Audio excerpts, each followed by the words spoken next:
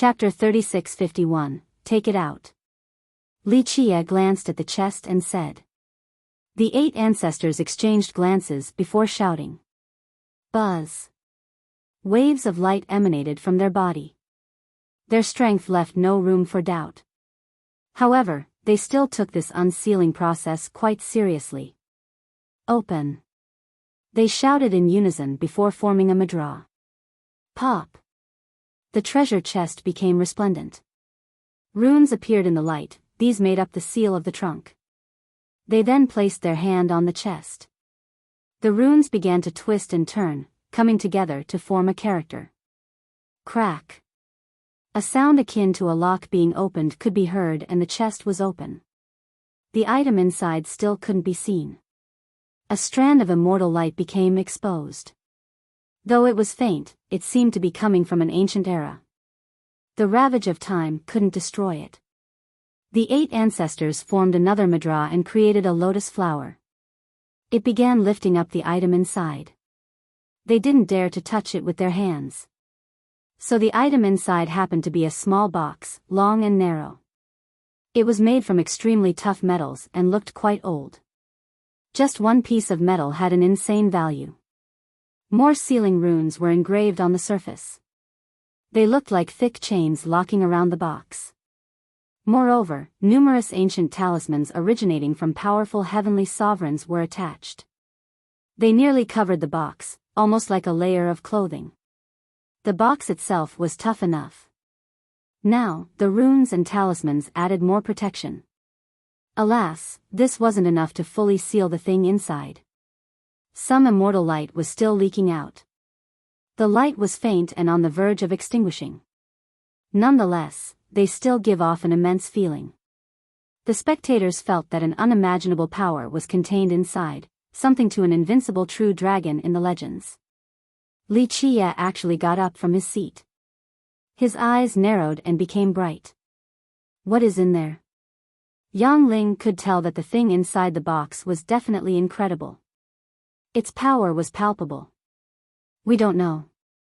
The first ancestor of the Xiong smiled wryly. The ancestors sealed it right away and no one else saw it. They did say that it was an immortal whisk. You really didn't take it out for a look? Yang Ling asked. Easier said than done. The ancestor shook his head. First, putting aside whether we can even open it, the thing inside is too frightening. Our hands probably can't handle direct contact. Only a disaster will come. However, he couldn't finish because Li Qie grabbed the box with his bare hand. He didn't prepare a defensive formation or separation method. Remember, the 8 ancestors didn't dare to grab the box due to the power within. They needed to use a special technique just to move it. Li Qie didn't bother with such things. He seemed unafraid of this power. The ancestors were lost in disbelief and stared at each other in a daze. Li Qie didn't open the box. He gently caressed it, letting the immortal light touch his hand. He closed his eyes and took his time feeling it. He became immersed in this process. By this point, he knew what was inside without needing to open the box. Meanwhile, the ancestors were sweating for him. They were also afraid that something unexpected might happen. Alas, the immortal light played nice. Li Qie didn't suffer any negative setbacks. The ancestors heaved a sigh of relief and became ecstatic. This proved that Li Qie was capable. There was still a chance for their clan to rise again. I want this thing. Li Qie wrapped the box and put it away without needing permission from the ancestors. The curious Yang Ling really wanted to see the item inside. Unfortunately, Li Qie was fast in storing it. Well, young master, what about our matter? The first ancestor asked Li Qie. Since I have taken your item, I will assist you. Li Qie said flatly before staring at them, you should have 8 golden dragon pillars. Golden dragon pillars? The ancestors were confused. We have something like that? One ancestor murmured. They had no impression of these pillars. Your ancestor is really an idiot. He obtained this great land yet didn't take the time to learn it, no wonder why it sank. Li Qie said. The ancestors didn't dare to retort. They talked among themselves before ordering the manager to go check. Yes, we do. The first ancestor smiled after the manager came back and told them, we've been using them to support an old temple. Destroy it, bring them here. Wuxia casually said.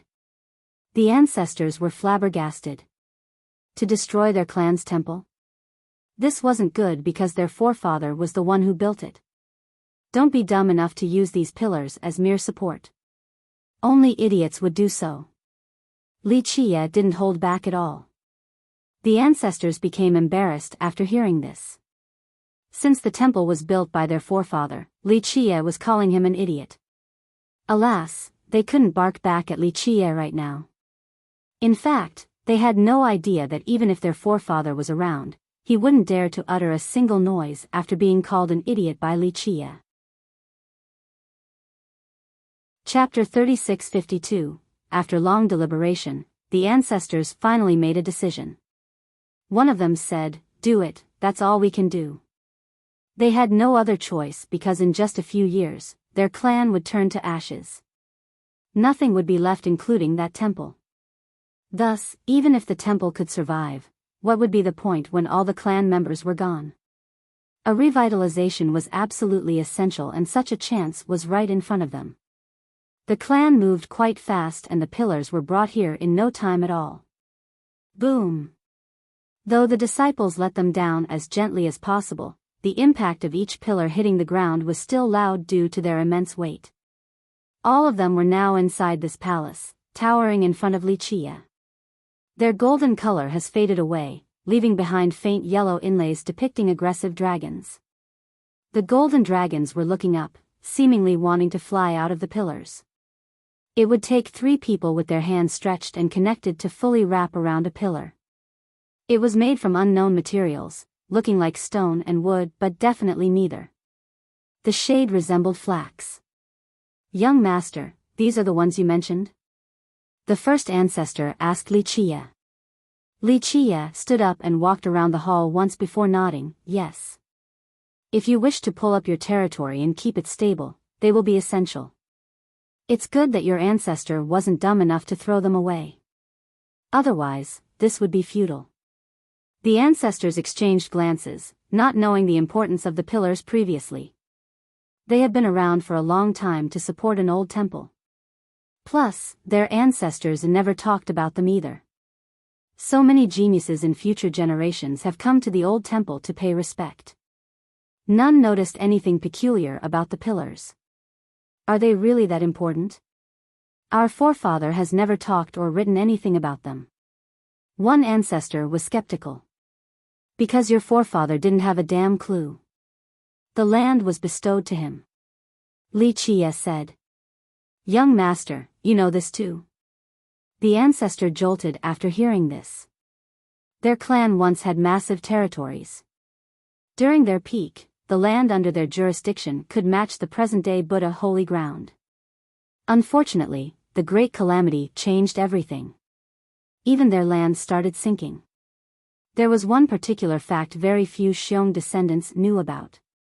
Their initial territory was given to their forefather by someone else. According to the old tales, this being was a supreme existence. However, this seemed to be a taboo subject, so even the forefather refrained from commenting on this topic. In the present, only ancestors like those present knew about this secret. That's why they were shocked that Wuxia knew about it. Wuxia only smiled and didn't comment either. I shall help you with this after taking your item. The future is up to you all. He said flatly. Thank you, young master, thank you. The jubilated ancestors bowed towards him. He began chanting a mantra while forming supreme laws. His movements were too fast and profound. Yang Ling and the ancestors didn't even see them clearly, let alone understanding them. Up! Wuxia roared and his mantra struck the pillars.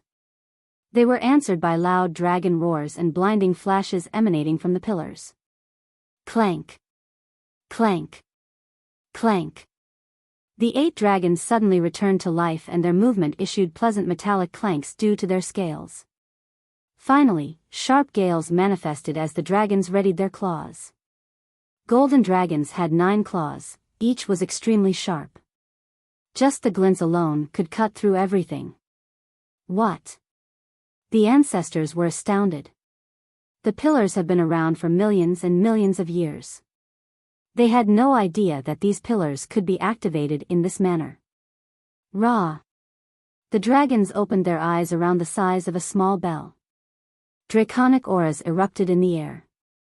The ancestors staggered backward from this terrible force while taking a deep breath. They didn't expect these normal pillars to be so powerful. These things were clearly incredible artifacts. Go! Wuxia shouted, resulting in a loud blast. The 8 pillars suddenly turned into dragons. They leaped into the vast ocean. They're gone.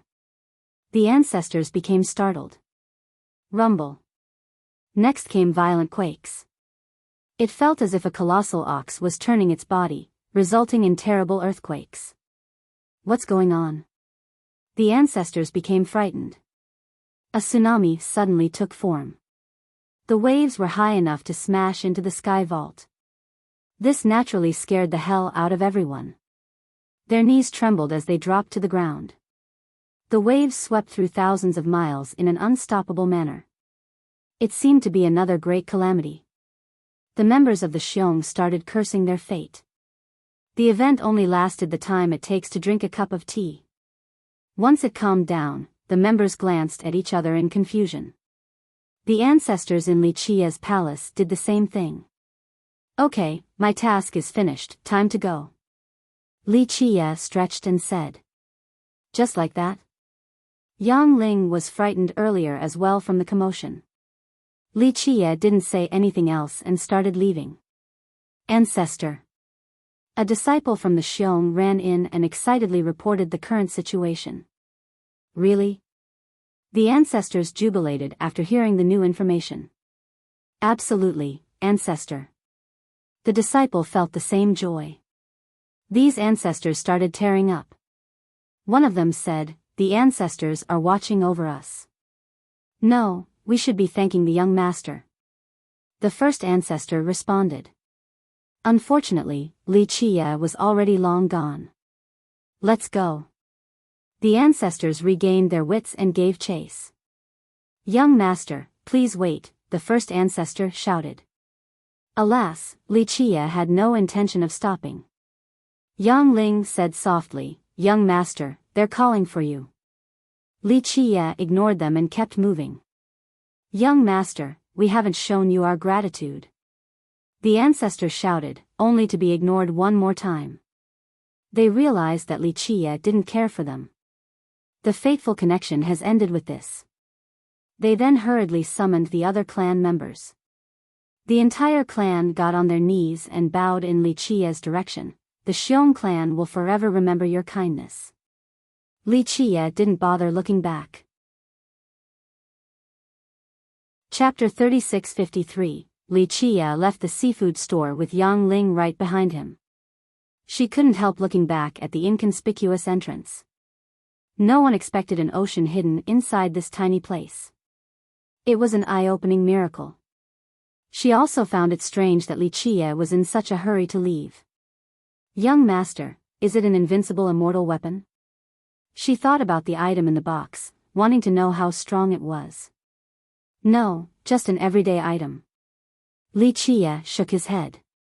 Everyday item? How can that be? She raised her voice in disbelief. The Xiong lost so many people, including heavenly sovereigns, for this item. Plus, the immortal light from it was immensely frightening. It should be a legendary weapon, not an everyday item. As old as the sun and moon. Wuxia said, with enough time, there will be a mark and intent left behind. The owner of this item is more powerful than you can imagine. How powerful? She couldn't come up with an existence capable of making their everyday items so strong. Wuxia didn't answer since this was beyond her station. Find a place to rest for a bit. He said instead. Our clan has a small courtyard in Wish Ward. We can go there if you don't mind, young master. She contemplated before answering. He agreed, so she led the way. The Yang wasn't considered a big clan in Metropolis. Nonetheless, Yang Ling's father was still a marquis with decent influence. Thus, he had a small place in this expensive region, which was a testament to his success.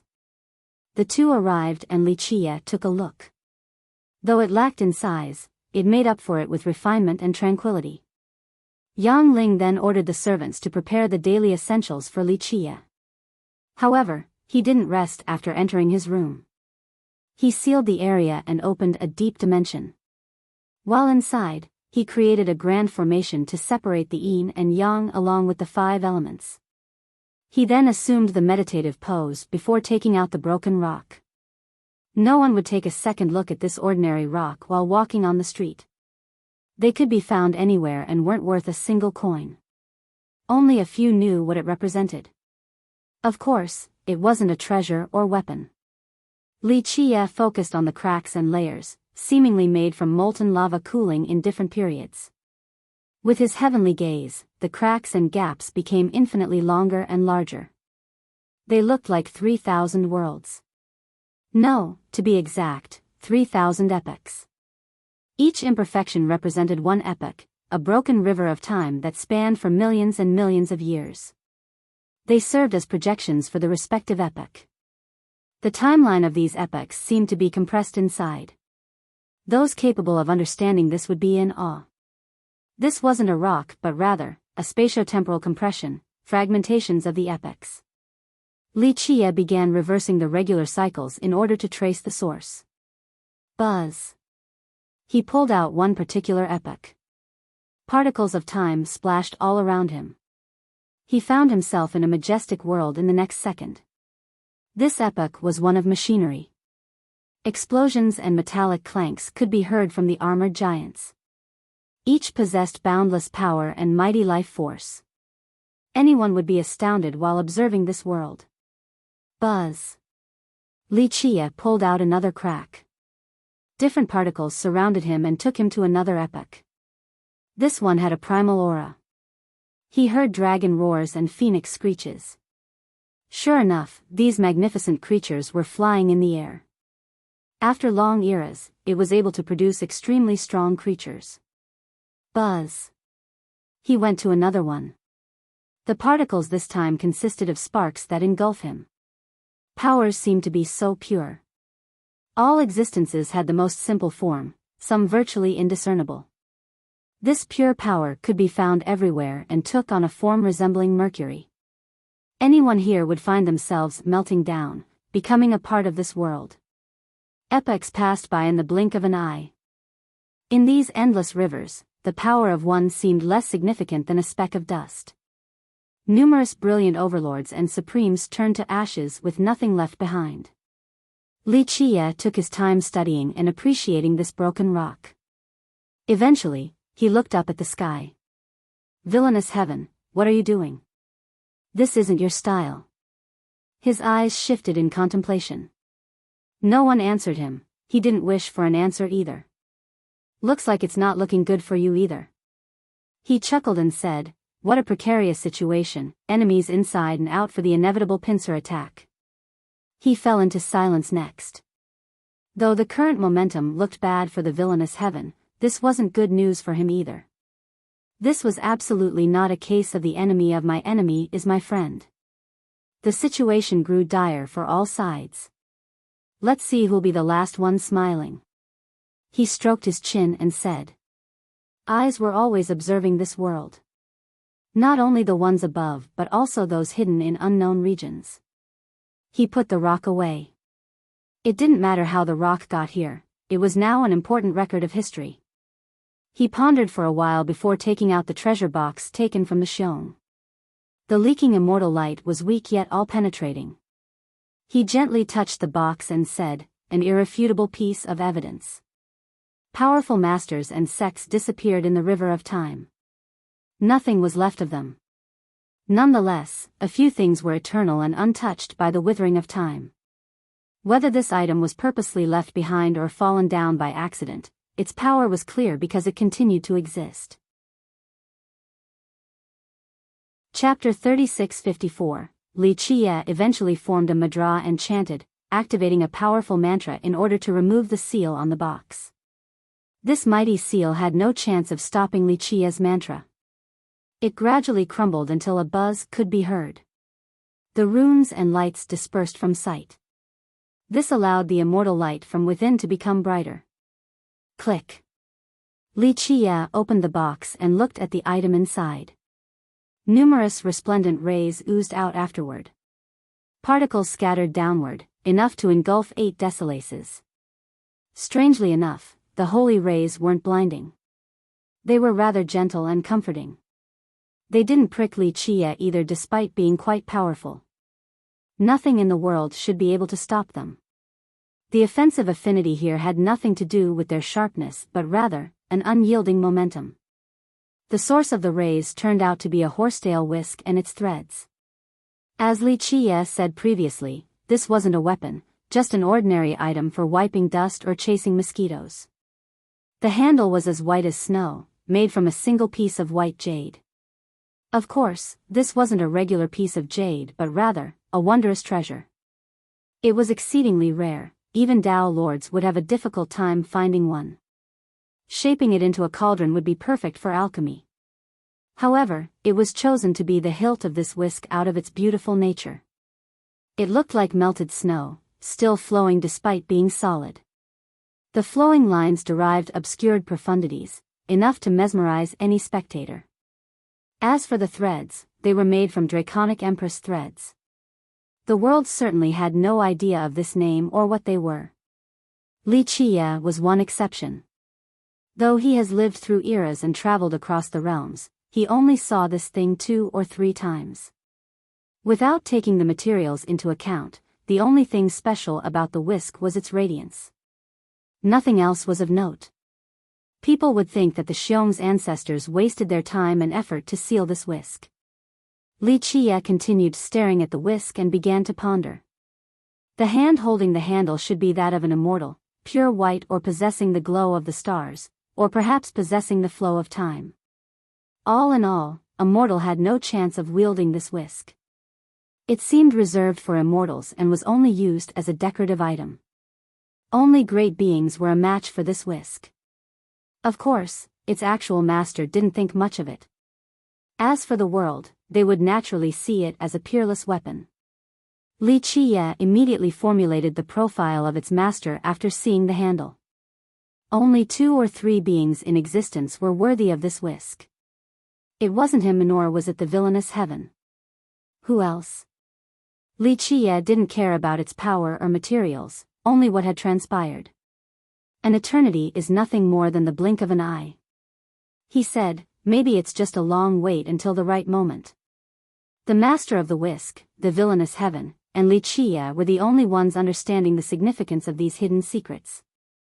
He then took a deep breath and slowly reached forward to grab the handle. Boom!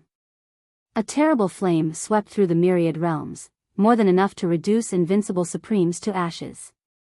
Top Grand Dao, peerless merit laws, untouchable treasures wouldn't be able to stop it. Everything was as brittle as dried branches.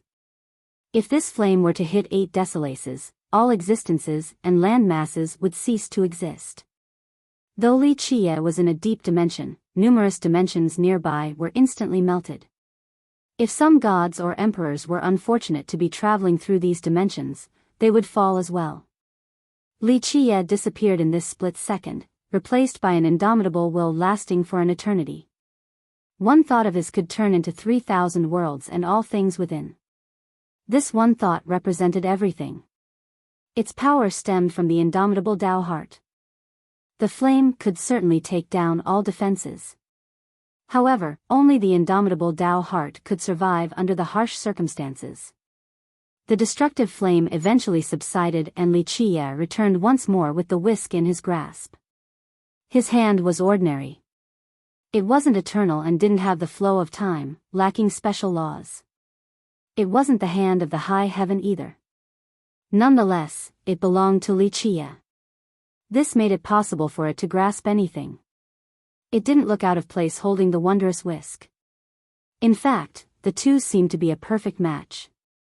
The whisk could have been misunderstood as being created solely for him.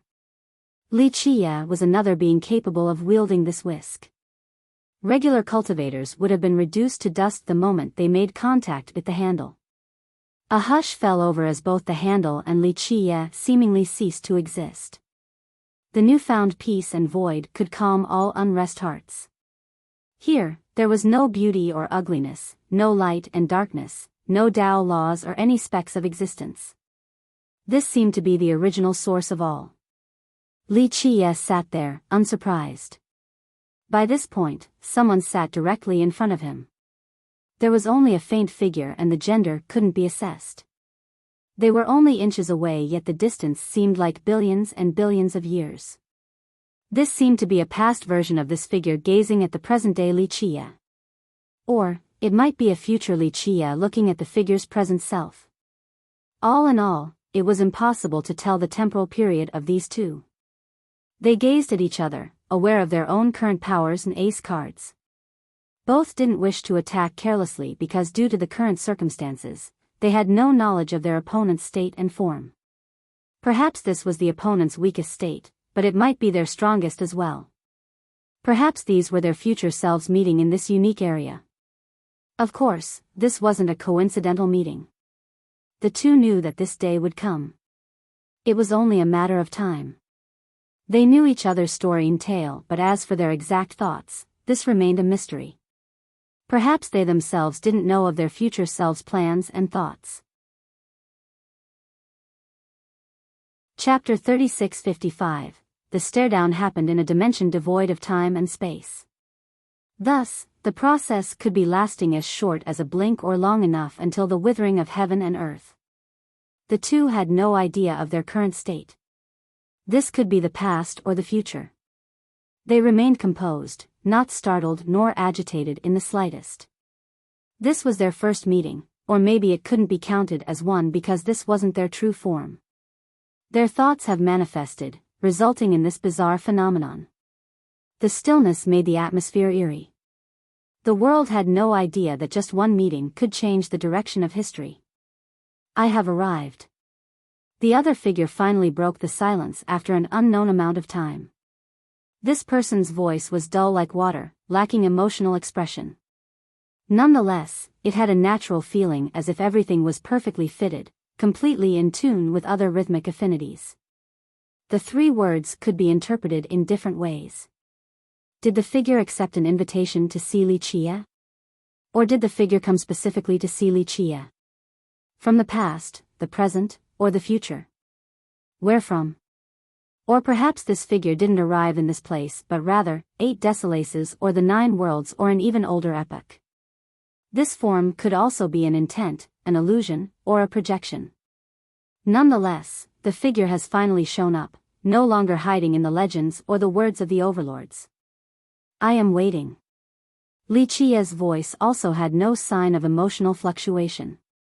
The two of them might be similar, just with different paths.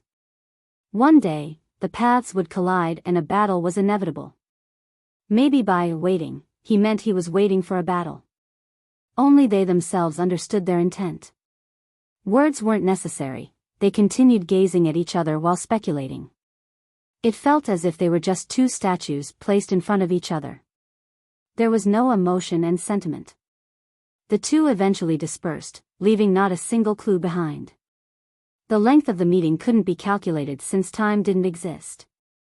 Li Qie emerged again in the meditative pose. The treasure box was in front of him with the whisk placed on top. The entire thing felt like a dream or an illusion. Of course, this meant that the two would have shared this experience. Li Qie stared silently at the whisk. His thoughts remained unknown. He eventually closed the box and released the seal before walking out of the room. Are you okay, young master? Yang Ling has been waiting outside. She heaved a sigh of relief after seeing him. He locked himself in the room ever since they got here. Several days have passed already, so Yang Ling thought something had happened to Li Qie. She thought that he looked a little weird after obtaining the box, definitely different from his normal demeanor. She speculated that it must have something to do with the item inside the box. That's why she guarded outside, just in case. It's fine. Li Qie stretched and smiled. That's good to hear. Yang Ling gently patted her bosom, thinking that the young master has returned to his normal self. Young master, we still haven't seen all of Wish Ward. Do you want to go? She thought that he must be feeling stuffy after being in the room for so long. You came out at the perfect time. I heard the Golden Spring is back again. I see. Li Qie chuckled. You know about the Golden Spring? It's another old legend in this place. Yang Ling said. A little bit. It would be harder to come up with something Li Qie didn't know about. Many have gone already to test their luck, we have to get going too. This Golden Spring is more mysterious than Sacred Mountain, or so they say. She became excited. Let's go then. Li Qie naturally wanted to go see this Golden Spring. That's his purpose in coming here in the first place. Yay! She gestured excitedly before speaking. Your luck has always been good, young master, maybe you'll get an unmatched fortune there. Li Qie smiled. Did he need to search for luck at the Golden Spring? Of course, there was no need to divulge this information to Yang Ling. People have crowded up at the location of the Golden Spring before the two got there. This is a legend of Wish Ward, even more mysterious than the Hug Mouse. One spectator said. The mouse can appear every generation but the Golden Spring, only a few times throughout history. Another excitedly said. We're already extremely lucky to be experiencing this. One older expert became emotional. In fact, according to Wish Ward's record, the spring has only shown up 3 times so far. So what is this place? A youth had no idea. This was the case for many of his peers. This is most likely the greatest legend in Wish Ward. It's normally hidden here but no one can find it. It has to show up on its own. An old man explained. It might be useless because we can only look, can't enter anyway. Another old cultivator shook his head. Don't be so sure, rumor has it that the founder of Wish Ward had entered. Remember, winning the favor of the Hug Mouse is a lifetime of riches, but to be able to enter the Golden Spring? All of your future descendants will stay rich. The old man replied. Rich for generations? Really? The young ones were skeptical. Look at Wish Ward right now. It has been around for so long. The old man added. People agreed with this statement after a brief muse. The spring was elusive. Some said that it didn't actually exist. Others believed that it was always here in Wish Ward. It's just that people couldn't find it. The likeliest proof was the found of Wish Ward. According to the tale, this person was able to grab a key out of the spring. With that, the person was able to enter the spring. Later on, Wish Ward was founded. Chapter 3656. This time, the Golden Spring appeared in a public square. People were packed with sardines. They had different goals in coming here, either to test their luck or just to watch the fun. Only a little room was left by the entrance for more to enter. Of course, workers from Wish Ward were present in mass in order to maintain order. A while ago, the square was completely empty. Now, a spring could be seen. The spouting water wasn't too high. Nonetheless, people were interested right away due to the colors of the spring, golden, cornelian, halcyon. People couldn't avert their gaze from the colorful spectacle. It was as if numerous treasures were hidden beneath, too many pearls and jewels to count. That's why the water was dyed with various colors. The individual beads of water resembled rolling pearls. Deeper inside was an old room from an archaic era. The wooden door shut tightly, seemingly from inside. Nonetheless, it looked feeble enough to be broken with a little force. Who knows what was behind the door? Alas, it was definitely something incredible to be paired alongside the Golden Spring. So the spring does exist. One cultivator watched in awe. Just one touch might give us all the wealth in the world. The experts were salivating, wanting to give it a shot. Unfortunately, the workers of Wish Ward stopped them. What's the meaning of this? Does Wish Ward want to monopolize the spring? It doesn't belong to them. Someone became furious. This might be your territory, but it doesn't mean the spring belongs to you. Why are you stopping people from trying? Another shouted. A crowd clamored, unhappy with this treatment. Amitabha, merciful Buddha. A dignified chant suddenly echoed. Everyone clearly heard it in their ears. This lasted for a long time and gave the impression of 1,000 Buddhas present in the crowd. A monk emerged and astonished the crowd. First, the holy chants alone made people know that a great monk was coming. Unfortunately, this person had nothing to do with the word great. He was overweight and with each step, his fat would shake. He wasn't wearing a regular kasaya either but a robe with all colors, red, yellow, violet, green. Though he looked anything but a monk, his bright smile immediately made everyone like him. In fact, he could slap someone on one side then again on the other side, their anger would still subside after seeing his smile. That's Untethered Monk, the chief manager of Wish Ward. Those who knew him shouted. In fact, many big shots from the previous generations came forward to greet him. The monk smiled and greeted everyone. The atmosphere became jubilant right away. The unhappy crowd was infected with a joyous mood. He's a legend. One big shot said. Is he famous? A youth asked curiously. The big shot nodded, extremely, most likely peerless in his generation. Really? How does he compare to the 4 grandmasters? The youth was skeptical. He is the senior brother of Wisdom's sacred monk, the favorite disciple of Samantabhadra elder. The big shot gave him the side eye. What? The juniors nearby couldn't believe it. One stammered, he's the monk of Wisdom's senior brother? Yes. The big shot nodded to everyone's astonishment. The monk of Wisdom was one of the 4 grandmasters. His cultivation was one thing, but most importantly, his Buddhist attainment has reached an incredible level. Even Buddha Supreme praised him for his achievements. Many thought that the student has surpassed the teacher, an indication of his wisdom. On the other hand, his senior brother looked so different. I thought Samantabhadra elder's favorite disciple is the monk of Wisdom. One youth asked directly. No, it's actually Untethered Monk. No one could beat him when it came to Tao arguments, not even the monk of Wisdom. The big shot shook his head. What? The youths couldn't believe it. This fat monk actually bested the monk of Wisdom regarding Buddhism? The monk of Wisdom's talent was top-notch too.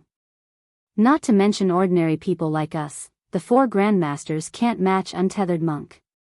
Another older cultivator smiled and revealed. So this fat monk turned out to be superior to the 4 grandmasters in terms of Buddhism and cultivation talent? The young ones were stunned. How did he turn out like this? One youth asked. He has always been like this. The old cultivator smiled. This genius went out dining, whining, whoring, and gambling. This line shook the youths even more. A monk from Heavenly Dragon Temple with boundless potential chose to be a young master? Just think about it, top geniuses were usually transcending and flawless. Now, this monk seemed more vulgar than regular mortals. The flaws most mortals didn't have, he possessed them all. The old monks at Heavenly Dragon Temple must be exasperated with this genius. Rumor has it that his Buddhist title was given to him by his master.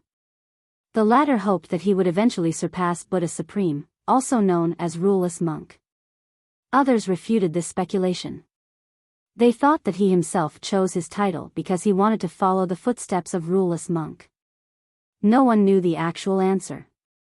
However, later on, he decided to leave Heavenly Dragon Temple and became a waiter in Wish Ward. Now, his role was the chief manager of Wish Ward in charge of its resources and finance. This was another interesting development. Moreover, Heavenly Dragon Temple didn't consider him a traitor either. They didn't banish him from their doctrine, seemingly giving him permission to do what he pleases. All of this culminated in a peculiar legend, Untethered Monk. Chapter 3657. At this point, the crowd surrounding the square wanted to enter. Shoulders and heads were bumping everywhere. Monk, not letting us in can't be the right choice. The joyous mood has dissipated, so one crowd member shouted. No one else would dare to talk like this to a great master. For example, the 4 Grand Masters. However, this wasn't the case for untethered Monk. His cultivation might be unfathomable, but people didn't view him as a top master. He was known as a merchant who didn't put up an act, allowing leeway with disrespect. He would turn the other cheek after being slapped. He, Amitba, no one is stopping you from coming in. Everyone will have a turn, don't rush it. Untethered Monk placed his palms together. His Buddhist lines sounded holy and magnificent. Alas, people just couldn't take him seriously after seeing his appearance. When are you letting us in? One expert shouted. Okay, we're opening it now. The monk smiled and raised his hand. The members of Wish Ward prepared 4 separate entrances. However, there's a fee for touching the spring, 30 yin-yang coins. As for the wooden door, 50 yin-yang coins. The monk added. What, there's a fee? Some shouted. Of course. The monk nodded with a smile. Why is there a fee when the golden spring doesn't belong to you? One person said. Amitba. Benefactor, you're mistaken. The golden spring doesn't belong to us, but maintaining order is not easy, requiring both resources and manpower. Look, we're working hard under the harsh sun just so that everyone can have a good experience. Just think about it, without us, the place will be chaotic. People might be fighting already and many will lose their lives. Now, just 30 yin-yang coins will keep everyone safe, there's no reason to not do it. Is your life not worth 30 yin-yang coins? The monk elaborated. The crowd exchanged glances after hearing his response. Some actually agreed because the monk was right. This place would be a mess without Wish Ward taking control. Plus, their lives were naturally worth more than the fee. The price is too high, I think using Conqueror coins is more acceptable. One vagabond said with indignation. For the members of powerful sects, 30 yin-yang coins weren't much. Unfortunately, the poorer cultivators had a hard time accepting this fee. Some might not be able to pay. It's not high at all. The monk said, 30 yin-yang coins can't buy treasures and manual scrolls, but now, it can buy you a chance to soar to the sky, to become rich beyond imagination. There's no better deal than this in the world. As long as you're the faithful one, you'll become the overlord of this generation. The monk had a way with words. Even the poor cultivators became tempted. Really? Some remained skeptical. Absolutely. The monk placed his palms together and chanted, "O merciful Buddha, Buddhists do not lie."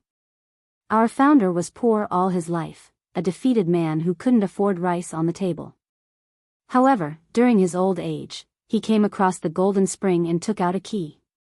This key opened the wooden door, so he went inside, finding a supreme fortune. He then started Wish Ward, obtaining both longevity and strength. He ate whatever he wanted and lived for so long, people enjoyed hearing the tale of the founder. Is this true? Someone asked after the monk finished the story. Who knows? But I think the golden spring really played a part in the founding of Wish Ward. One old cultivator said softly.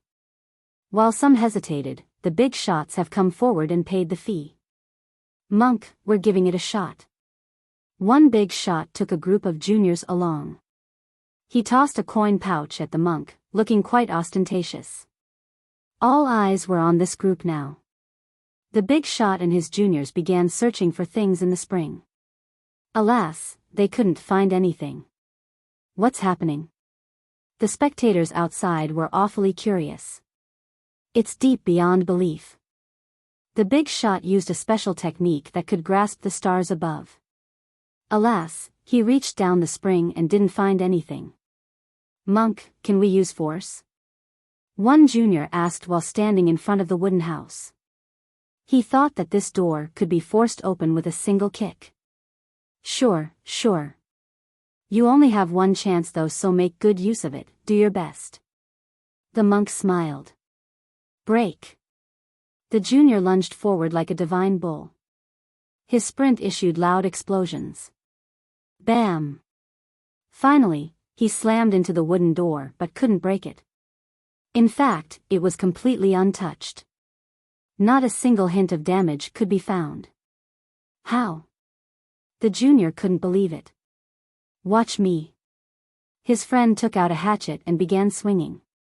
Boom! The same thing happened.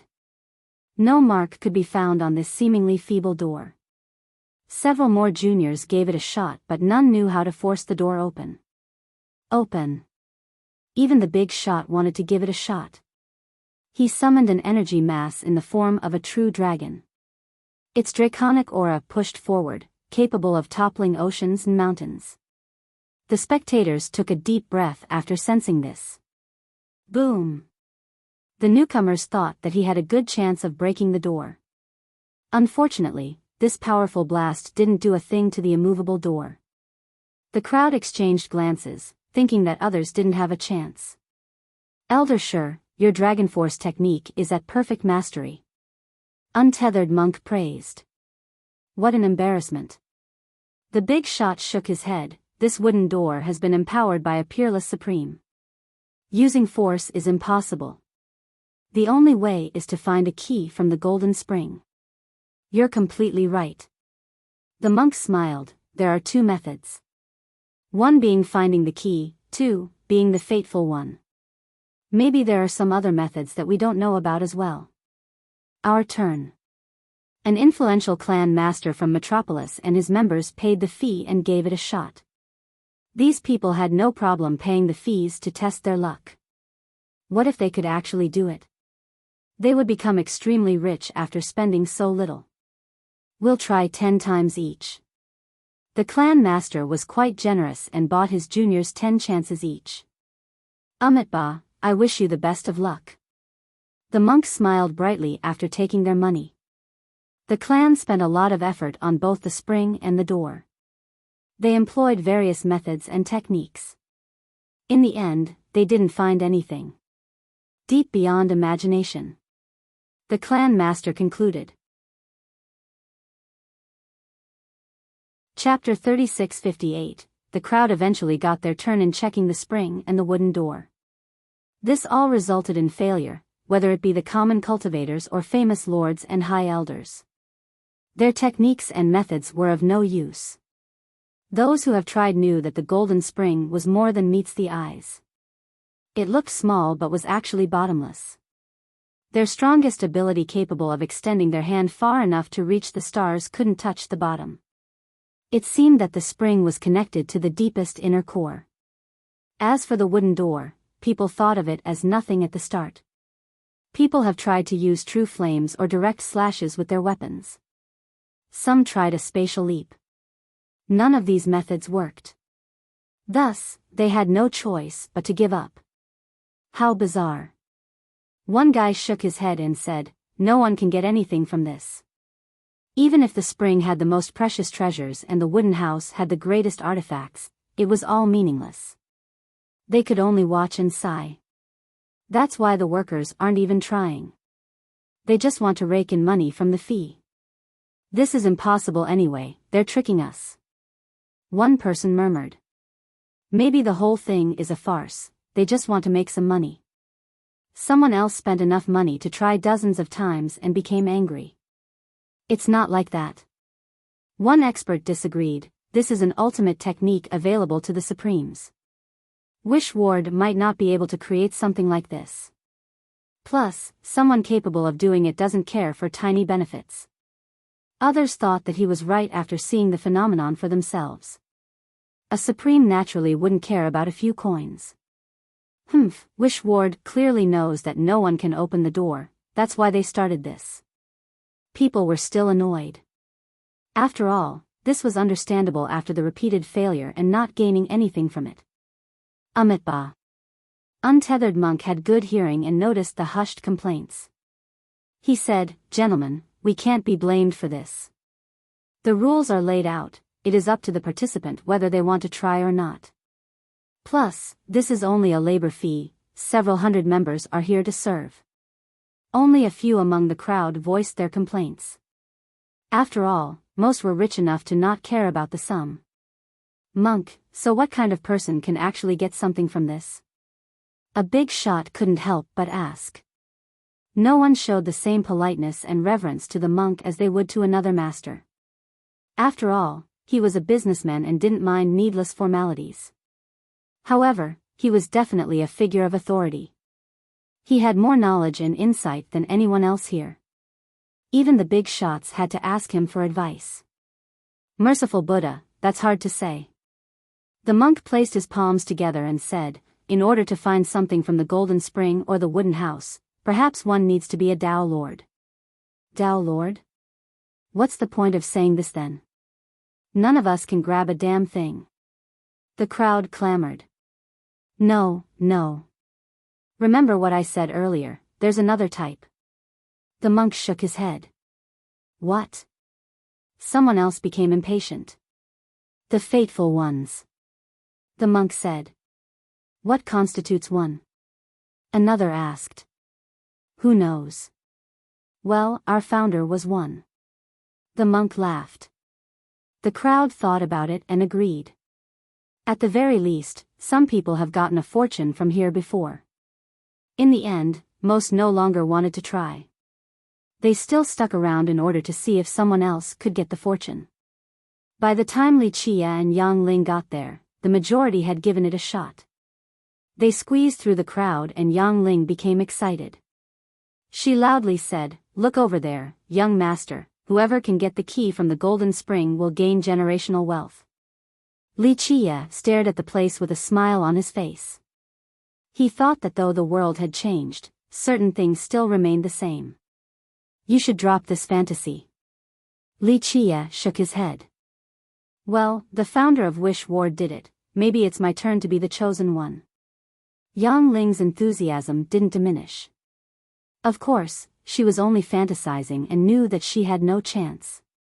On the other hand, the young master might be able to do it.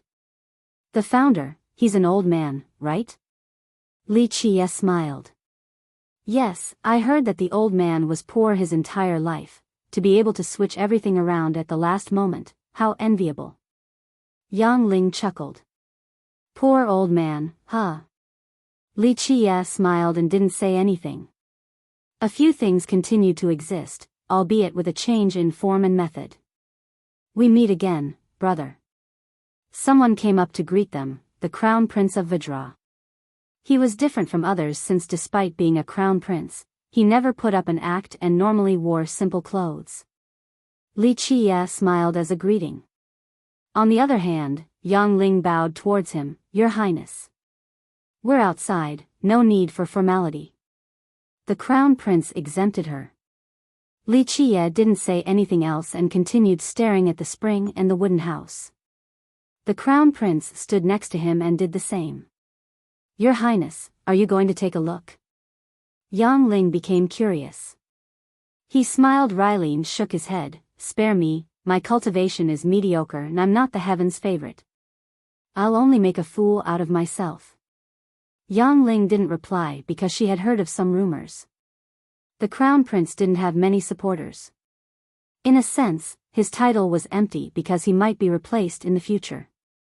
Thus, he kept a low profile, more so than anyone else. A princess.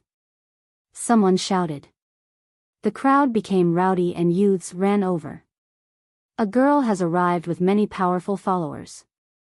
She wore a phoenix robe, her features were exquisite and gorgeous while still maintaining a regal aura. Guys certainly became infatuated at first sight. The second princess of Vajra. Others recognized her. The most talented and beloved princess. People bowed while the young ones tried to curry favor. After all, everyone wanted to be the king's son-in-law. It's the second princess. What do you think? She's the king's favorite. Yang Ling elbowed Li Chia while having an amused expression. She knew that since Li Chia had that special saber, he could pick any princess from Vidra. Chapter 3659. Li Chia chuckled and didn't bother to look at the second princess. She received a warm welcome from the crowd, especially from the male cultivators. She had a companion, one of the 5 heroes of duality, Stallion's silver spear, Zhang Yunzi. He adorned full silver armor and had an impressive presence, looking like a crane among a flock of chickens. People's eyes were bright with admiration, thinking that this was a pair made in heaven. The man was gallant and imposing, the lady was gorgeous and regal, truly a dragon and phoenix. The two seemed to be quite close and knew each other's thoughts. Their relationship seemed special, looking like a lovely young couple. Your Highness, do you want to go in? Zhang Yunzi was elegant, the perfect image in many maidens' heart. I'll go with you. She glanced at the spring and the wooden house and revealed a gentle smile. There was an obvious intimacy between the two, so the crowd started gossiping. Are the two of them together? Someone speculated. I think so. I heard that the second princess was very close with him during her time at duality, more so than with any other students. A duality student answered his friend. This naturally invited jealousy, but they also thought that this was natural and understandable. The Zhang is a prestigious clan who has worked with dynasties before Vidra. Now, they're still the leader in the court. One expert with deep knowledge of Vidra said, 8 out of 10 civil officials are most likely under the Zhang's banner. If Zhang Yunji were to marry the second princess, it'll consolidate their status more. This is the same for the royal clan. Many nodded, agreeing with this analysis. The second princess was well loved by the royal clan because she was the most gifted out of the princesses. Zhang Yunji was a good match for her. Who knows if they will actually get married? A few fans expressed their bitterness. Brother, let me introduce you to my younger sister. Meanwhile, the crown prince smiled at Li Chia and had good intentions since Li Chia had the golden saber of Vidra. Sister, come over here. He then waved at the second princess. She was in the middle of a conversation with Zhang Yunji before noticing the crown prince. She begrudgingly came over. The crown prince of Vidra. Few recognized him in comparison. The third prince was far more popular. Brother, what is it? She came over and bowed. This is Brotherly from Myriad Beast Mountains. Get acquainted with him since he might need your help in the court later. The crown prince smiled. I understand, brother. I have other matters to attend to, I'll take my leave. She glanced at Li Chia, clearly knowing who he was beforehand. She then bowed to the prince. The crown prince frowned after seeing this. Sister, this attitude is unbecoming for a royal member. He didn't wish to scold his sister, but this attitude was unsuitable. Brother, I won't interfere with the friends you choose to make, but I don't want to get acquainted with some randoms. The princess had an expression of distaste. With that, she turned and left. His expression soured, but this wasn't the right time to become angry, so he dropped the issue. Our young master is no random. Yang Ling felt indignation and glared at the departing princess. On the other hand, Li Chia didn't seem to smile. Brother, my sister is uninhibited, please forgive her. She has never given me any face. The crown prince tried to mediate. Don't pick someone with that personality. Yang Ling murmured. No, I'm definitely picking her. Li Chia smirked. Her? Yang Ling became surprised. Brother? Do you mean that you like my sister? The crown prince felt the same way and didn't know what to say. I'm not allowed. Go tell her. Li Chia chuckled. My sister is prideful and arrogant, she'll be unhappy with this. The prince glanced at the princess and shook his head. Unhappy? Is it up to her? Li Chia nonchalantly said, what do you think this saber is? Your dynasty gave it to me only for wood chopping? The crown prince pondered. His father, the current king, wasn't qualified to have this saber. The only one was their strongest ancestor, the true ruler of Vidra. In reality, many knew that the current king was searching for immortality while abandoning his duty. Some criticized his ability. Nonetheless, Vajra remained strong because it had powerful existences behind it. This ancestor must have had a reason for giving the golden saber to Li Chia. It's up to me to decide, yes? Li Chia concluded. You're right, brother. The prince admitted. He had no idea why the ancestor gave this outsider the saber.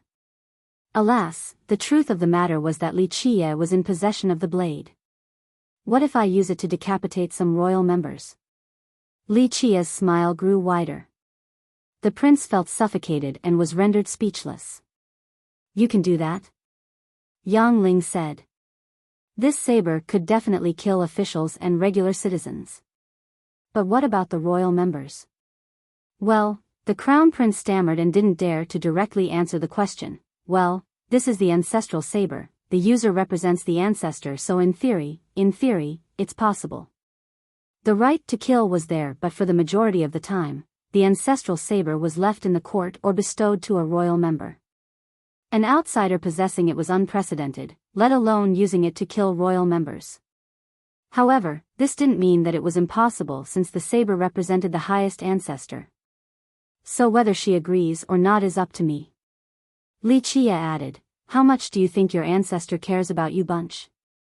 The prince had no response again. There was no lack of princes and princesses in the dynasty. Moreover, if his father's branch proved to be incapable, the next successor could be someone else from the royal clan. The ancestors who have lived for generations didn't give a damn about them. Killing one or two wouldn't be a big deal. Vajra dynasty had countless descendants during its long history. How many were actually viewed highly by the ancestors? The one exception might be a brilliant prince or princess determined to be the successor. As for the rest, they meant nothing. Chapter 3660. The Crown Prince regained his composure and took a deep breath. He stared at Li Chia and asked, Brotherly, do you really wish to marry my younger sister? Marry? No, I only want to give her a chance to be a maid specialized in washing my feet. Li Chia shook his head. What? Yang Ling blurted out before covering her mouth. She calmed down and said, Fei feet washing maid? Young master, I don't think that's a good idea. She was truly startled because the second princess was pampered by the royal clan. Thus, Li Chia's idea was nothing short of ludicrous. No one would dare to think about this matter. It was suicidal. The princess might take it in stride but not the royal clan.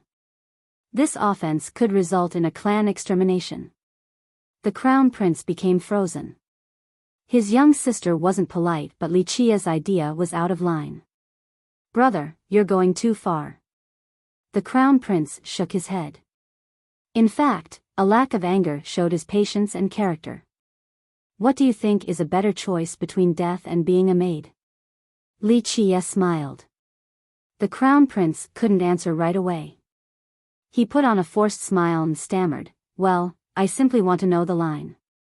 Li Chia smirked. How many people from the royal clan can I kill before they take it back? His smirk grew wider after finishing. The crown prince was lost. He had no idea what Li Chia wanted. The ancestral saber represented authority. Anyone else would use it for a life of wealth and glory. This wasn't the case here. Li Chia seemed to be toying with it. It's impossible to understand this person. Now, the prince thought about the actual question. The ancestor had given Li Chia the saber for some unknown reason. What would it take for the ancestor to become unhappy and get the saber back? Would the death of some royal clan members be enough? If the ancestor didn't take the saber back fast enough, then the theoretical victims would die for nothing.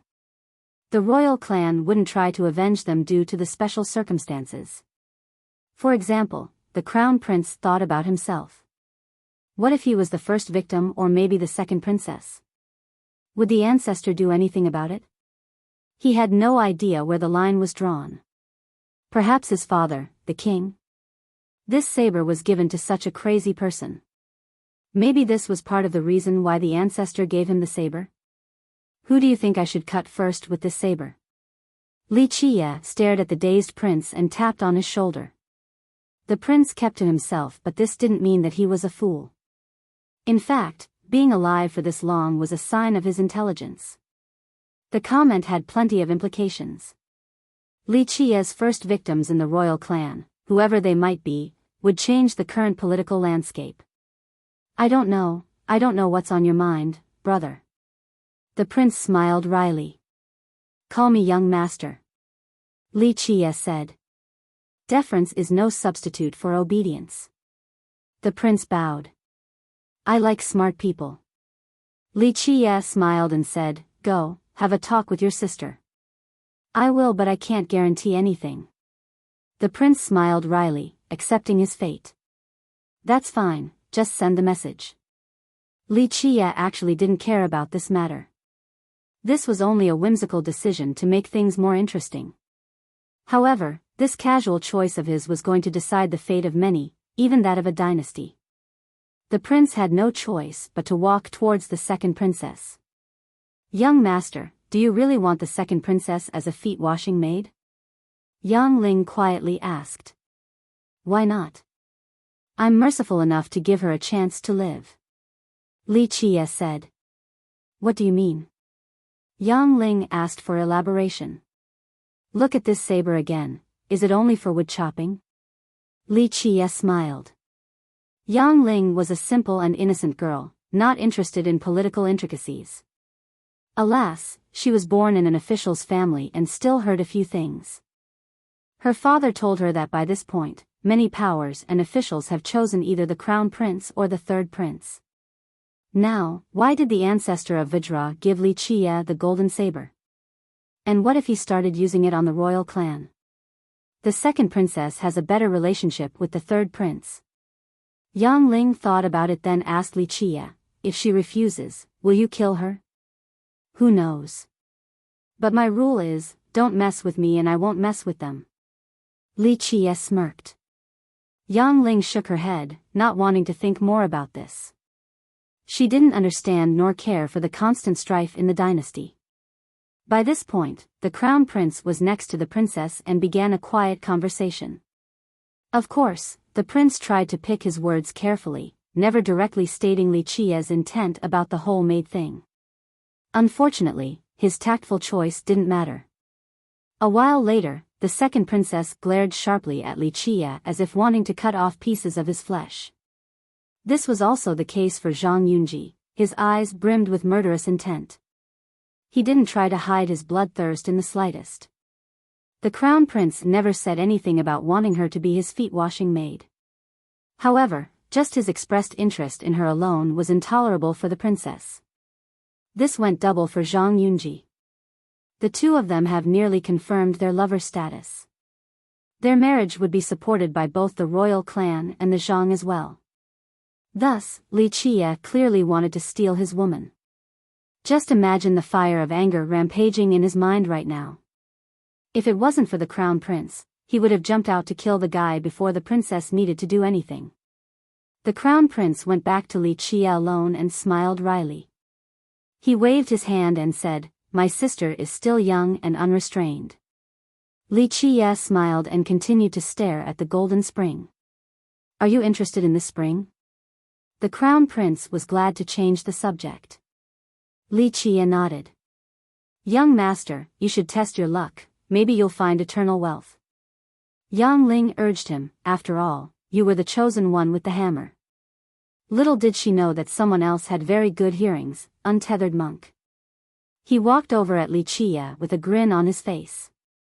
He placed his palms together and asked, Amitba, benefactor, do you want to try? Perhaps you'll be the chosen one. This attracted the attention of the crowd. Our young master is blessed by fate. Yang Ling said with pride, having total confidence in Li Qie. Chapter 3661. The spectators had a mix of those who knew and didn't know Li Qie. He's the one? One student from Duality Academy muttered. Who knows, maybe he's really blessed by fortune. Remember, he's the only one who lifted that hammer in Myriad Cauldron when others failed. Teacher Du believed in him too. Another student hesitated for a bit before commenting. Just because he's lucky at Myriad Cauldron doesn't mean that the same thing will repeat here. One more friend didn't agree. It's not like he'll get all the good luck or it'll be too illogical. Don't be so sure. The second student shook his head. Strange things happen on a daily basis. Maybe this year is a special year. He's extremely devilish back at the mountain range, so he might be special. I am indeed the chosen one. Li Qie smiled at the monk. Everyone thought that Li Qie would be humble for at least a few sentences, not outright admitting his superiority. This brat doesn't have an ounce of humility in him, way too confident. One listener said. Overly boasting can backfire. He'll throw his face away soon. Another stared at Li Qie with disdain. At least we'll have a fun show to watch, we're not the ones looking like fools. Another happily gloated. A frog wanting to eat swan meat. A voice filled with scorn sounded, take a look in the mirror first before bragging in this place. The speaker turned out to be the second princess of Vajra. The crowd was surprised because how did the golden jewel of Vajra know a woodchopper from Myriad Beast Mountains? Plus, princesses always had poise and composure. Now, this was clearly an attack on Li Qie. Her expression showed blatant disdain for him, as if wanting to tell him to stop daydreaming. Everyone became curious about the feud between these two. Indeed, it's rare to see an ugly frog like you. Li Qie casually said. You. The princess turned red, her chest heaved up and down from anger. She was furious after listening to the crown prince regarding Li Qie's proposal. In her eyes, he was a nobody wanting to climb up her branch, hence the frog and swan comment. In fact, she was infuriated with the crown prince too, but refrained from exploding at him. He didn't even say the part about the feet washing maid. Otherwise, the princess might have gone crazy and started attacking Li Qie. Li, you deserve a slap for this disrespect. Zhang Yunji stood up for the princess and shouted. Pop. However, he couldn't finish the sentence before being slapped and seeing stars. Li Qie was the one who did it. Yunji simply didn't expect the guy to take the initiative.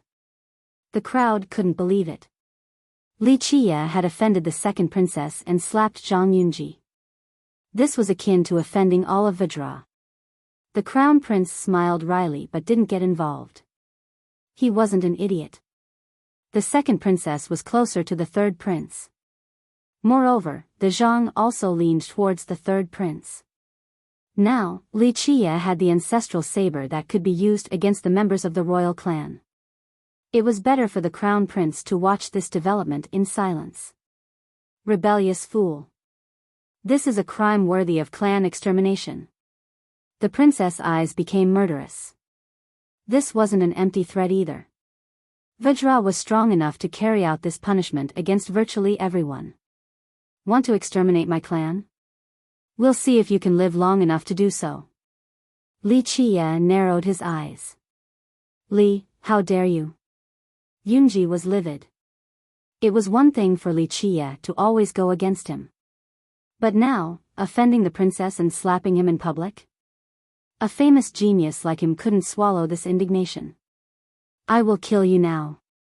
Yunji summoned his silver spear and pointed it straight at Li Qie. Brat, come accept your death.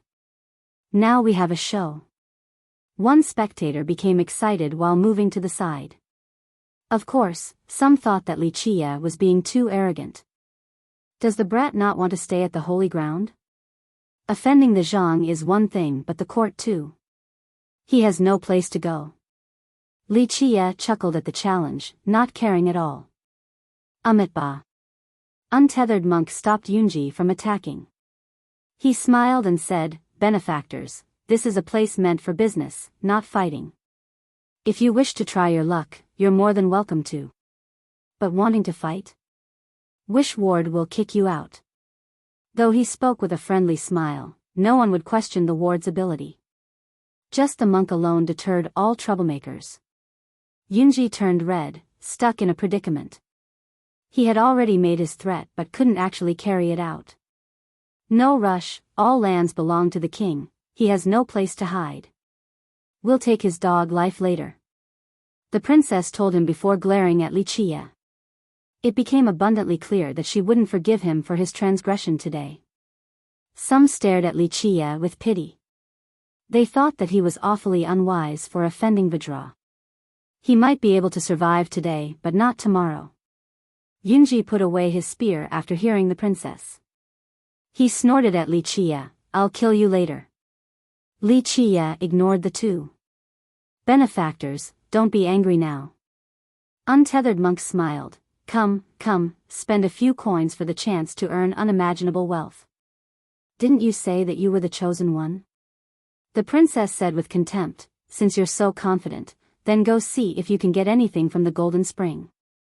Broaden our horizon now, O fateful one. Easy enough. Wuxia lazily said. His attitude only increased her hatred for him. She replied, ridiculous, so many important characters and geniuses have failed. What makes you think you can do it? Not convinced? Then do you want to make a bet? Wuxia smirked at her. I don't think you have the guts. She said sternly. Sure I do, I'm in the mood to bet. Wuxia smiled. Then how about this? If you can't get anything out of the golden spring, I'll chop off your head. Yes or no? The princess declared. Chapter 3662, Yes, of course. Only cowards would refuse. A member of the crowd shouted before Wuxia could answer. Right. Men do not retreat. A few were more than happy to gloat at others' misery. And if I were to succeed? What's your end of the bargain? Wuxia chuckled while staring at the princess. Wait until you can get something from the golden spring first. Stop dreaming, you have no chance. The princess snorted. Merciful Buddha. The monk seemed amused by this development as he said, there is always a winner and a loser in a bet. I'll play the role of a judge here. Princess, what will you do if you were to lose? The monk assumed the mantle of an officiator without being asked. Of course, no one would dare to say anything because he was the most qualified here. The princess turned red after hearing this, but she had no jurisdiction over this great cultivator. The influence of the court had nothing on him. If you can get a treasure from the golden spring and open the wooden door, I'll marry you. You'll become a prince-in-law. The red princess glared at Wuxia. What?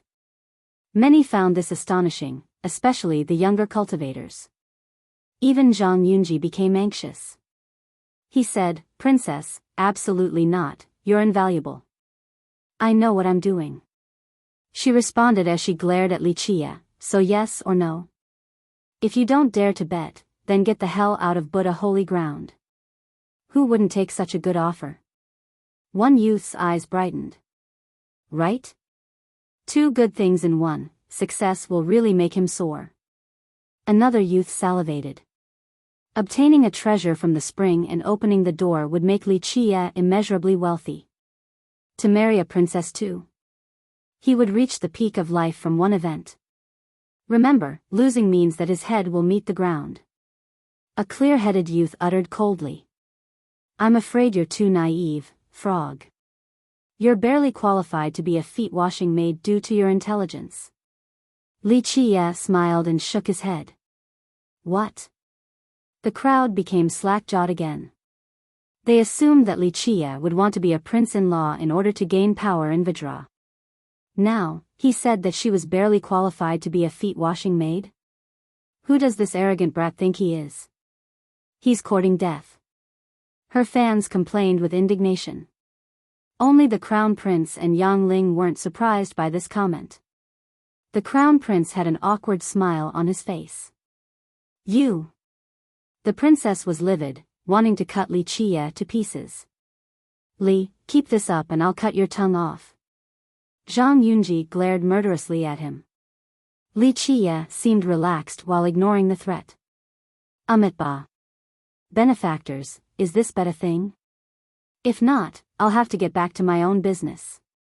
The monk placed his palms together and asked.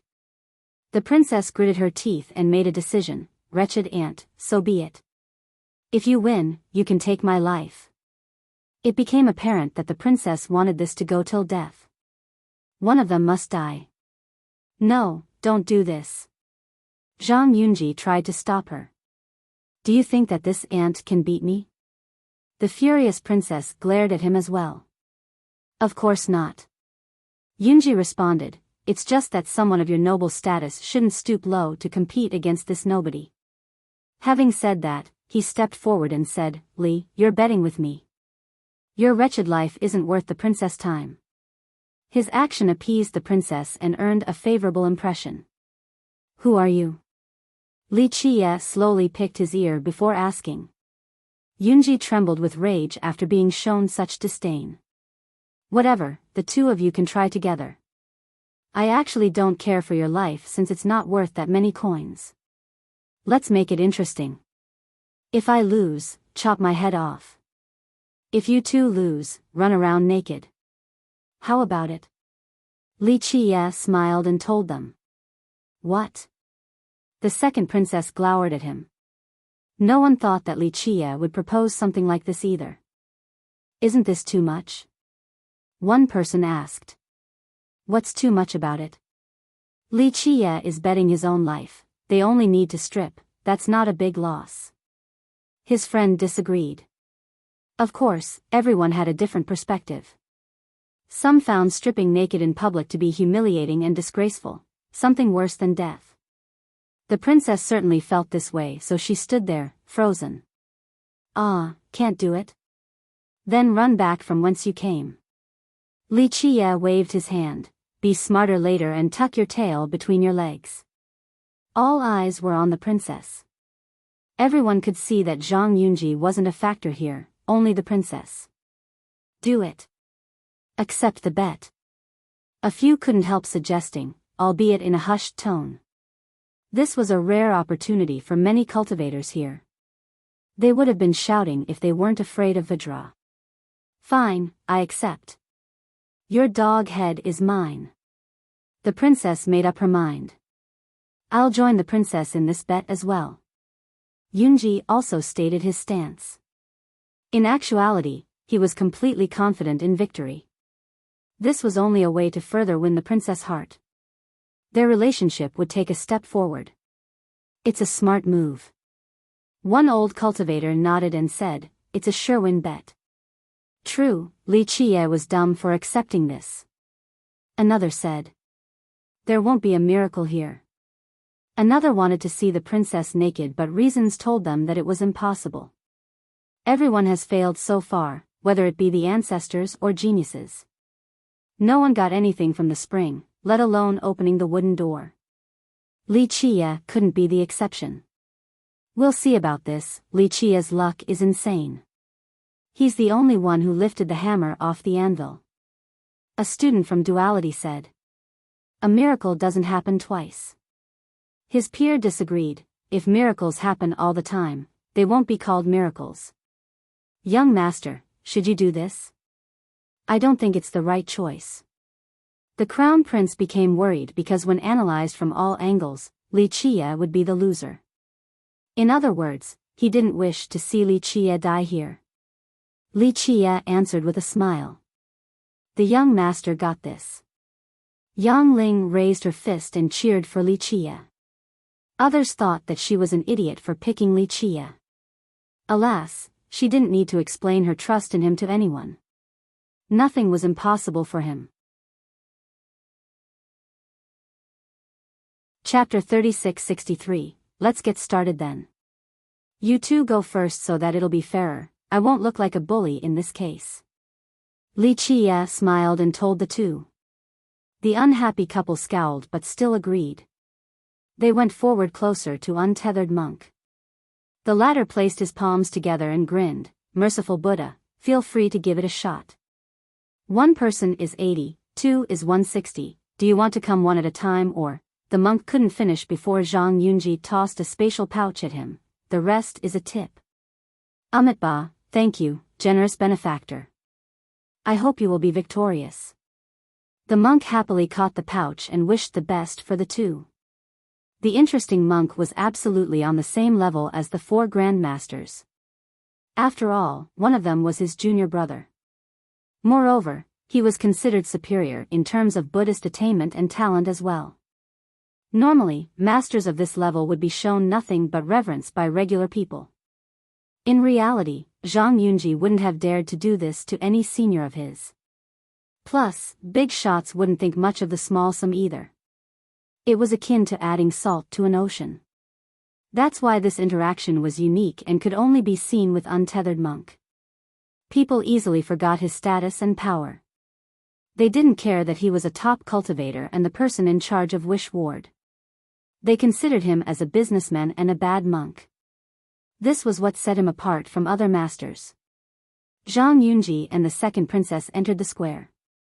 They knew that many have failed before them but still held on to a sliver of hope. They thought that there was still a chance for success. The spectators knew that this actually didn't matter. Only Li Qia's attempt carried significance for the bet. Nonetheless, they still watched with full attention. The two of them reached into the spring and found that people were right. This spring was bottomless. They exchanged glances and decided to utilize their techniques. Their hands stretched long enough to reach for the stars but still not enough to reach the bottom. Thus, they didn't grab anything. They had no choice but to give up, exasperated.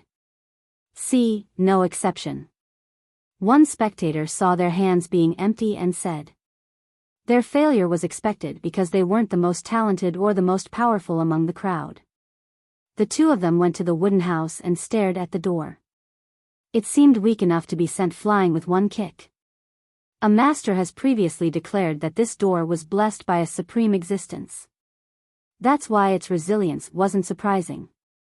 The two were aware of this but still wanted to try. Zhang Yunji summoned and gripped his silver spear tightly. It had a draconic style with rotating Dao runes.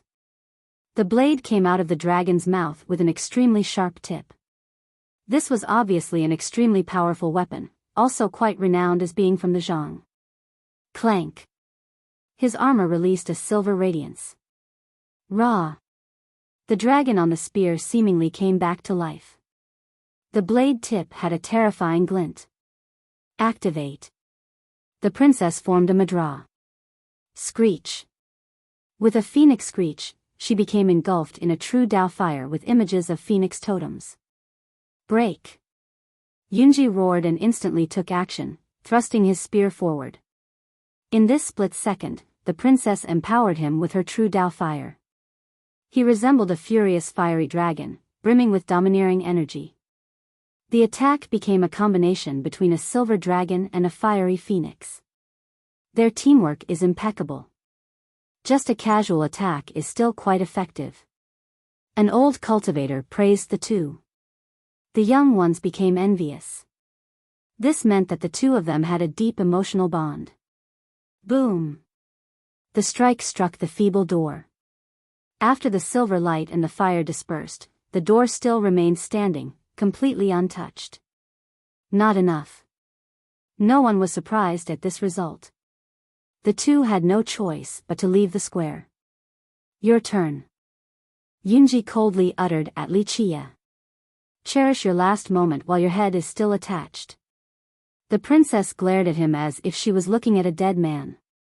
Since they have personally experienced the process, they became certain that Li Qia had no chance. Thus, victory was theirs. Cutting off his head was the only thing that could appease her anger. Sure. Li Qia stretched his hand and smiled. Young master, you're too careless. The crown prince shook his head. He didn't want Li Qia to die but there was nothing he could do to stop the bet. Amitabha. Benefactor, 180. The monk raised his hand, asking for the payment. I don't have to pay. Li Qia smiled. No? Tell me a reason. The monk didn't expect this. Because I'm handsome. Li Qia responded. This answer naturally prompted the crowd to erupt with waves of laughter. Handsome? Him? What a joke, he has not an ounce of self-awareness. One young cultivator laughed. A pretty female cultivator pretended to barf. Self-awareness is a virtue, there's a limit to narcissism. If he's handsome, then everyone else are immortals. Their strong reaction was warranted. Li Qia's common appearance had nothing to do with the word, handsome. Insanity, take a look at yourself in a puddle of piss.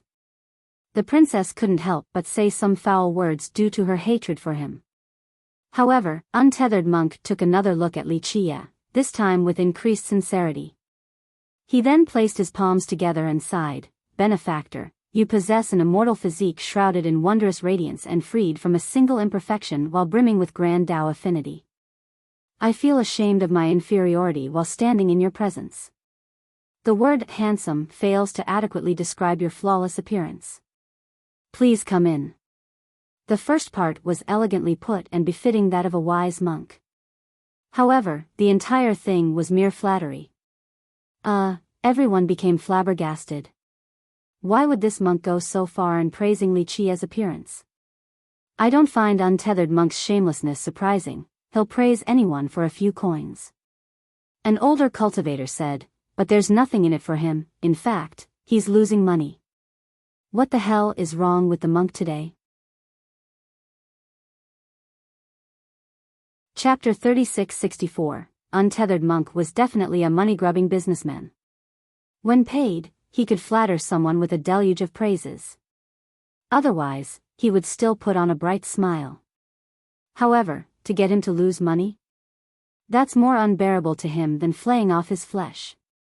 That's why the crowd was stunned, because this monk was losing money on top of praising Li Qia for his looks repeatedly. Those who have dealt with the monk before couldn't believe it, thinking that they had misheard. Did he drink the wrong medicine today? An old cultivator murmured, he would argue over one coin with the monk of wisdom. The sky is about to be turned upside down today. Not just the monk of wisdom, even his master couldn't get anything from him when visiting Wish Ward. A different expert smiled wryly. The old monk must be getting old. How is this Li Qia handsome? That means I'm pretty much an immortal. Another said. I'm the most handsome in history then. One more added. It was one thing for someone like Stallion Silver Spear to be flattered in this manner. Alas, Li Qia's normal appearance stood at the opposite end of the spectrum, so the monk's flattery became ridiculous. Gotta be the case of liking someone similar, right? One expert speculated. Otherwise, they didn't understand why the monk acted so strange. As speculation ran rampant, Li Qia was already standing at the golden spring. He became sentimental as various emotions popped up. This was another thing that has survived the ages. All eyes were on him. The majority didn't think that he would perform a miracle or anything. The brat's dead. One youth snorted, this is the consequence of opposing the princess. He thought too highly of himself. One older expert said, no one else got anything, so why is he an exception? He chose a bet with no chance of victory, so reckless and suicidal. They thought that he had no advantage to speak of compared to those who have tried previously. I hope he can do it, it's the only chance for us to see the princess naked. Another youth murmured. This was a wretched and despicable thought, albeit quite true. The youths here had a crush on the princess, but they knew only top prodigies like Stallion Silver Spear had a chance. Thus, Li Qia's victory became a once-in-a-lifetime opportunity. You're right. His peers started fantasizing and supported Li Qia. What are you waiting for? Zhang Yunji snorted since Li Qia was just standing there. You can't delay this forever, today is your last. He could already see Li Qia's head touching the ground, hence his beaming smile. This brought him untold pleasure. Hurry up, delaying this is useless. I won't spare you anyway. The princess coldly uttered, stating her murderous intent. What's the rush? Think about it, you'll be embarrassed soon enough since everyone will see you naked. I don't think you can handle it. Li Qia stretched and lazily said. Your words alone are worthy of death. The princes turned red and shouted. Just wait, I'll let you suffer a terrible death. I will flay you slowly for 3 days and 3 nights, your agonizing moans will be music to my ear. You will wish for death at that point. Zhang Yunji gritted his teeth, wanting to start the torture already. Fine, fine. Save the fierce comments, I'm starting. Li Qiye smiled and reached into the water while the crowd held their breath. Some became nervous, others overwhelmed with anticipation. More were ready to gloat at his failure and inevitable misery. Yang Ling, on the other hand, clenched her fists tightly. Sure, she was completely confident in Li Qiye. Alas, once the moment came, she still became awfully tense. Splash. Li Qiye finally pulled his hand up before the curious gazes. Clank. He spread his palm and revealed a glow with a pleasant ringing. They saw that he was holding an old piece of jade with numerous cracks, seemingly from falling on the ground previously. Nonetheless, it still issued a majestic and gentle luster. Time came to a halt, no one uttered a single word in the square. Mouths were wide open in disbelief. Most of them have tried and they didn't get even a speck of sand from the bottom of the spring. That's why Li Qiye's jade piece shocked them all, truly a miraculous feat, yes. I knew young master could do it. Yang Ling broke the silence with her excitement. She then heaved a sigh of relief, feeling quite proud because of Li Qiye. Wow, the crown prince had cold sweat all over, the son of miracles, it's true. There has to be a reason why the ancestor gave him the saber. He thought that Li Qiye was superior or special in some way. That's the only justification since the ancestor absolutely wouldn't give the saber to a random person. In the present day, very few people recognize the saber since it was rarely given out. This was especially true for the young princes and princesses. What if his third brother didn't know about it? Amitabha. Untethered monk actually stopped laughing and put on a solemn expression. The guy always had a smile regardless of the situation. This meant that something big had happened. How can this be? One spectator calmed down and shouted. Some even roughly rubbed their eyes, thinking that they were only seeing things. I'm at a loss for words, we're seeing a miracle right now. One person sighed. Chapter 3665, Impossible. Zhang Yunji bellowed after seeing the jade piece in Li Qiye's hand. He had no choice but to accept the grim reality of the situation. The son of miracles did it again. First is the hammer from Myriad Cauldron, now a piece of jade from the Golden Spring. He does what no one else can, he's clearly the heaven's favorite. One student from Duality said. Right, no one else can be so lucky. The other students agreed. It seemed as if the heaven had been paying attention to Li Qiye, always instilling fortune upon him. Miracles were nothing, just another meal to him. There has to be a problem here, he must have cheated. The second princess loudly shouted, so many people stronger and more talented than him have tried yet they got nothing. How could a nobody like him get something from the Golden Spring? She had lost her cool and bearing due to fear. The crowd stared at her. Sure, they were astounded by Li Qiye's feat just now. However, the majority didn't go crazy like her in trying to refute this fact. It was impossible for him to trick everyone. They didn't notice him doing anything special. This could only be attributed to fate and luck. Amitabha, there's no problem here. Untethered monk announced. His comment decisively ended this cheating accusation. No one here could compare to him in terms of prestige and cultivation. The princess trembled with rage after hearing this. She was stuck in a precarious situation and fear started rearing its ugly head. Open the wooden door, let's see what's inside. One spectator shouted at Li Qiye. Yeah. Do it.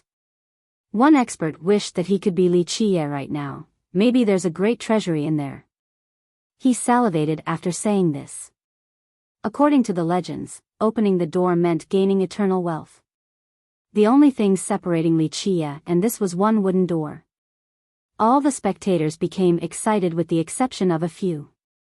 Though the treasury wasn't theirs, it was amazing just being able to take a look. Li Qie was the only one who could broaden their horizon. Sure. Li Qie smiled and stretched lazily before walking towards the wooden door. The spectators fully focused on every action of his. Though the house wasn't far away, the distance felt like 1,000 miles to the crowd. Will he be able to open it? One spectator couldn't help but ask. Should be. Another said with uncertainty, after all, he already got a piece of jade from the spring, he must be the fateful one. Most believed that he would be able to do it after the successful attempt with the spring. Not necessarily. One cultivator remained skeptical. Remember, the founder of Wish Ward found a key to open the doors while he got a piece of jade. I think the possibility is relatively low. He's already shown his immense fortune as the Heaven's favorite.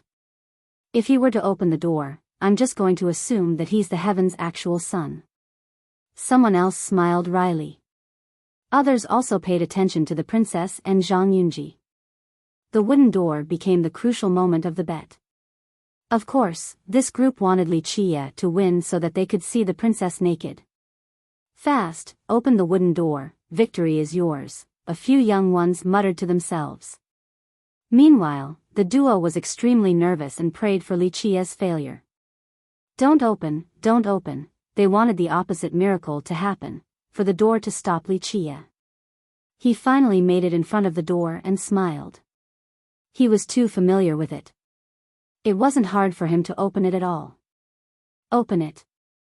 Another spectator shouted. Yes, do it. The crowd clamored, too eager to see the content. Zhang Yunji and the princess felt their palms drenched with sweat. The wooden door is sealed by a supreme, you absolutely can't open it. Just give up and we can renegotiate the terms. The tense princess spoke in order to muster some courage. Plus, she wanted him to give up on his own accord. Losing meant doing something unthinkable for a woman of her status. As the crowd urged him to hurry up, he suddenly wanted to do something else and smirked. He turned around and stared at them. Do you know why no one can open this wooden door? Why? The crowd became silent until someone asked. Because you don't know the right method. Li Qie said. What do you mean? What's the right method? Another wondered. A while ago, they would have scorned him for saying something like this, accusing him of posturing. Now, they actually believed him. Watch carefully and remember, I'm about to start. Li Qie chuckled before putting on a serious expression. He then turned around to face the door. The stirred crowd watched him with bated breath, not wanting to miss a single detail. Li Qie smirked after winning their attention, seemingly quite amused. He's about to do it. Chapter 3666. The wooden door blocked Li Qie's path while he was the center of attention. He opened his mouth and started barking, woof, woof, woof. The spectators became frozen chicken due to overly focusing and hearing something ridiculous. Sure enough, Li Qie was barking, and several dozen times at that. What a joke. People thought that he was teasing them. Creak. However, the wooden door actually slowly opened. This turned everyone into statues with their jaw nearly dropping on the ground. They became empty-headed since words weren't sufficient to describe their current feeling. The barks actually worked. Li Qie wasn't just messing with them. A while back, people have employed numerous methods. One used his strongest merit law, another relied on a mysterious treasure. Now, it seemed that they should have just barked. Some big shots witnessed this entire thing. They had plenty of experience and saw many wondrous and strange things. This was still unprecedented. It was dark inside the wooden house, but there were dancing wisps of light, seemingly tempting spectators. Due to a lack of visibility, they had no idea what treasures were emitting the lights. Many eventually regained their wits and exchanged glances. The events today have been illogical and unbelievable. Did anyone try barking before? A guy asked his friend nearby. The group smiled wryly. It seemed that people did everything but bark like a dog. If anyone had suggested barking to open a sealed door, they would have been laughed out of the square and branded as a madman. Now, the whole thing seemed rather reasonable after Wuxia's success. I would have barked if I knew this. One person said with regrets, "It's so damn simple, I'm so stupid." The entire crowd shared this sentiment. They wouldn't have minded barking several hundred times in order to open the wooden door. "Young master, you're the best. I knew you could do it." Yang Ling jumped from excitement. "I have nothing to say," the crown prince shook his head. It seemed that he had needlessly worried since Wuxia had everything under control. He thought that he lacked knowledge and vision, unable to see the depth of Wuxia's abilities. Thus, he was inferior to Yang Ling in this regard. Meanwhile, the second princess and Zhang Yunji became ashen. Not in their dream would they expect something like this. The bet should have been a sure win. Wuxia's head should have met the ground. After all, what made this woodchopper different from the rest? This could only be explained as a miracle, that the god of fate had bestowed immense fortune upon Wuxia. The impossible became possible, a sure win has turned into a nightmare for them. How can this be? The second princess had not a single clue regardless of how much she racked her brains. Go in, check the treasures in there." One spectator told Wuxia while looking at the flashing lights. He would have rushed in if it wasn't for the workers from Wish Ward surrounding the square. Yes, there must be some special treasures in there. Another had saliva dripping out of his mouth. Yang Ling herself couldn't wait and felt happy for Wuxia since he was about to be rich. Unfortunately, Wuxia shrugged and smiled, "Not interested, I don't want to be rich." He turned and left, then the door behind him creaked and shut tightly once more. What? This shocked people even more than the barks earlier. Is he crazy? They stared at Wuxia as if he was a fool or a madman. A great treasury awaited him in that wooden house. He had the chance to obtain unbelievable wealth, yet he didn't even bother coming in to take a look. Others have done everything in order to open that door. They wanted to become legends themselves, but their attempts were futile. Wuxia, the heaven's favorite and the sole victor, actually refused his prize. "Fuck, give it to me if you don't want it." A big shot started cursing, "You're wasting a gift from heaven, an eternal fortune." Does he not know the significance of the things inside? People wished they could be him to make a different choice. A true prodigal son, to say no to everlasting wealth. Others felt a strange pain. Wuxia walked out with a smile on his face, ignoring the comments. "That's the young master for you." The shocked Yang Ling regained her composure. Only the young master was decisive enough to make this choice. Others weren't at this level. Unbelievable. The crown prince stared at Wuxia for a long time before concluding. Amitabha. Untethered monk placed his palms together and closed his eyes. This was within expectation. He knew more than anyone else here but didn't wish to divulge this information. "Asshole," someone mumbled, wanting to kick Wuxia. "Why didn't you just give it to us?" Another gritted his teeth. They were ready to fight to the death for this treasury, but this guy just turned away from it. What a waste of an opportunity. He could have just given it to them if he didn't want it. Alas, no one did anything outside of cursing Wuxia.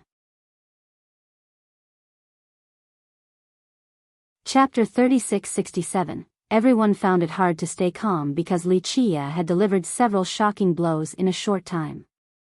First was the jade piece from the spring, then the opening of the wooden door. Lastly, he went as far as abandoning the treasury inside. Others criticized his wasteful choice while still being astounded. After all, how many could have made the same choice? What about the princess? They eventually calmed down and looked over at the princess. However, the princess and Zhang Yunji were nowhere to be found. Over there. A sharp-eyed spectator noticed the two trying to secretly sneak away. They didn't utter a sound and retreated in a meticulous manner. Unfortunately, someone still spotted them.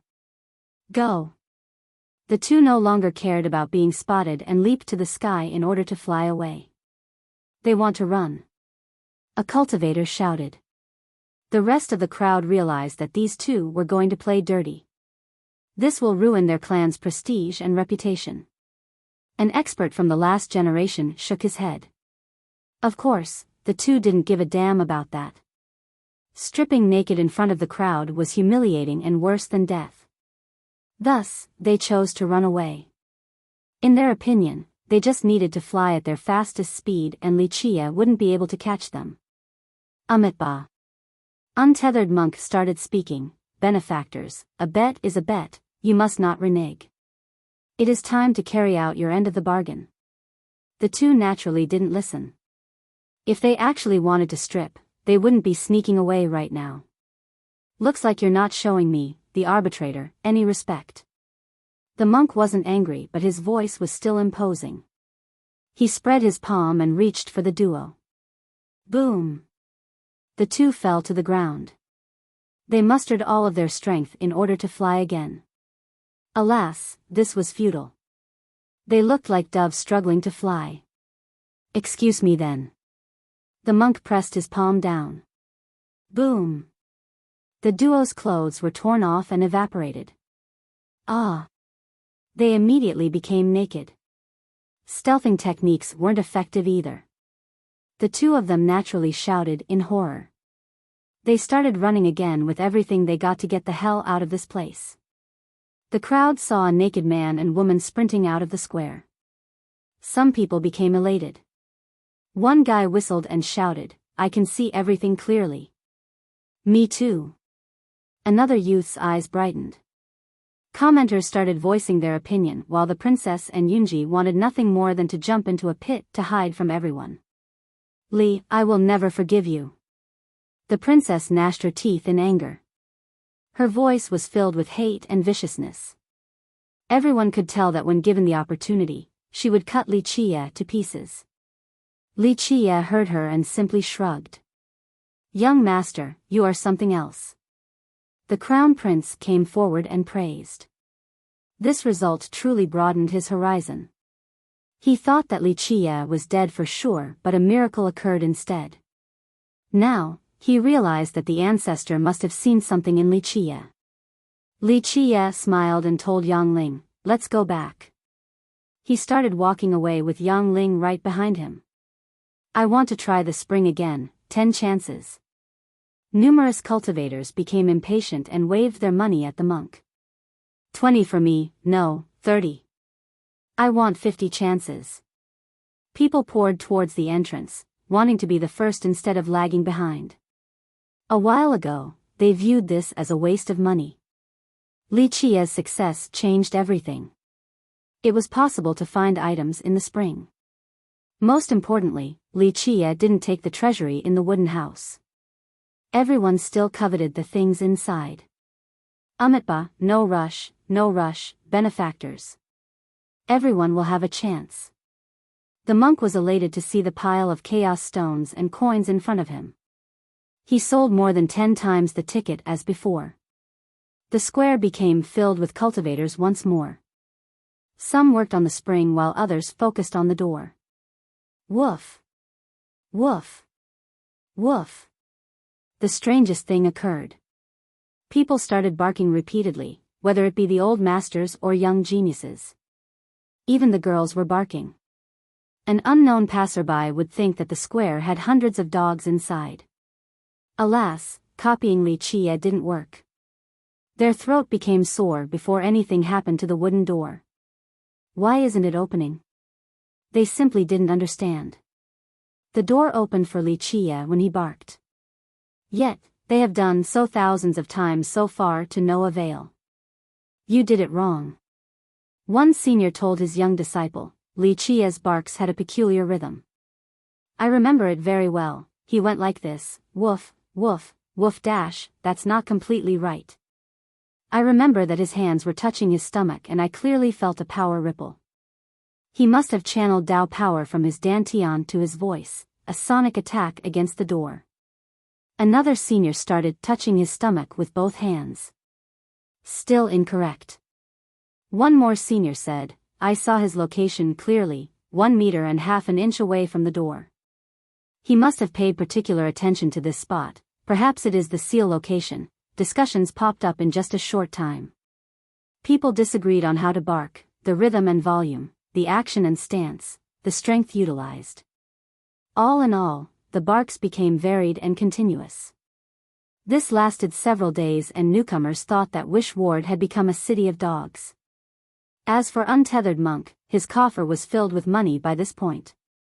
Moreover, Wuxia became the best advertisement. People from the four oceans heard about it and came running. They wanted to be the next fateful person to obtain everlasting wealth. Sadly, none found success regardless of their effort and method. The monk stuck around the square with a smile on his face and kept on chanting, Amitabha, merciful Buddha. He naturally didn't believe this barking nonsense. He knew that it was just bullshit. Wuxia was able to open the door because he understood the innate profundities. It had nothing to do with the barks. Nonetheless, he wouldn't tell the truth because he was profiting from this nonsense. In fact, he vigorously propagated the story of Wuxia's barks.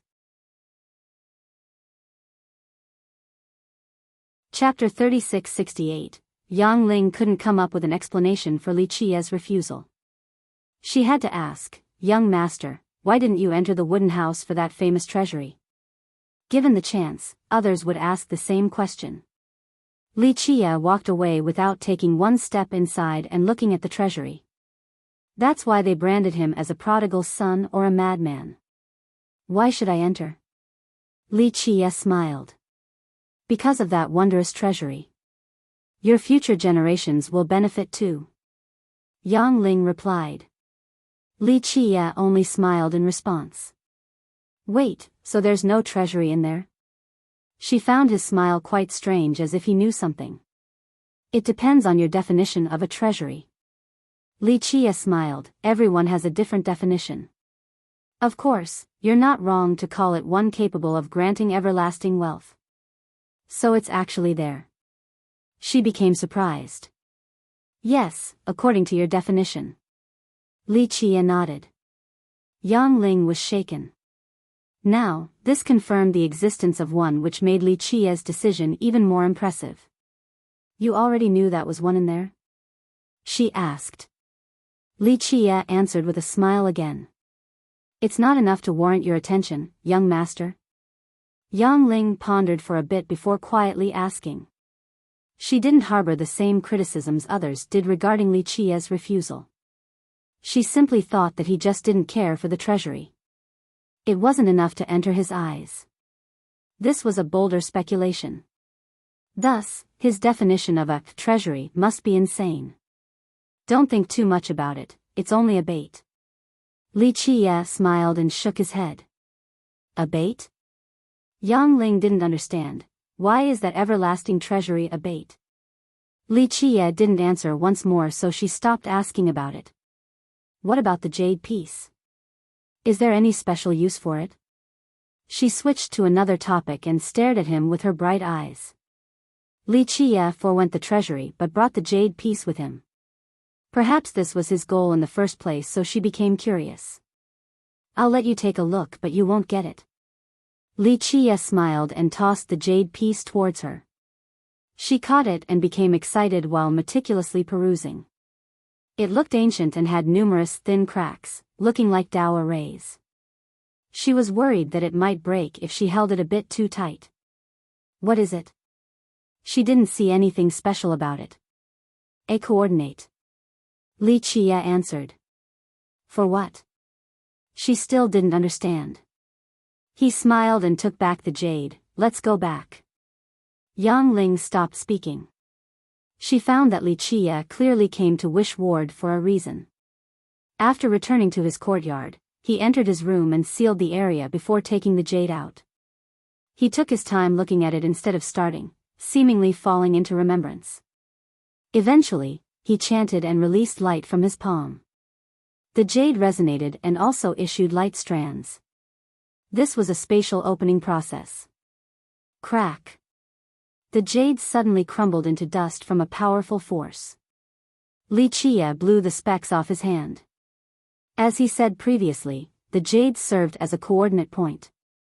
Others had no chance of finding it. Spatial radiance flashed in the next second with the force of a tsunami. It pulled Li Qie inside, leaving an empty room behind. He appeared again in a boundless space. Even the strongest master would be lost forever without understanding the coordinate system here. He performed several spatial leaps through the dimensions to eventually reach the destination. A great peak that has experienced countless sunrises and sunsets. Everything stayed the same regardless of the great calamities. This place only existed in the myths. The knowledgeable ones even thought that it didn't exist. Creak, a stone entrance opened and Li Qie entered with a smile. What awaited him was a treasury with too many treasures to count, invincible weapons, supreme merit laws, eternal arts, worldly essences and immortal artifacts, wondrous materials and resources. If any of them were to show up in the world, it would start a bloody competition. That's why the treasury in the wooden house was only a bait. It was completely inconsequential compared to this one. Yes, the latter was one of Li Qie's secret treasuries. Alas, he didn't pay much attention to the items here. He sauntered around and enjoyed the process, not needing to look at each one for a long time. Each item and place had a special spot in his memories, so he only needed to feel with his heart, not with his eyes. Finally, he reached the end and saw a wooden frame containing top merit laws and manuals. Just learning one of them could make someone invincible in their generation. Alas, his eyes were fixated on an iron box instead. He stared at it for a while before taking it away. To the back of the treasury was a courtyard with a master chair. Green vines covered the area along with pleasant winds. It was a great place to read some books and enjoy the serenity. He sat down in silence, not opening the box right away. It was left behind by Jian Wenxin. He hasn't opened it before and left it behind in this treasury before leaving the 9 worlds. Her title was Ocean's Wisdom. She understood the Dark Crow the best out of anyone and left behind this box for him. He never opened it since certain things shouldn't be done and shouldn't exist. Alas, times have changed. He gently caressed the box before letting out a soft sigh, then opened the box. At the top was a sealed letter reserved for those capable of opening it. He took it out and saw 4 floating characters, "Read and remember me." His hands holding the letter trembled. Just the words alone tugged his heart. He immediately recalled the girl who understood him so well. Yes, back in that generation, there was another girl as well, far more stubborn in comparison, Hong Tian. Hong Tian, true to her name, left without hesitation. As for Jian Wenxin, she picked her own path and remained in the 9 worlds. After reading these characters, he could see her face, her smile, and even her voice. 1. Hong, Eastern Bean Goose, great, large. Tian, day, sky, heaven. Chapter 3669. The reading experience encompassed deep warmth and consideration, the same way it used to be in the past. Jian Wenxin simply understood the Dark Crow too well. Though the letter mentioned Hong Tian, it was still warm like sun rays, brimming with optimism. They managed to reach all the nooks and crevices in the heart. All previous feuds have disappeared like smoke. In history, the Dark Crow had no lack of friends and followers. Nonetheless, Jian Wenxin stood out among the rest. It was impossible to forget about her. Mist built up in Li Qie's eyes while reading the letter. He sighed and actually felt rejuvenated. He folded up the letter and murmured, "People always have attachments. To let go is also a type of happiness." He looked up in the sky and shook his head. He couldn't do so because he was the Dark Crow and Li Qie. Moving forward was his only path, not stopping. Some in history have asked him this question: who would be able to keep him from moving on? He didn't answer because he knew that he would never stop. Jian Wenxin also asked him this before. In reality, she already knew the answer given her intelligence, but still wanted to hear the words from his mouth. Nonetheless, she still supported him regardless of the future. Alas, she chose to stay behind in the end. Li Qie also respected her choice. After all, everyone had the right to follow their heart. I pray that you'll always be in good health for the eternal journey. Li Qie murmured and became emotional. Perhaps this was the best result. Back in their generation, the two of them naturally had ways to prolong her life. Alas, she chose to let her lifespan run out. The line above was the last thing she said during their last meeting. Millions of years have passed and he was still walking on this endless road. He met many people and saw different things. Alas, he remained alone, his shadow extended in a lonely manner. The iron box didn't only have a letter. It had another item with a great origin. Very few could recognize it. As the Dark Crow, Li Qie had knowledge of it since he had participated in the event but didn't get it. Hong Tian. He touched the item and said, "Silly girl, the path is arduous with so much time left, no need to rush it." He sighed with disappointment afterward. Empress Hong Tian was his pride, the most brilliant female emperor. However, he was more proud of her hellbent determination than her power. Unfortunately, this stubbornness was also the reason why they went their separate way. It became a mess towards the end, but he never hated her. Plus, it's been so long that all negative sentiments are gone. As someone who saw her grew up, he hoped for her to go further instead of being hindered by this issue. Will she still hate me when we meet again? He smiled wryly while touching the item. The truth was that he noticed her clear markings in history. Her intent was obvious, but he chose not to go. It was better not to meet until the time was right. Perhaps everything will end then. Silly girl, I hope you're still doing fine. He commented before sitting there in silence. Today, Wish Ward became lively again because the hug mouse has been spotted. The mouse really appeared? People remained skeptical. Absolutely, someone saw it with their own eyes. One cultivator said. Who knows if it's that mouse? It might be something else. Another questioned. No, it's the real thing. I think the national teacher of Vajra is here in person for the mouse. Unfortunately, he couldn't find its location. A cultivator with a good information network revealed. Another student from Duality saw its shadow, but it was just too fast. One youth said with regrets. Duality again. People from other powers became annoyed.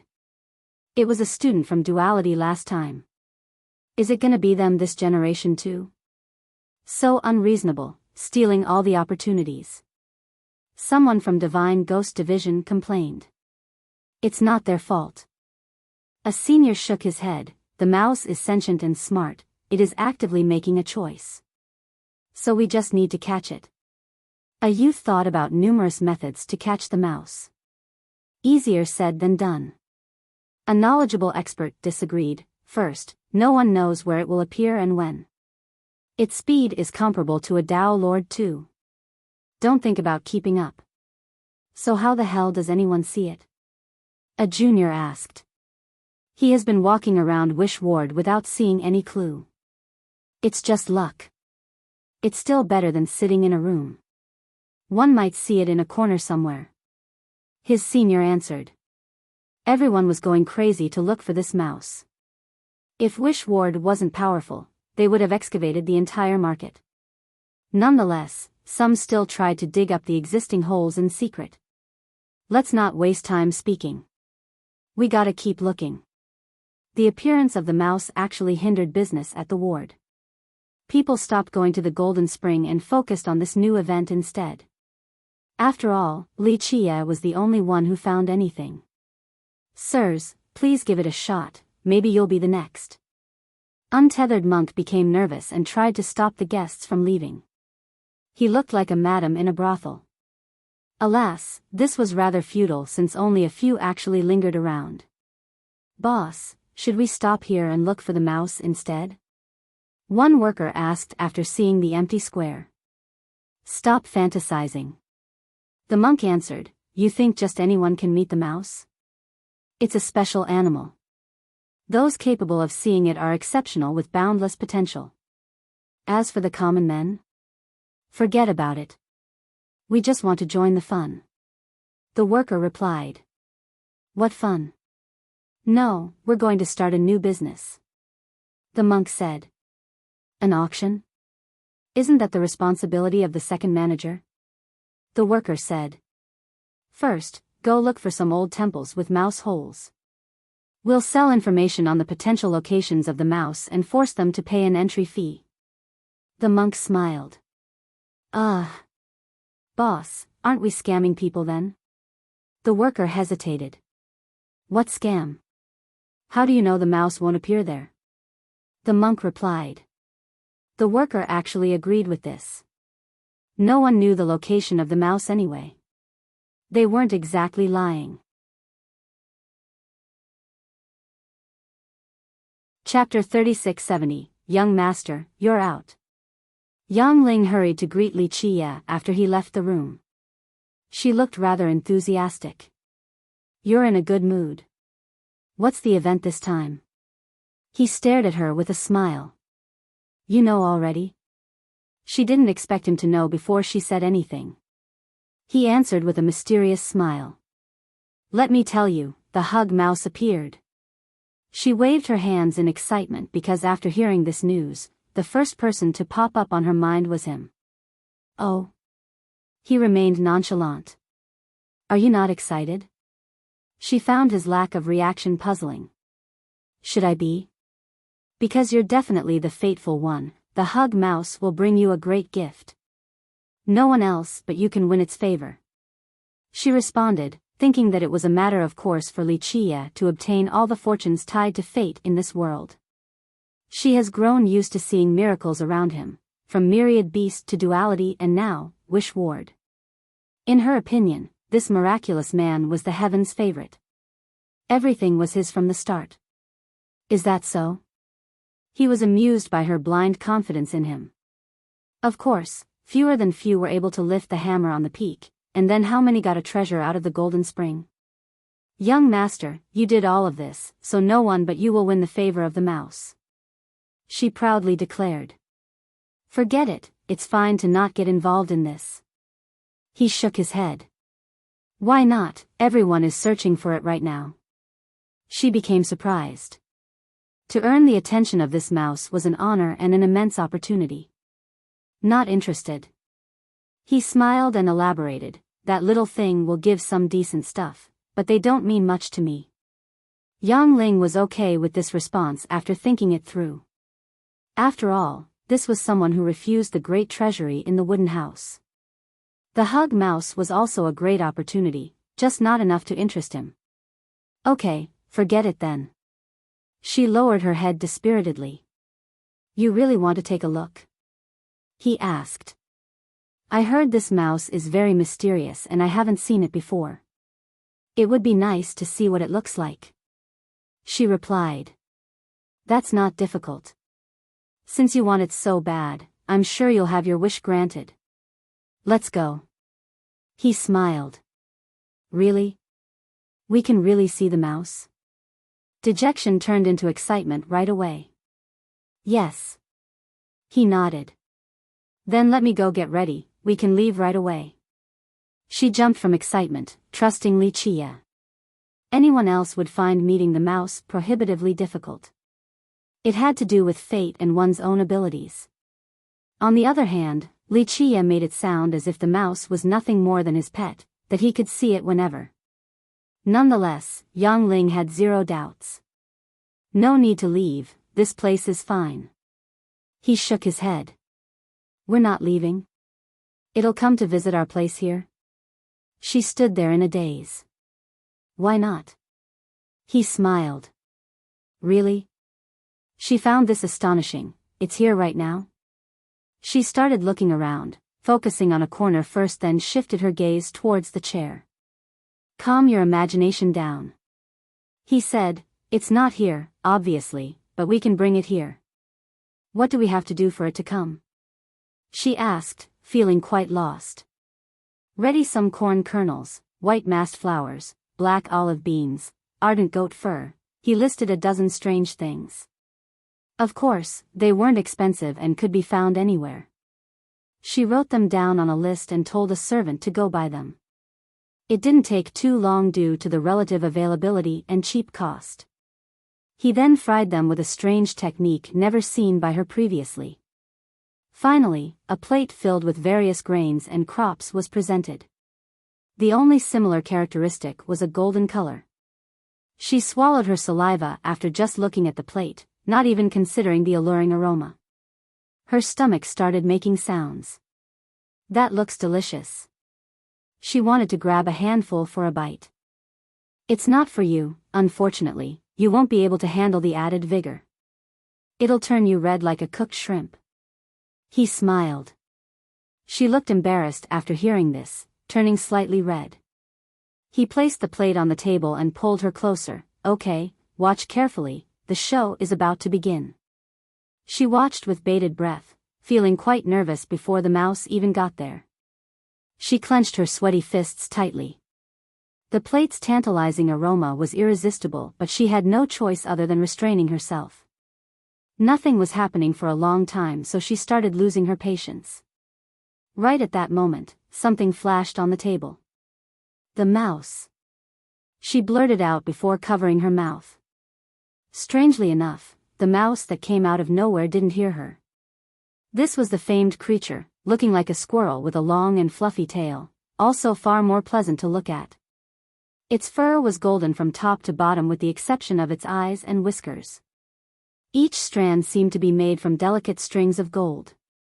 The tail, in particular, made others want to come and hug it. Its eyes were a dark blue, looking quite profound and insightful.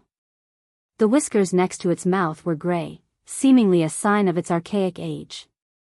It's really the hug mouse, she thought to herself. Though she has never seen it before, she was certain that this creature in front of her was the famous hug mouse. The mouse looked cautiously around after landing on the table, ready to escape at the first sight of trouble. Yang Ling's heart was hanging on a thread, afraid of being spotted. For some reason, the mouse looked around and didn't see them. She realized that it must be due to Li Qie. The mouse then focused on the plate while saliva dripped down its lips. It couldn't help taking a deep breath to inhale the aroma. It still hesitated, afraid that this might be a trap. Unfortunately, it couldn't resist the temptation in the end. Chapter 3671. The mouse couldn't help lunging forward and opened its mouth for a bite. Ge. The grains were crunchy as the mouse filled its entire mouth above the limit. Its creaks puffed out like two balls. Yang Ling could tell that the dish was incredible. Her stomach made sounds repeatedly, so she glanced over at Li Qie, embarrassed. Poof! Suddenly, flames engulfed the mouse. It even came out whenever it opened its mouth. The thing looked like a tiny fire dragon at this moment. It turned red from the heat. These flames seemed hellbent on reducing it to ashes. It squeaked from the unpleasantness and took out a jade bottle from its chest. Who knows what type of water was in there, but it started drinking. The flames subsided as a result. The temperature became bearable now, so it resumed eating from the plate, filling its mouth once more. Crunchy sounds made its gluttonous nature apparent. This caused the flames to go out of control. This time around, it had a golden color. Mystical runes also appeared on its fur. The hair loosened and became fluffier. It looked like a cute ball of fur. However, this cute thing was being assaulted by a terrible power. The runes could crush anyone in the blink of an eye. Nonetheless, it seemed to be enjoying the burning process. These golden flames felt like a warm bath. Yang Ling took a deep breath, realizing why Li Qie didn't let her eat the grains. The consequence wouldn't have been pretty. The mouse eventually finished everything on the plate, not leaving a single grain behind. Yang Ling became jealous because she didn't get to taste it at all. It patted its round belly and belched with satisfaction. It had a hard time moving about but didn't seem to mind. Perhaps this was one of the happiest moments in life, to be filled with delicious food. Li Qie finally smiled and raised his hand, showing himself before the mouse again. How was it? Good? He smirked at the satisfied mouse. The mouse became startled. It exercised prudence earlier and saw that no one was around. However, this man appeared completely undetected. It stared at Li Qie while being vigilant. Keep in mind that this mouse was a rare spirit beast. Though it was small, its spirit core far exceeded other top chaos primal beasts. This spirit core was there at birth, something extremely special. After taking a good look at him, it only had one thought on its mind: to run away as far as possible. Normally, people had a hard time seeing the mouse. This didn't mean that it was afraid of people looking for it. It simply didn't like humans. In reality, human cultivators should be the ones afraid of its power. Don't be fooled by its cute appearance. Once angered, it could take down mighty heavenly sovereigns. Alas, this creature was terrified of Li Qie. Its spirit core allowed it to sense how dangerous he was. The actual level of danger was still unknown. The mouse has traveled to unreachable places and saw plenty of experts. Thus, it had a good gauge on others' abilities. This wasn't the case here. It knew that this seemingly harmless man was a terrifying overlord right away. Want to leave? Li Qie had a friendly expression and spoke with a soft tone. The mouse couldn't move its legs at all. It wanted to run, but intuition told it to be obedient. Let me take a look. He reached forward. A spirit beast with a special core like the mouse was peerless. It didn't like being touched. It bared its fangs at him and issued a growl. Flames and runes erupted again. Just one wave could flatten the entire region. He ignored this eruption of power and reached closer. In the end, the fierce mouse under its empowered state didn't dare to scratch Li Qie. It lowered its stance and recalled its flames and runes, begrudgingly letting him touch it like a domesticated cat. What else could it do? One wrong move and it could become a meal. Some regions enjoyed eating mice. It didn't want to be subjected to this fate. You got the foundation of your tribe. Li Qie stroked it and smiled. The truth is that your branch has a brighter future without intelligence and human form. The mouse stared at him, seemingly confused. Yang Ling also wanted to touch the mouse. It's so cute, so this is a hug mouse. She never thought such an opportunity would present itself before. This was a legendary mouse acting docile in front of Li Qie. May I touch you? She got the urge and reached forward. The mouse growled in response, causing her to pull back her hand in fear. It stared at her in an arrogant manner after the successful intimidation. After all, it didn't dare to do anything to Li Qie, but on the other hand, it had no reason to give face to this little girl. Yang Ling was still amazed to be in its presence. She asked, I heard those in your good graces will soar. How? The mouse raised its chin as if telling her that not just anyone can have this privilege. Do you have a treasury? She thought that it was cuter when acting haughty. The mouse posed as if the answer was, obviously, expressing that it had more than just one treasury. Since the girl wants to see, broaden her horizon. Li Qie smiled and gently tapped the mouse. The mouse would have refused Yang Ling, but refusing Li Qie was unwise. It jumped off the table and after a loud pop, it drilled into the ground and created a hole. This was different from a regular burrow. The hole seemed to be a spatial entrance. It went back up to look out the hole and squeaked at Li Qie before jumping back down. Let's go. Li Qie smiled and jumped towards the hole. He instantly disappeared in the next moment. Chapter 3672, Yang Ling jumped into the hole, as excited as can be. Once her feet touched the ground, she only saw a blinding radiance making it hard to keep her eyes open. She struggled, her eyes narrowed before getting a good look at the surroundings. This appeared to be a public square, but in reality, it was just a massive treasury causing her to gasp. The roof was high enough to look like the sky, containing countless treasures, artifacts, and materials. She felt tiny in comparison. These items emitted the entire color spectrum. Some weapons had frightening auras or bone-chilling glints. This was her first time seeing so many treasures in one place. It exceeded her imagination, or rather, she had never dared to imagine something of this scale before. Her eyes were wide open while looking at the mountains of chaos stones and coins. They looked like pyramids. Yin-yang coins, myriad-form coins, heavenly sovereign coins. She gradually became dizzy since all levels of money were seen in mass quantity. She felt as if she was in an ocean with coins as far as the eye can see. This was akin to a mortal finding himself in a room with gold bricks piling on top of each other, enough to drive someone crazy. Their appearance was one thing, but they also emitted a chaos aura. She felt as if she was in the center of the universe. Having this much money meant being a crownless king. She eventually swallowed her saliva and asked the mouse, "They're all yours?" The hug mouse glanced at the mountains once, not thinking that it was a big deal. Wuxia didn't bother looking and smiled, "Let's go. The coins are nice, but there are better things ahead." He started walking forward. Better things? She gulped again but couldn't take another step, still preoccupied with the money. This reaction was rather understandable. She eventually followed the group into the material section. Divine metals and treasure ores were stored here, either scattered on the ground or stored in trunks and chests. Her eyes had trouble taking them all into account.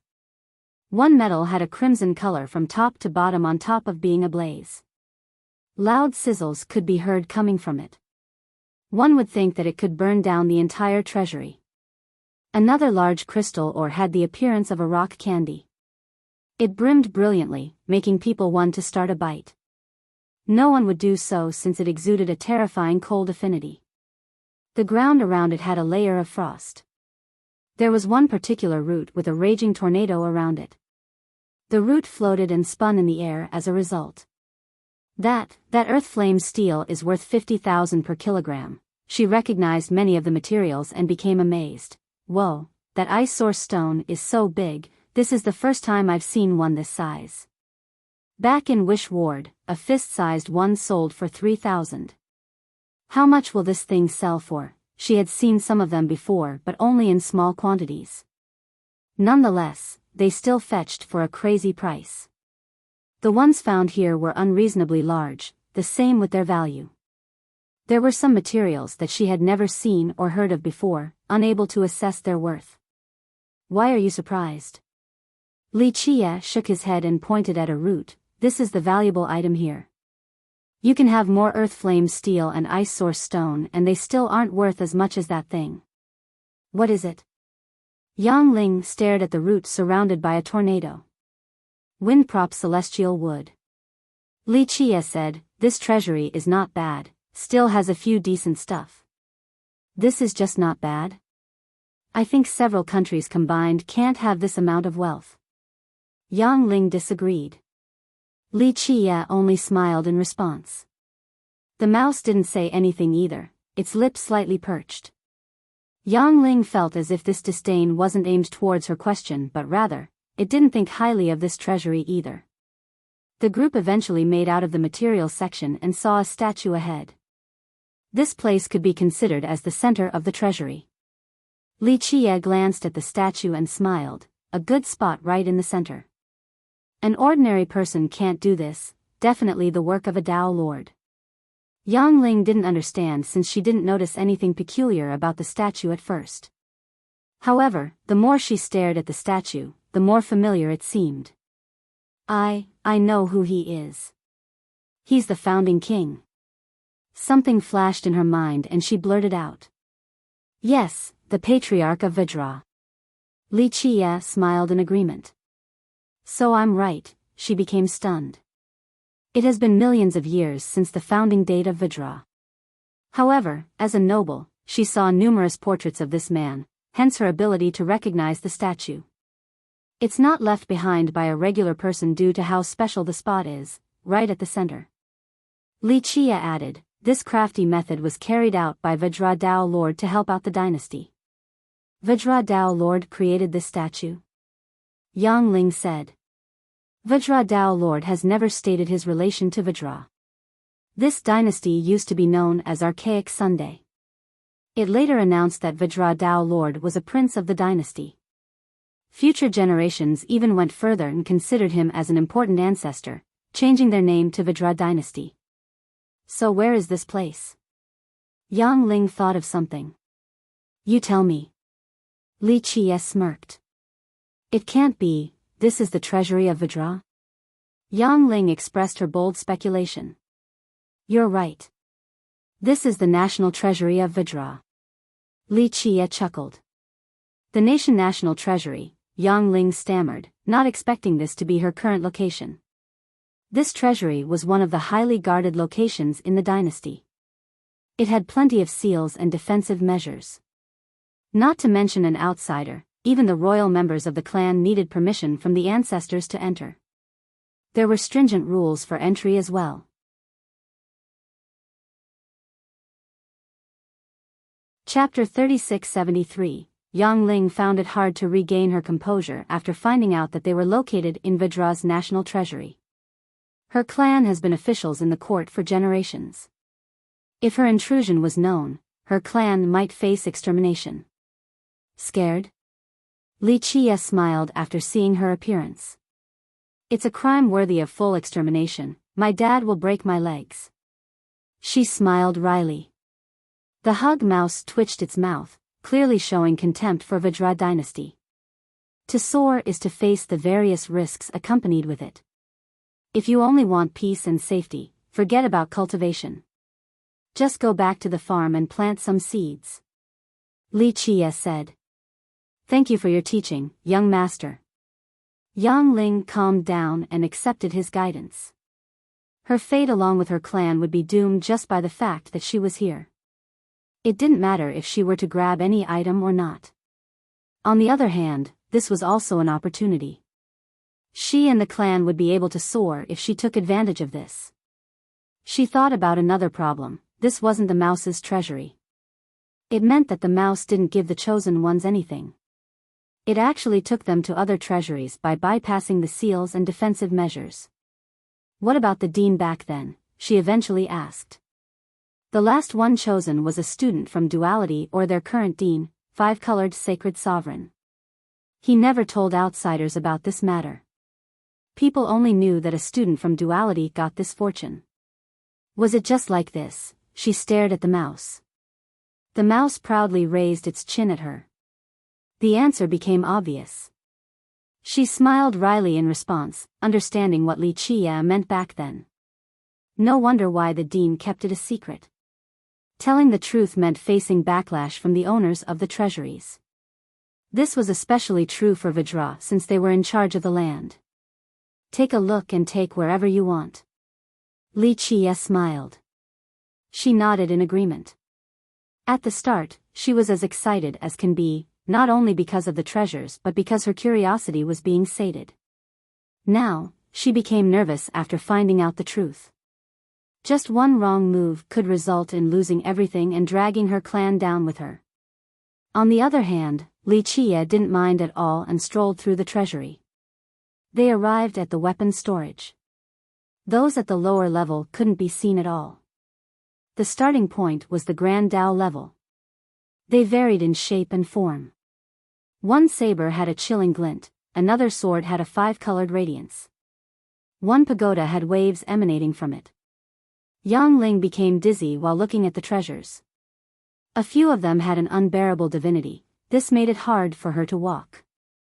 They stopped in front of a massive painting depicting magnificent sceneries, an endless mountain range and a river looking like a dragon. Trees blotted out the sky and various wondrous animals could be seen roaming about. A majestic power assaulted the spectators, akin to being hit by the momentum of all the places and things depicted. The mountain range resembled a suppressive pagoda. The river issued draconic roars. The beasts also howled in an intimidating fashion. The mythical archaic sun world diagram. This was once the strongest defining treasure of archaic Sunday. As the dynasty grew stronger, they obtained greater treasures and it stopped being the symbol. Yang Ling was shocked. Before archaic sun became Vajra, it wasn't that strong. This painting was left behind by a top heavenly sovereign in that generation.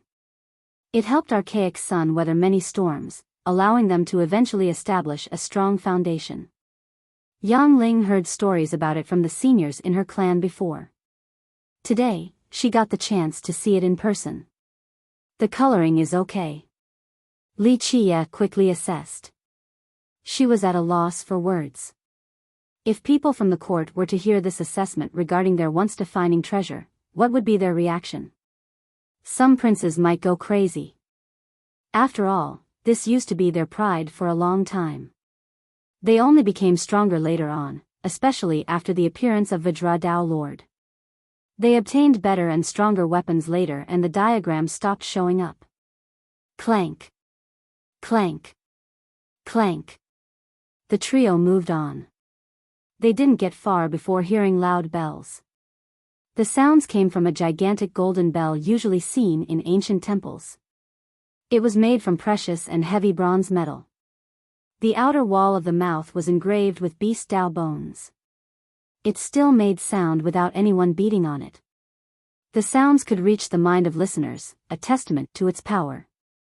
This is Devourer Bell, one of the strongest weapons during the era of the Eight Saints. It appeared in the crusade to the south, completely unstoppable. Yang Ling stated the history of the bell. She didn't expect to find it here.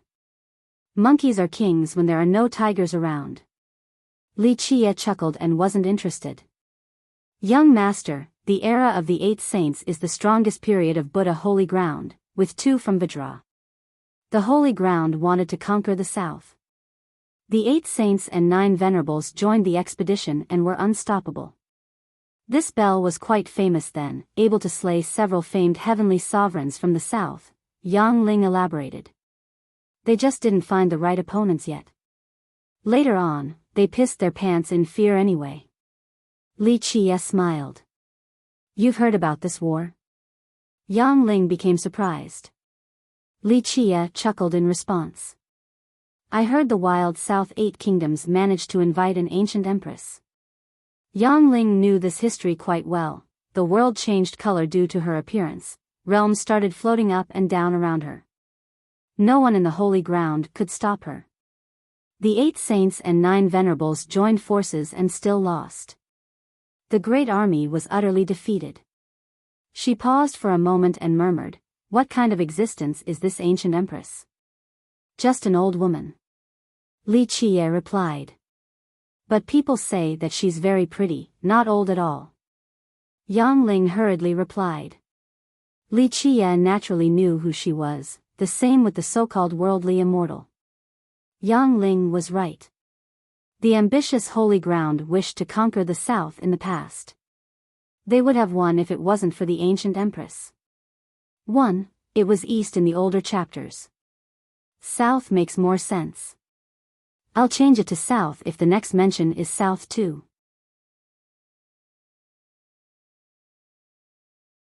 Chapter 3674. The trio took a while before finally going through the entire treasury. They might be the only outsiders who have accomplished this feat. The place had enough treasures to keep Yang Ling impressed at the start. As they moved on, she gradually grew numb after seeing enough treasures. A sense of normality took over. Only a few things could startle her afterward. Li Qie didn't share the same sentiment. This treasury was large, but he only stared at them in passing with a smile. His goal was to broaden her horizon. Only a few things here were barely qualified to enter his sight. "Do you like any of them? Take whatever you want." He casually asked. "Take whatever I want?" She stared at the treasures in a daze. Anyone else would be ecstatic after hearing this since it meant immense wealth and a bright future. "No." "So you only came to take a look?" he replied. She found that this was right. The crime was serious if Vajra were to find out. However, she was already here and had to bring some treasures back. Leaving empty-handed was not an option. It became a question of which treasure. She looked around and didn't know what to pick due to the sheer quantity. She was naturally excited before entering the treasury. Now, all of them were up for grab and she had no idea what she wanted. "Which one should I pick?" she asked, bewildered. "If you don't mind grabbing too many, just take all of them. He chuckled. All of them? I don't think that's a good idea, she trembled after hearing this. Vajra might go crazy and search the entire holy ground in order to find the thief. If they were to catch wind of her being the culprit, her clan would suffer their unmitigated wrath. Vajra will exterminate my clan. She smiled wryly, not daring to take the entire thing. We'll see about that. He chuckled in response. Let's not do it. She thought carefully and chose against it. Li Qia's suggestion was truly tempting. This treasury was enough to benefit the future generations, not just herself. If her clan could use the resource appropriately, they could become a separate country, no need to stay as a tributary of Vajra. But on the other hand, the risks were serious since Vajra could go wild. She had no choice but to give up. Just pick a few things then. He didn't interfere with her decision. This brought them back to the starting point, not knowing which treasure to pick. Young master, what should I pick? She eventually asked for guidance. Depends on what you want. If you wish to be safe, then pick materials and chaos stones. These things are untraceable on top of being easy to use with effective results. He answered. That makes sense. She agreed with this suggestion. Top weapons were naturally tempting for cultivators. They would usually be the first choice, but in this case, she wouldn't be able to use them since Vajra would find out right away. This wasn't the case for materials and money. Even if they realized the missing amount, they wouldn't be able to trace it either. Materials could be turned into treasures while money could be spent to buy merit laws or weapons. There were no markings on them for Vajra to trace. Plus, she didn't need to spend them at the holy ground either. Traveling to Righteous Sect or the south was an option. Therefore, she gathered plenty of materials and money. The coins were only a small portion in the treasury but still enough to make her extremely wealthy, rivaling a few countries and sections. Materials were harder to pick because she didn't know which ones were good or the right combinations. That's why Li Qia gave her several recommendations for good materials. She didn't go overboard with the amount and was still satisfied. Taking too much would make it easier for Vajra to spot that something was amiss. Don't forget the treasures now, he said. I just don't want Vajra to notice right away. She hesitated. Taking treasures was bad because Vajra would note the missing ones with haste. Plus, they would serve as evidence later too. You don't need to use them, just keep them as ace cards. Li Qia smiled, plus, once you're strong enough, you can use them whenever. Do you see any sect coming to demand an explanation from five-colored sacred sovereign? Yang Ling agreed with this as well. Her clan could keep them hidden until there was no other choice. Five-colored sacred sovereign was the perfect example. The victims wouldn't dare to do anything to him right now. Okay, I'll pick a few. Yang Ling pondered for a bit before selecting the treasures. The archaic sun world diagram and devourer bell were included. A few more weren't weaker than these two, but Yang Ling wasn't greedy enough. I heard Vajra Dao Lord left behind some top weapons for the dynasty. I didn't see any. Yang Ling became curious since there was no Dao Lord weapon here. According to the rumors, the Dao Lord initially didn't care much about Vajra. However, the latter spent enough effort to win his favor. The Dao Lord kept this and his roots in mind, eventually leaving top weapons behind for the dynasty. That means there's another secret one. Li Qia smiled, not caring about it. Li Qia picked a few merit laws and scrolls from the library section. The dynasty has been around long enough to have a great selection. They included the ones created by the ancestors and forefathers of Vajra. Some originated from the sects and countries destroyed by Vajra. Back to the original owners. Li Qia picked some and put them away before Yang Ling could see. He then gave others to Yang Ling and said, now you have treasures and resources. You need to be stronger, the same with your clan. Thus, they will be of use. Thank you, young master. She was overwhelmed with gratitude, aware that everything she got today was due to him.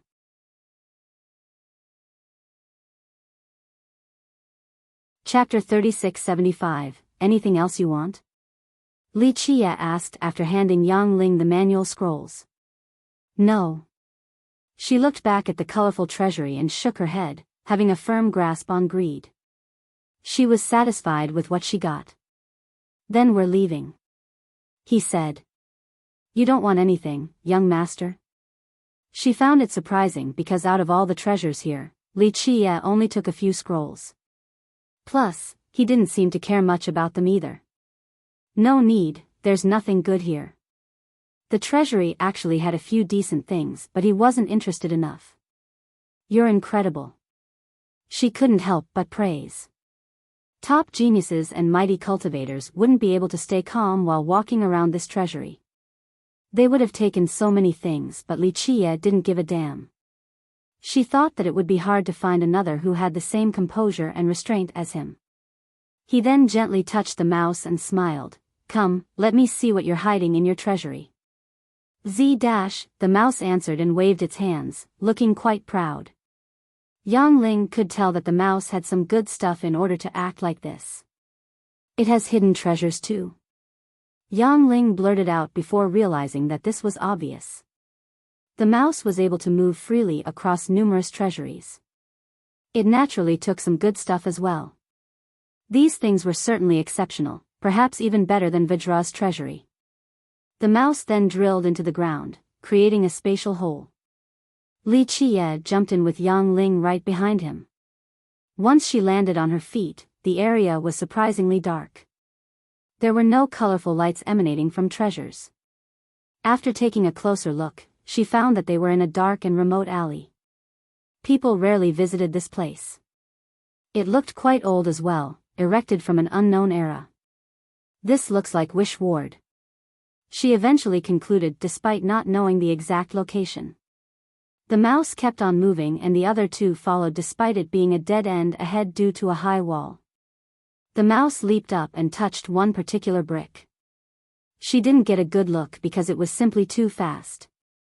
Its furry paws formed a madra and caused the brick to light up. Creak, the brick slowly moved out of the wall. This is the hidden treasure? Yang Ling thought that the mouse would have a huge treasury. This was only an old wall. Even after all the bricks were removed, the place wouldn't have that many treasures within anyway. It's not that simple, you're only seeing the surface. Li Chia smiled and stared at the old brick. Yang Ling looked through the hole after the brick was removed. She finally saw a large treasury beyond. The wall was blocking a window near the top of the treasury. It was far larger than Vajra's, containing more and better quality treasures. The things here were superb, at least in Yang Ling's opinion. This made Vajra look like a nouveau riche. On the other hand, the Hug Mouse has been wealthy for eras. Each treasure was meticulously chosen. We're standing on top of it? So the treasury is under Wish Ward. She took a deep breath and asked. The mouse stared at her with disdain, seemingly saying that it was way cooler than that. Such a simple layout was beneath it. You're not seeing the real phenomenon. These things aren't actually beneath you, they exist in a special dimension with a unique entry. It'll keep on changing with time and space as well. You can see it right now, but the next time you come here, it won't be around. Li Chia shook his head and explained. The mouse raised its paw at Li Chia as if wanting to give him a thumbs up for being absolutely correct. I see. Yang Ling coughed awkwardly. No wonder why people dug up the place and couldn't find anything. It is the only one who knows the entrance. Others have no chance of finding it, only a waste of time. Li Chia smiled. The mouse raised its chin, looking happy because of Li Chia's comment. Li Chia then took a look inside and nodded approvingly. Not bad at all, looks like you didn't waste millions of years. The mouse squeaked happily, clearly thinking that it was a great honor to be praised by Li Chia. Yang Ling sympathized because Li Chia didn't give a damn about Vajra's treasury. Now, he wasn't stingy with his words. This treasury was clearly superior. But all in all, they're still in essentials. Li Chia added, just external items that can only serve as support. The thing that will allow you to reach the top is still your spirit core. If you're relying on them to improve yourself, I would say that it is a mistake, neglecting the root and pursuing the tip. The mouse scratched its head while pondering. After a while, it squeaked again and nodded repeatedly as if agreeing with Li Chia and thanking him for the advice. It then reached into the treasury and took something out. Clank. A pleasant ringing could be heard before a bright radiance. It jumped on top of his shoulder while holding a treasure resembling a diamond. It exuded strands of light, not overly bright, but still quite mysterious. They stopped others from seeing the real form of the treasure. Yang Ling activated her heavenly gaze but only saw a diamond-like form, not the actual treasure. The mouse put on a dignified expression as it offered Li Chia this treasure. She didn't know what it was, but judging by the mouse's action, it might be the mouse's ultimate treasure. It picked this one from a sea of treasure. It must have pivotal importance.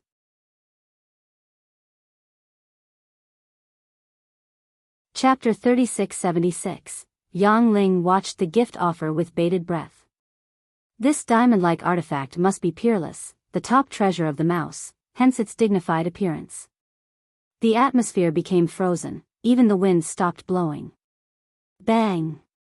A loud sound startled her, causing her to turn around with haste. A cultivator somehow got to this alley and saw the hug mouse and its treasure. His jaw nearly dropped to the ground. The mouse! He shouted with his eyes wide open, not expecting to meet the highly coveted mythical creature in this place. It was actually handing a treasure over to Li Chia as well. He calmed down and took a good look at the group before leaving right away, not lingering for a second. He was afraid that Li Chia would kill him to keep this a secret. This was a reasonable train of thought.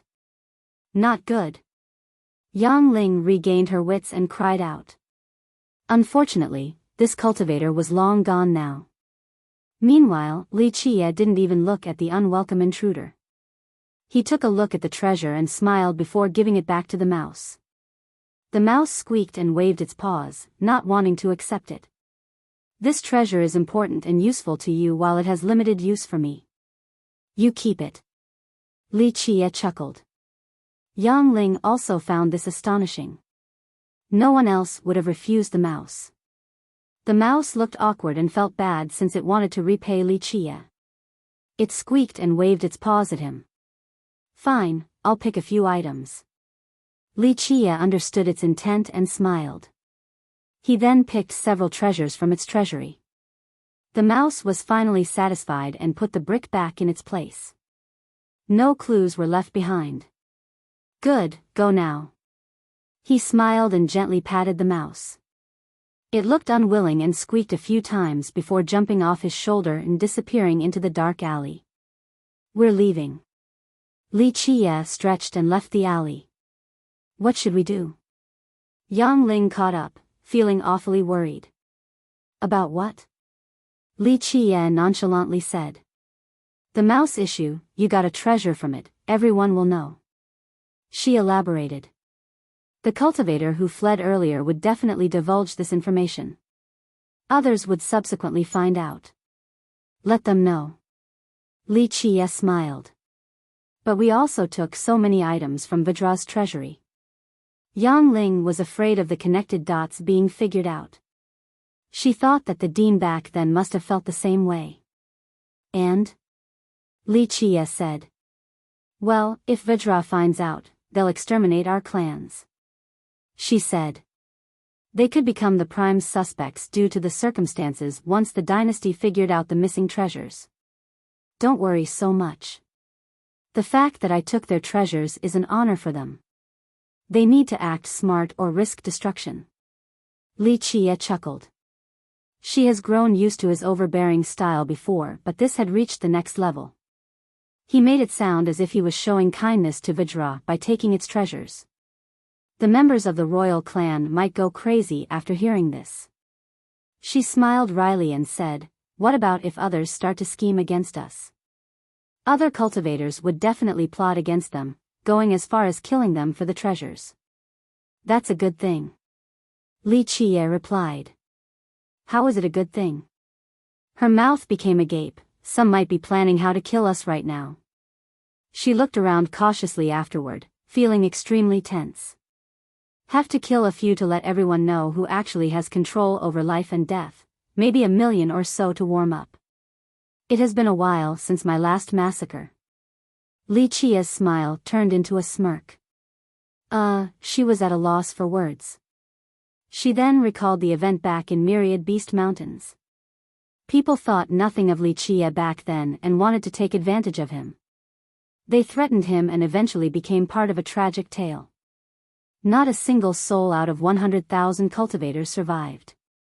She suddenly saw a gruesome carnage where blood engulfed 10,000 miles. She shuddered in fear as a result while thinking, did the young master let that guy escape on purpose? Her worries were warranted. During their trip back, the experts along the way stared at them in a strange manner. She felt as if they had become the targets under the spotlight. Most viewed them as prey. That's Li Qia. Someone murmured and pointed at him. This person wasn't the only one. Many muttered and pointed at them. Him? Favored by the hug mouse? Some remained skeptical. Yes, my friend witnessed the entire thing. He even got a supreme treasure from the mouse. One cultivator said with absolute confidence. Their stares became intense after hearing the confirmation. They considered him a fat sheep ready to be slaughtered. Weak cultivation. One powerful cultivator's eyes turned hot after seeing Li Qia's realm. It would be too easy to subdue Li Qia and take his treasure. There's no way he can keep it. Others had no intention of doing anything to Li Qia. They were just ready to gloat at his inevitable suffering. Of course, everyone had qualms in taking action at Wish Ward.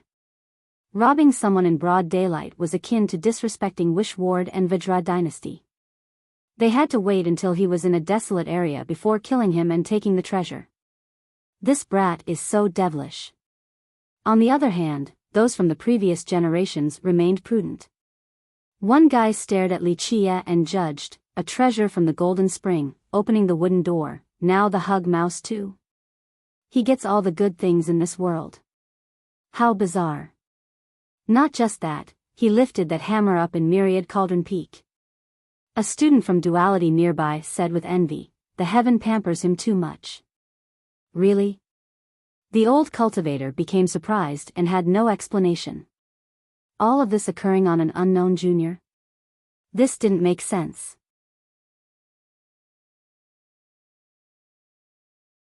Chapter 3677, Yang Ling was uncomfortable and restless due to the greedy gazes.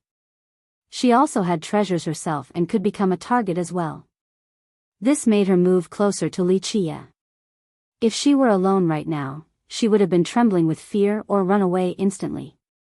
On the contrary, Li Qia still leisurely sauntered through the street as if unaware of the gazes. Congratulations, Brother Li. A young cultivator enthusiastically came closer to the group. He was handsome with a touch of elegance. His cultivation was exceptional and his robe made it clear that he was from Duality. Li Qia glanced at this enthusiastic youth acting too familiar. Do we know you? Yang Ling asked, perplexed. You don't remember me, senior sister Yang? I am Lil Lin, we've met many times before. The student had a bright smile, acting as if they were close friends. Yang Ling thought about it and found him familiar. However, there were too many students in Duality. They might have met, but she wouldn't be able to remember anyway. Brotherly, you're truly the heaven's favorite and the son of miracles. How enviable. The student loudly said, it is the Academy's honor to have a student like yourself. We are blessed to be your fellow classmates. He unleashed a deluge of praises at Li Qia. The cultivators on the street found this quite strange. Other students from Duality found it nauseating. I'm not a student of Duality. Li Qia stopped the youth. The interruption made it awkward. He quickly put on a smile and continued, regardless, you're definitely the true dragon with peerless talents in this era, a miracle of the holy ground, the idol of all of us. I have nothing but endless admiration for you. The flattery didn't stop while the crowd exchanged glances, thinking that this student was too shameless. This is unbearable. Yang Ling got goosebumps all over. She didn't know when duality had such a thick-skinned student.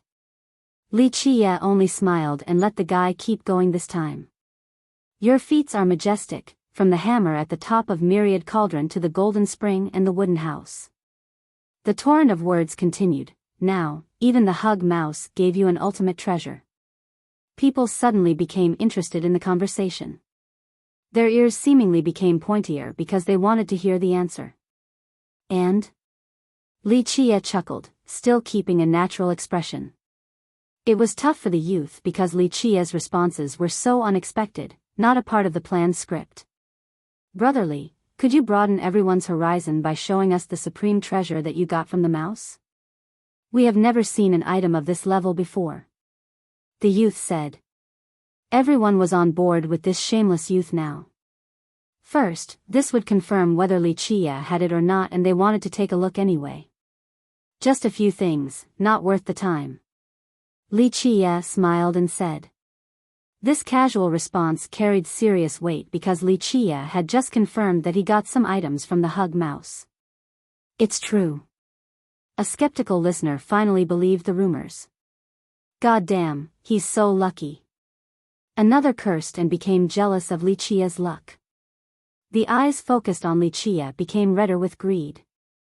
A majestic man such as yourself must be on a mission given by the heaven. The student went on, it blessed you with such fortune in order for you to spread its generosity to everyone else. You mustn't forget this goal. How do I spread its generosity? Li Qie smirked.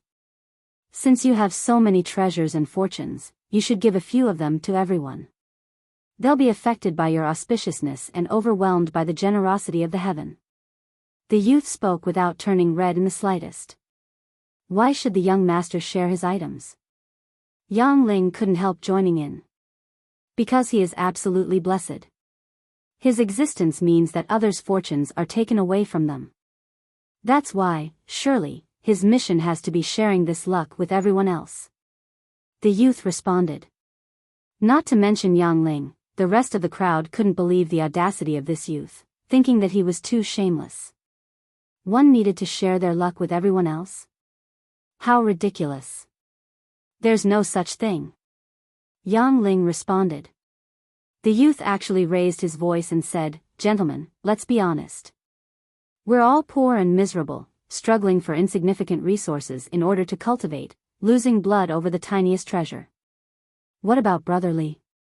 He doesn't need to lift a single finger and is still blessed by the heaven, able to obtain the best treasures in the world. Isn't that unfair?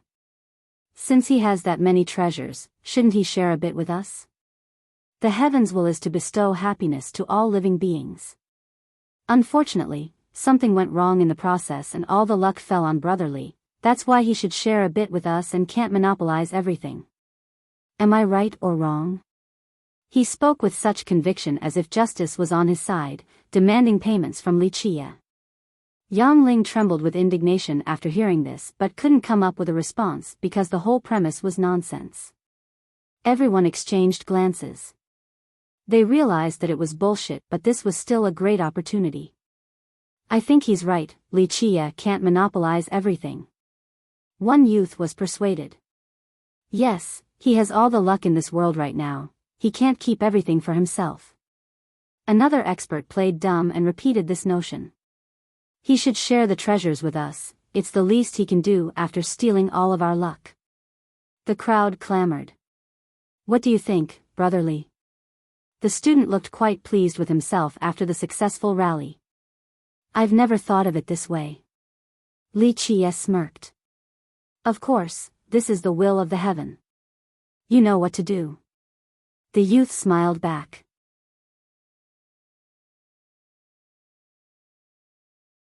Chapter 3678. The crowd was still clamoring after the youth finished speaking. It's time to share the wealth after you have taken so much, Li Qie. You need to give us 1 or 2 treasures. One expert shouted. Yes, time for you to do some good. Another loudly said, you already have more than enough to live an extravagant life, never being able to spend the mountain of wealth. Nonetheless, you choose to keep it all to yourself. How ridiculous and selfish. We come from nothing or smaller sects. It's not easy to survive, especially without treasures. Wuxia, you have sword and it's time for you to share. You can't spend all of it yourself anyway. One youth joined in.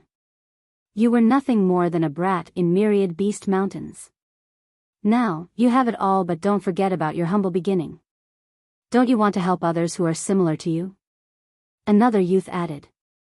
If you don't do it, then you're monopolizing the luck in the world by stealing ours. That makes you no different from a thief or bandit. An expert fanned the fire. That's right, we won't let this stand. Others started shouting. The entire crowd was against him. Only a few actually believed in this nonsense. The majority took advantage of this situation in order to make it hard for Wuxia, forcing him to hand over some treasures. Yang Ling nearly vomited blood after hearing the unreasonable demands. Alas, she couldn't say anything right now. Plus, she would be drowned out anyway by the shouts. On the other hand, Wuxia actually had a smile in spite of the taunts and jeers.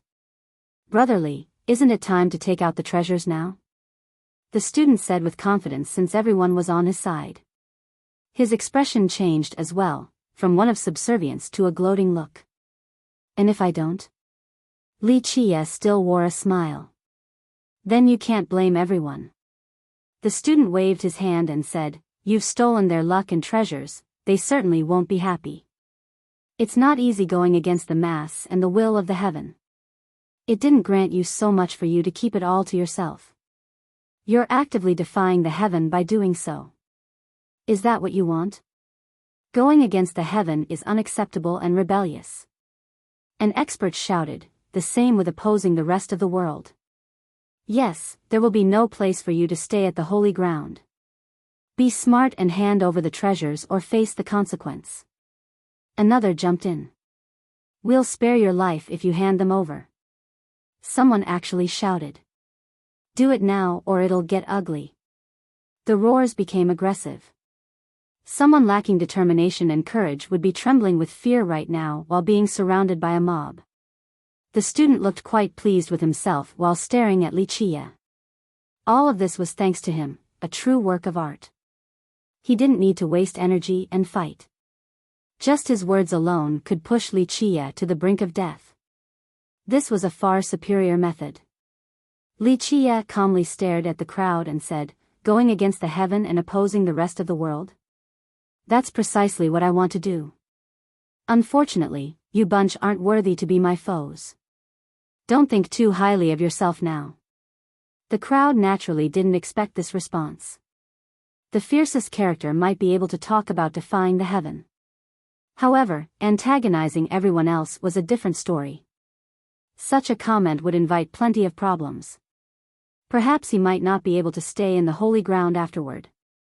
However, Wuxia simply didn't give a damn about the potential complications and didn't mince his words.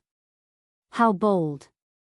One expert regained his wits and shouted, who do you think you are? So suicidal. Ignorant fool. We'll teach you a lesson for insulting all of us, you'll find out how vast the world is soon enough. An older expert wanted to stir the crowd. A student from duality found this annoying as well. He pulled up his sleeves and said furiously, this Li guy dares to look down on us? He's just in the Conqueror realm, I'll go show him right now.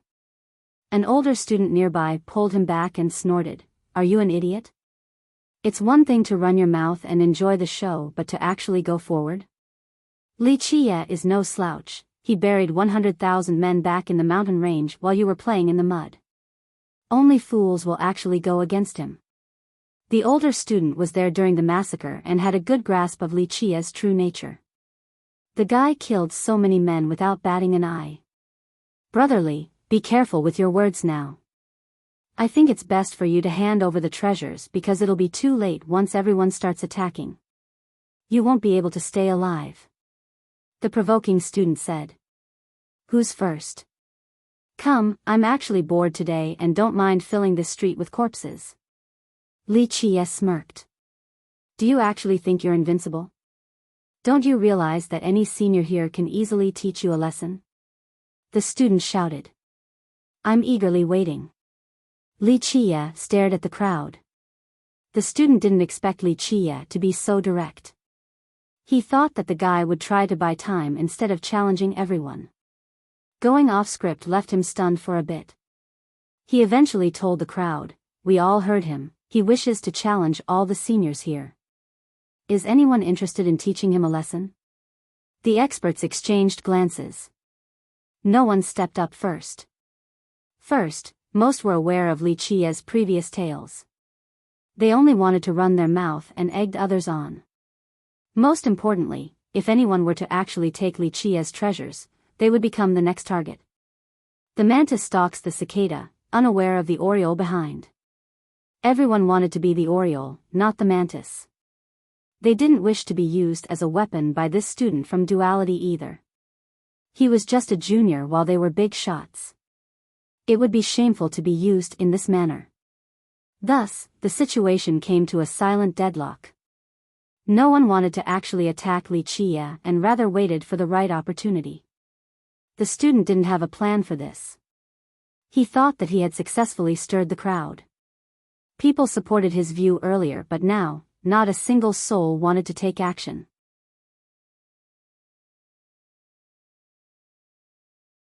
Chapter 3679. The student had no idea that this would be the result. The crowd certainly had his back earlier, seemingly ready to take down Li Chia. That's why he gloated and thought that just a little scheme was enough to take down Li Chia, no need to put in any effort. Just a few words of his could lead the crowd by the nose, certainly a successful clarion call. Unfortunately, when it was time for action, the scene became silent right away, a stark contrast to the loudness prior. Since most chastised Li Chia so blatantly, they should have maneuvered against Li Chia, or so this student thought. He had an illusion of being in total control. Gentlemen. Li Chia is arrogant and views everyone with contempt, even the seniors present. The student had no choice but to keep on speaking. Seniors, please teach this brat a lesson for insulting you. Young man, you spoke on the side of justice earlier, taking it as your responsibility. It's time for you to go up the stage and shine. Take the treasures away from Li Chia. An older cultivator smiled. Indeed, your words were admirable earlier. Do it, we have your back. Another said. In reality, only a few hot-headed youths were actually motivated by this student. Other experts, especially the older ones, were only playing along. They didn't want to actually be the first to take action. That would only turn them into prime targets. I hope your ability is as amazing as your tongue. One expert actually didn't hold back. At the start, the student flattered Li Chia continuously. Then, he changed his tune completely, wanting to turn the crowd against him. Some considered this wretched and despicable. Young friend, go first, we'll support you. Another smiled. The student became nervous since he was pushed to the front now. Maybe he could defeat Li Chia and take the treasures. However, he would become the next target right away. He might lose his life before being able to enjoy the treasures and resources. Seniors, please don't joke around. The student smiled wryly and said, I'm just a nobody with no cultivation to speak of, no different from an ant. I am incapable of pushing the tides. This responsibility and justice require powerful masters such as yourselves to uphold. He shamelessly flattered the seniors and asked them to take action instead. So thick-skinned. Yang Ling said with disdain, you're throwing away the reputation of duality. What a tragedy to have a student like you. Others from duality actually agreed with this statement and glared at him. Their disdainful expression said it all. Some of these students actually didn't like Li Chia, others had an ongoing feud with him. However, they had more self-respect than to act in this manner. The guy turned red after noticing the stares. He was stuck in a tough position. Seems like it's up to you. Li Chia smiled, the treasures are right here, come get it if you can. The spectators' eyes lit up after hearing this. Even the student felt the same greed. Nonetheless, He knew that he wouldn't leave this place alive after obtaining the treasures. Brotherly, that's not my intention at all. He put on a bright smile, changing his stance faster than the flip of a page. He started with brotherly, then swapped to Wuxia, before switching back to brotherly again. That doesn't matter. You're not leaving this place after provoking me. Make your move. Wuxia chuckled. The student's expression soured as he took one step backward. Do it already, be a role model for all of us. Hell, we might avenge you after Wuxia kills you. An older cultivator started laughing. Yes, you were the one who started this. Make your move. Many wanted to break the impasse, hoping for more chaos. Gentlemen, please stop joking now. The student had a forced smile. It's too late for that. But, I'll entertain you. If you can block one move from me, I'll give you a treasure. Wuxia said. Really? The student blurted out in astonishment. Alas, he thought that this could go wrong, but it was too late to change his words. Yes, I'm a man of my words. Wuxia smiled. A few members of the audience actually wanted to give it a shot after hearing this. One move, one treasure. For real? One cultivator felt his heart beating faster. Get ready. Wuxia egged the guy. The student was certainly tempted. He thought that he would be able to stop one move. The problem was, how to leave this place with the treasure. You were so enthusiastic earlier, don't be a coward now. It's just one move. Yang Ling sneered. A student of duality has more courage than this. You're a disgrace. A different student uttered coldly. Hurry up, we want to see what treasure you'll get. The crowd started being rowdy again. Earlier, this student tried to force Wuxia to hand over a treasure. Now, he was the one being forced to fight. You're not lying? One move, one treasure. The student gritted his teeth and shouted. That's right, but I'm afraid you won't be able to survive. Wuxia answered. You're only a conqueror, don't think so highly of yourself. The student finally lost his cool and retorted, I, a student of duality, am absolutely stronger than you. Yeah, a student of duality. Not special at all, one move is enough. Wuxia interrupted him. Humph. Other students became dissatisfied with him after hearing this. Very well, I want to see how you'll defeat me with one move. The student doubted this, believing in his own abilities. It was time for him to teach Wuxia a lesson.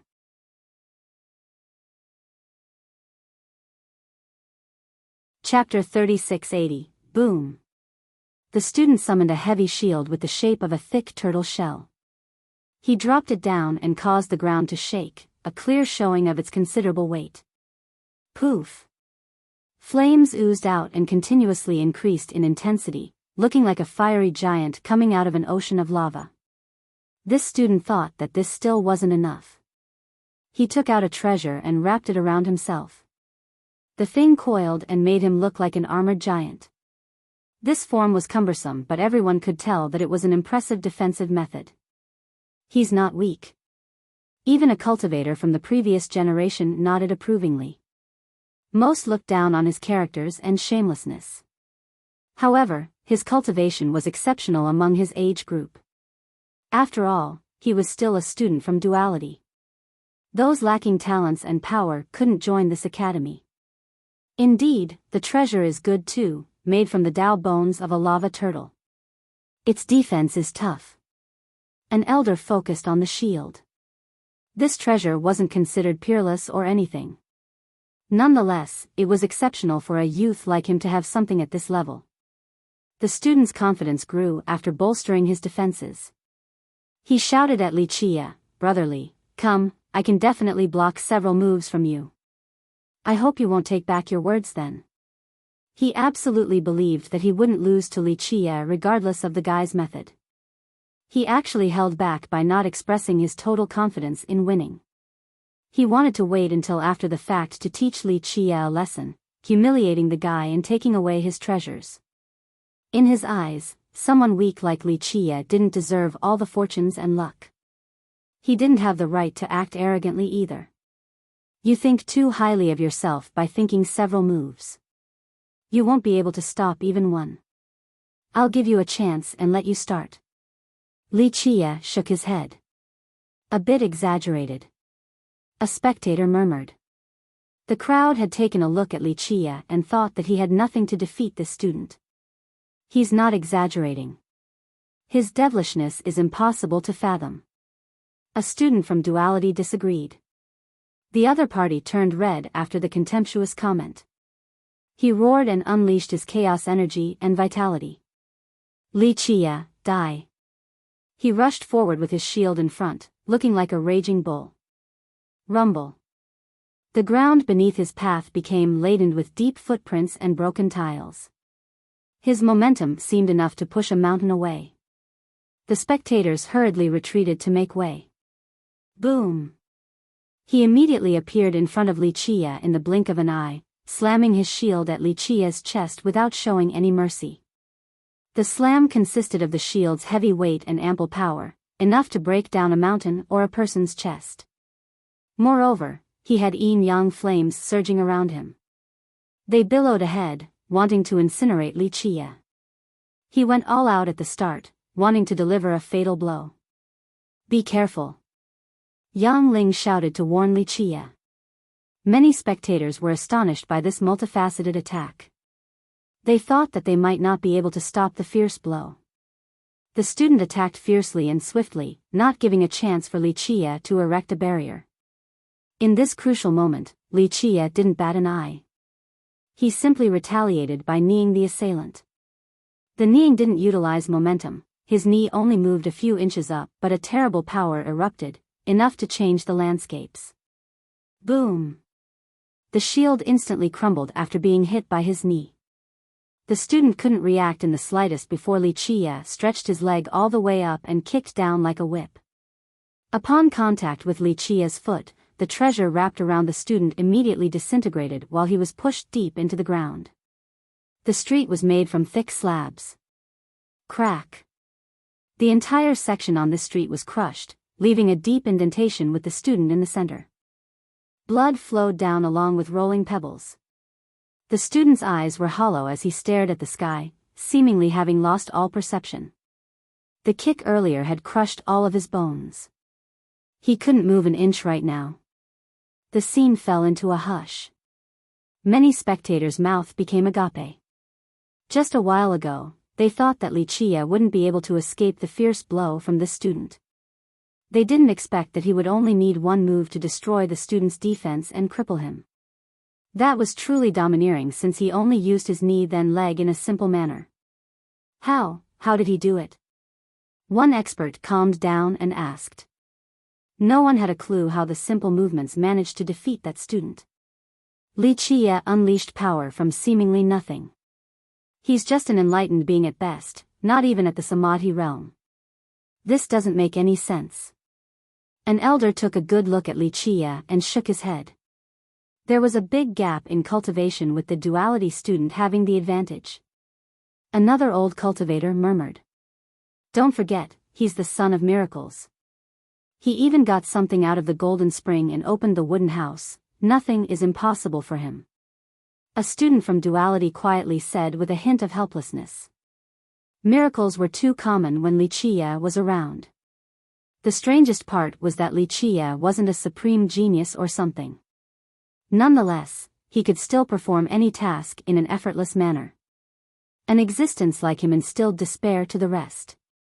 They could try and work as hard as possible and still wouldn't catch up with a lucky guy like Wuxia. It felt as if the heaven was being unfair.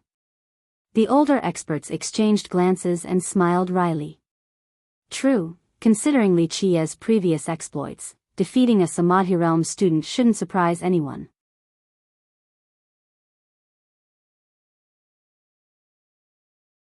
Chapter 3681, The swift takedown still left the crowd in a daze.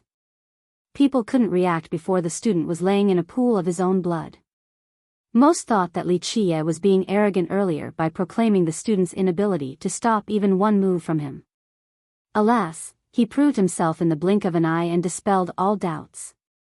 The student himself had no idea how he lost so fast. He was proud of his defense consisting of the fiery shield and armor. In fact, someone at one realm higher shouldn't have been able to break through with one move, let alone Li Qie, who was weaker. He attacked with haste in order to catch Li Qie off guard and deliver a fatal blow. He never expected to lose in this manner. According to his calculation, the worst possible outcome was Li Qie being able to dodge his move. Unfortunately, Li Qie's single move crushed his confidence and bones. Only despair and confusion were left. Li Qie still stood in the same pose and position. It was as if he didn't move at all and still managed to defeat this student. Some gasped in astonishment, not because of his supreme power but because of his devilishness. Conventional wisdom and common sense didn't work with him. Ah!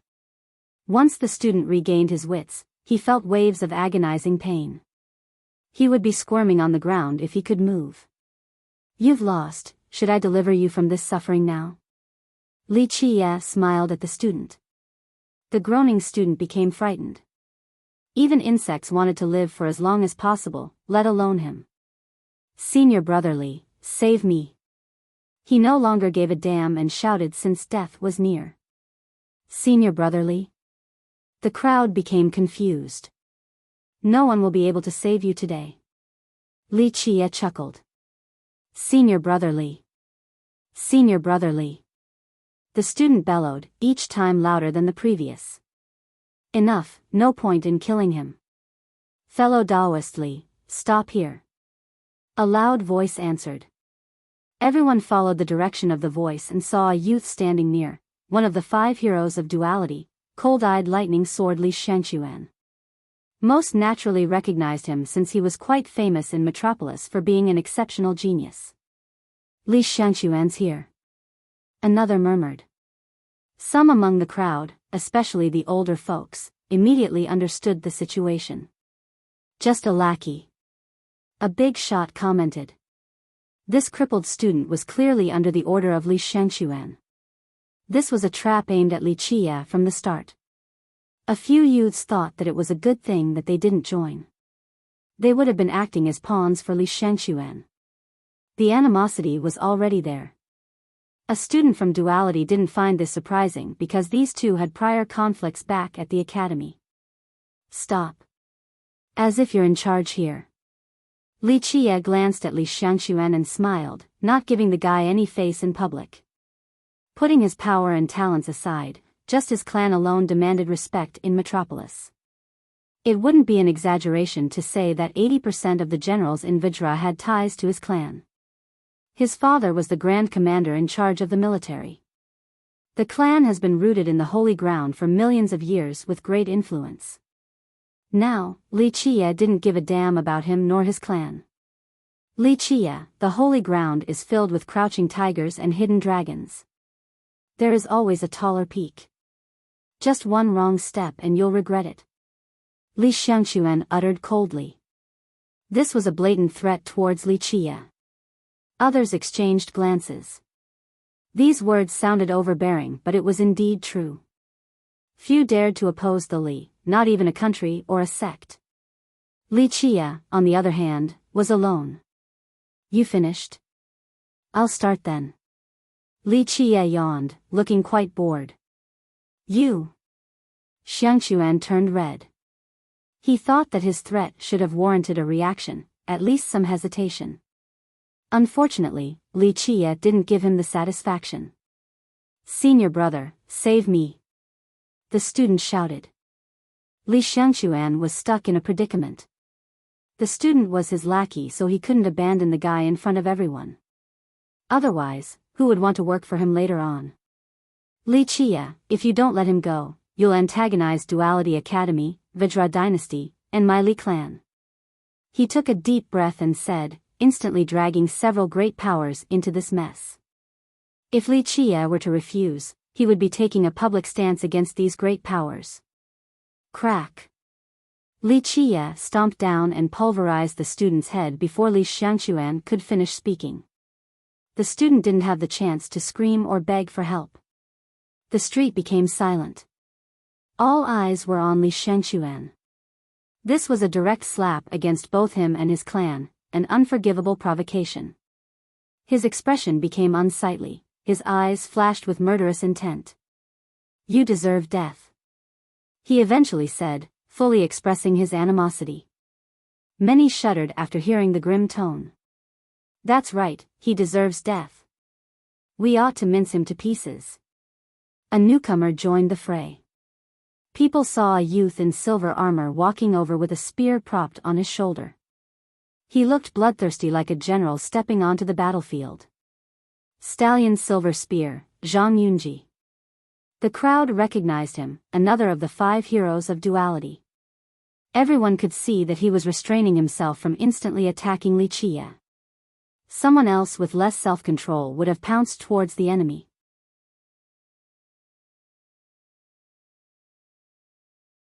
Chapter 3682, Zhang Yunji's appearance was surprising to the crowd, not his aggression. They understood why he wanted to kill Li Qie.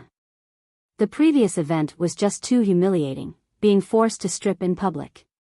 That was definitely the most disgraceful moment in his life. That's why he wanted nothing more than to cut Li Qie to pieces. This hatred ran bone deep. Thus, some members of the crowd were ready to watch the show, ready to gloat on the losing side. "Oh, aren't you the classmate with the stripping fetish?" Li Qie smirked in response to the aggressive glare. Some couldn't help but burst out in laughter since they had a first-hand experience with it.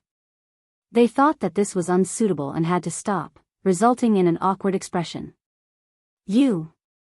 Zhang Yunji turned red with rage and embarrassment, his teeth chattered loudly. At this bone deep, wasn't enough to describe his enmity. He would pay any price to have revenge. "Li, I swear that I will cut you to pieces today or I'll cease to be a human," he bellowed. Everyone could hear the rage embedded in his voice and chattering teeth. "I'm waiting." Li Qie casually waved his hand. "You're not leaving this place today. It doesn't matter who your backer is, no one can save you," Li Xiangquan chillingly added. His feud with Li Qie was far from being as serious as Zhang Yunji's. Nonetheless, he clearly wanted to kill Li Qie. The Li and the Zhang are working together? Some were surprised at this unlikely alliance. "It's just temporary to deal with Li Qie," an older cultivator replied. Zhang Yunji and Li Xiangquan were both students of duality and part of the 5 heroes. They grew up in Metropolis and have known each other since their youth. However, they were certainly not friends. They didn't have notable conflicts back at the academy but certainly disagreed on many issues. After all, their 2 clans have been competing all this time. Both were ancient clans of the Holy Ground and have served Vidra for generations. The Zhang had considerable influence over the civil court while the Li had the military under control. To a certain extent, these 2 clans could decide the direction of Vidra. Though they both worked for Vidra, they never stopped competing for political influence. This was the same case for their young generation. Today, this became a rare moment since they considered Li Qie a thorn on their side. Thus, it became imperative to work together and take his dog head. "I've heard this so many times yet I'm still standing here while nothing is left of them but bones," Li Qie lazily said. "You can drop that idea today," Zhang Yunji threatened. "It doesn't matter how many ace cards you have up your sleeves, you're not leaving this place. Your head is mine." Li Xiangquan showed his determination. This new alliance caused the crowd to ponder. Li Qie is in trouble this time. A youth gloated and laughed. "He definitely has a chance of leaving this place, but it won't be easy for him afterward after offending both the Li and the Zhang. This is akin to offending the dynasty. He'll need to live with his tail tucked between his legs or like a fleeing rat. He'll have to hide forever in his shell. The brat is really playing with fire this time." An older expert nodded in agreement. These comments were reasonable. The 2 clans were as strong as individual countries and sections. Their influence could be seen all over the Holy Ground, not just limited to Vidra. We'll see about that. Someone disagreed. He had killed so many people with his trickeries before back in the mountain range. Isn't he still perfectly fine right now? That's true. Others voiced their agreement. Li Chia had plenty of enemies for what he had done, yet he was still alive right now. Just watch, we'll find out soon enough. A member of the last generation remained patient. At this point, the duo had a hard time holding back from attacking Li Chia. Let's get started. Li Chia smiled at his foes and said, one at a time or together? They naturally didn't appreciate the disdain shown. As for the crowd, some were surprised. The students from duality became offended. Li Xiangxuan and Zhang Yunji were two of the top students at the academy. So, to a certain extent, they represented the power of the student body. That's why if Li Chia looked down on these two, he was looking down on all students from duality. This Li Chia is too arrogant. Does he not see how powerful the two seniors are? One student angrily said, how is he going to take on both of them at the same time? Let him try, he'll find that he's messing with the wrong people soon enough. Another student snorted, he must think that he's invincible. Senior brotherly, teach him a lesson. Because of this, certain students started shouting. Senior brother Zhang, cut off his dog head and show everyone our academy's prestige. The neutral spectators didn't have such a strong reaction. They only frowned after hearing his challenge. Can he do this? There's a big realm difference. Zhang Yunji and Li Xiangxuan should be in the myriad form realm. Li Chia should be an enlightened being. Hell, even if he's in the Samadhi realm, he still has no chance. An older expert analyzed. I still believe in Li Chia. The things happening around him are too strange. He might have a heaven-defying means to change the tides. An elder shook his head. One big shot pondered for a bit before replying, well, he has a chance if it's one-on-one. But in this scenario? Those kids are no slouches. They're the future successor of their clan. Everyone started debating with different opinions. Most thought that Li Chia was overestimating himself by suggesting a one-on-two scenario. Zhang Yunji and Li Xiangxuan were famous prodigies. Their fame wasn't empty. Do you really think you can defeat the two of us? Zhang Yunji's eyes were fierce. Obviously. Li Chia stretched and said, forget it, just come together to save time.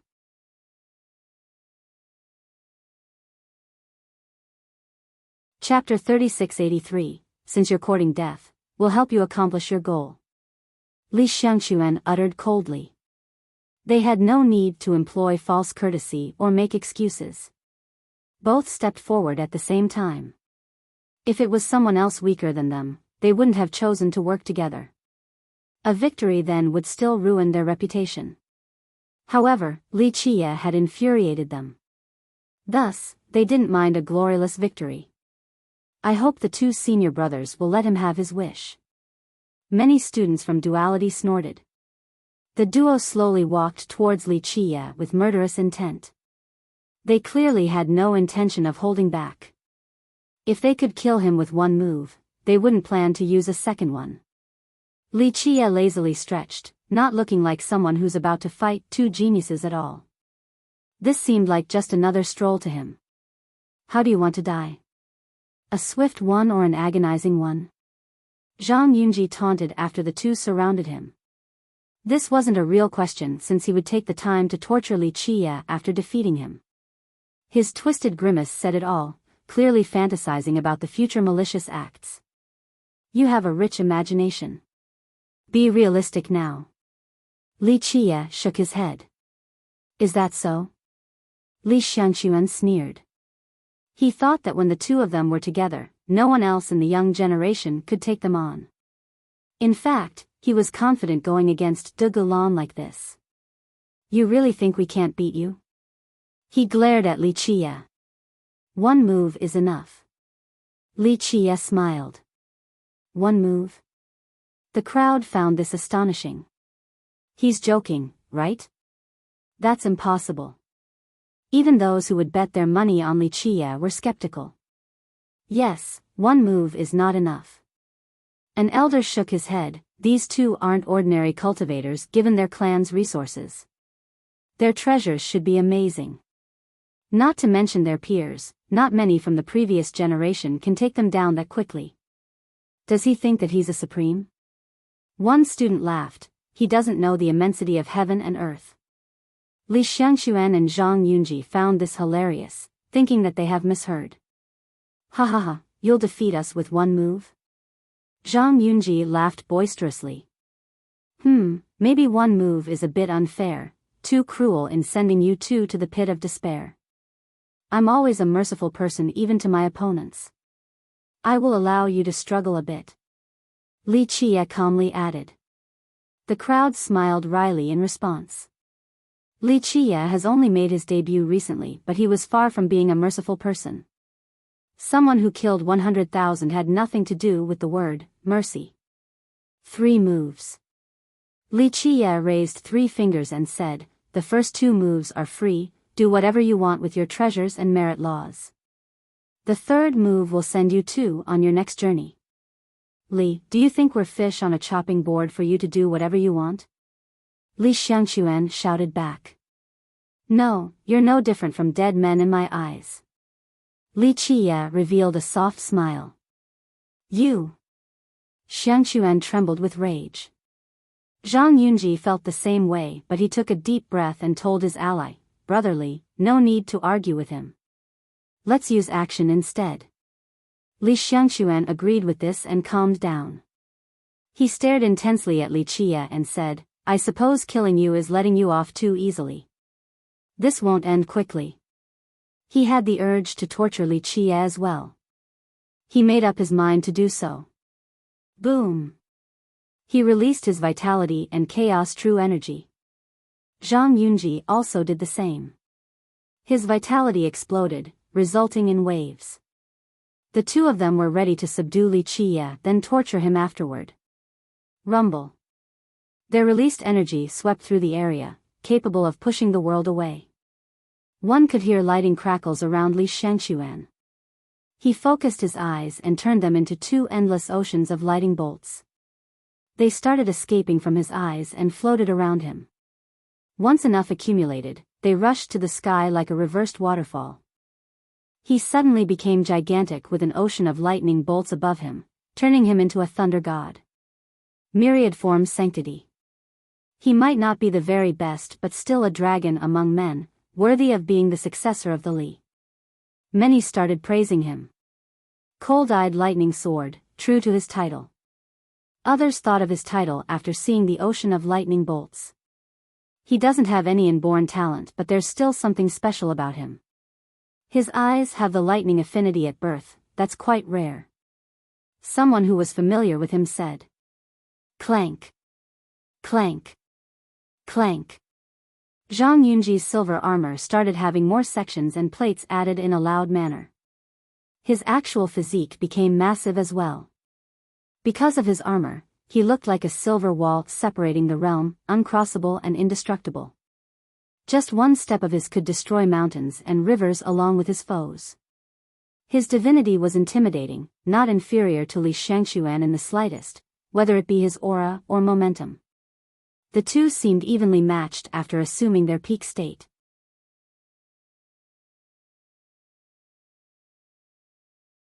Chapter 3684, Clank.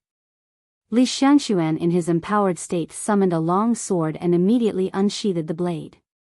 Everyone saw a bright flash subsequently.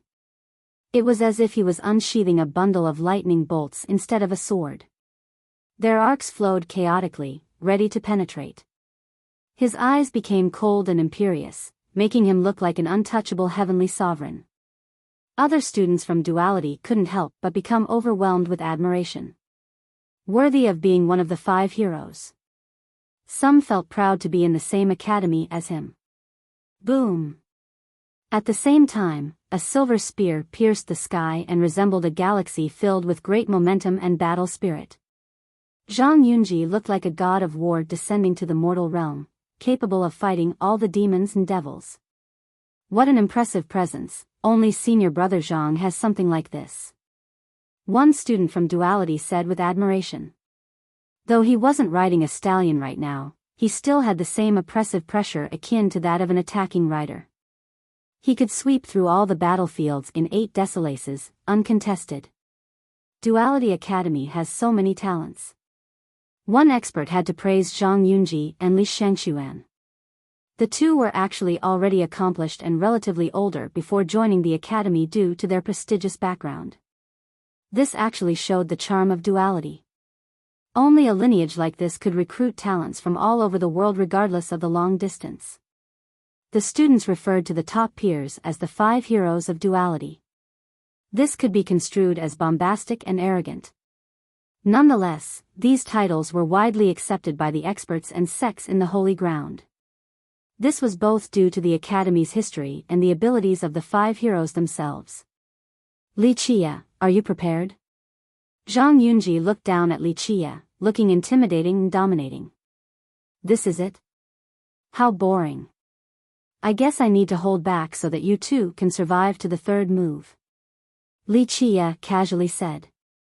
The two's anger reignited again after hearing this. This brat still thinks the two aren't powerful enough? A spectator murmured. They are definitely strong enough to kill him with 1 move. He won't be able to brag for much longer. One duality student snorted.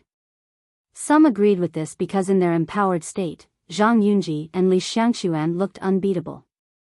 On the other hand, Li Qia had no aura and energy fluctuations to speak of.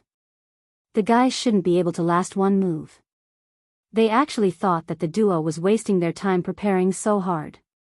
Just 1 finger should be enough to crush him. The duo exchanged glances. Li Shangxuan then threatened, "You shall have your death wish now." He then took out a diagram. It became larger and engulfed the area. An ancient and majestic capital emerged from the diagram. It included officials. One was old and wore a golden robe. Others were young and handsome with Qilin engraved robes. Another civic official had a runic cloak. All in all, these officials lined up inside the palace. They varied in appearance and age, only one thing was similar, their holy aura. This seemed to be the court of a god or an immortal. The spectators became startled right away. What diagram is this? A few became surprised. It's a diagram named 100 Officials. An expert from Vajra elaborated, a great treasure given to the Li by the court. It was created by 100 mighty civic officials from Vajra, encompassing their powers. In Vajra, the civic officials weren't weak scholars. In reality, the higher-ranking ones were just as powerful as elders or even ancestors from the sections. 100 of them worked together to create this gift for the Li. Only this clan had enough prestige and status for this great honor. Li Shangxuan seemed to be the leader of these officials while being engulfed by this visual phenomenon. He was below one man but above all else. Zhang Yunji didn't want to fall behind and took out a treasure in the shape of a steel halberd. Activate. A visual phenomenon of a great cavalry arriving emerged. 1,000,000 troops appeared behind him, possessing great bloodthirst and battle experience. He stood in front, looking like a divine commander ready to lead them to battle and conquer all enemies. Just one hand wave of his could take down a country. What treasure is this? Many shuddered after feeling the ferocious aura of this treasure. Cavalry halberd, a treasure Vajra used quite often back then for battles. After taking over, expeditions didn't happen as often, so they gave it to the Zhang as a reward for their contribution. An old expert explained. Everyone saw the stark contrast between the two geniuses. Li Shangxuan was in charge of the civic officials while Zhang Yunji led a great army. Isn't this the opposite? Someone said, they swapped roles. Many actually shared this thought. Li Shangxuan was from a military clan with plenty of generals. His father was the current Grand Commander. As for Zhang Yunji, he came from a civic clan with deep roots in the capital. His father was the Grand Chancellor, in charge of the court's officials. The two successors seemed to have swapped roles. Li Shangxuan looked like a perfect official while Zhang Yunji had the bearing of a general. The son of the Grand Commander wants to work for the court and the son of the Grand Chancellor wants to be a general. How bizarre. Another commenter expressed. Maybe the clans also want this. One elder speculated with a serious expression, the Li wants to extend their reach, the same with the Zhang. People couldn't disagree with this logic. Both the clans have been sticking to their respective domain for a long time. Perhaps starting from this generation, they wanted to expand their influence. Li Qia, are you ready? Otherwise, we'll start first. Li Xiangquan uttered coldly. They certainly hated Li Qia, but since they were from prestigious clans, they couldn't attack without warning in an official duel. One man here refers to the king.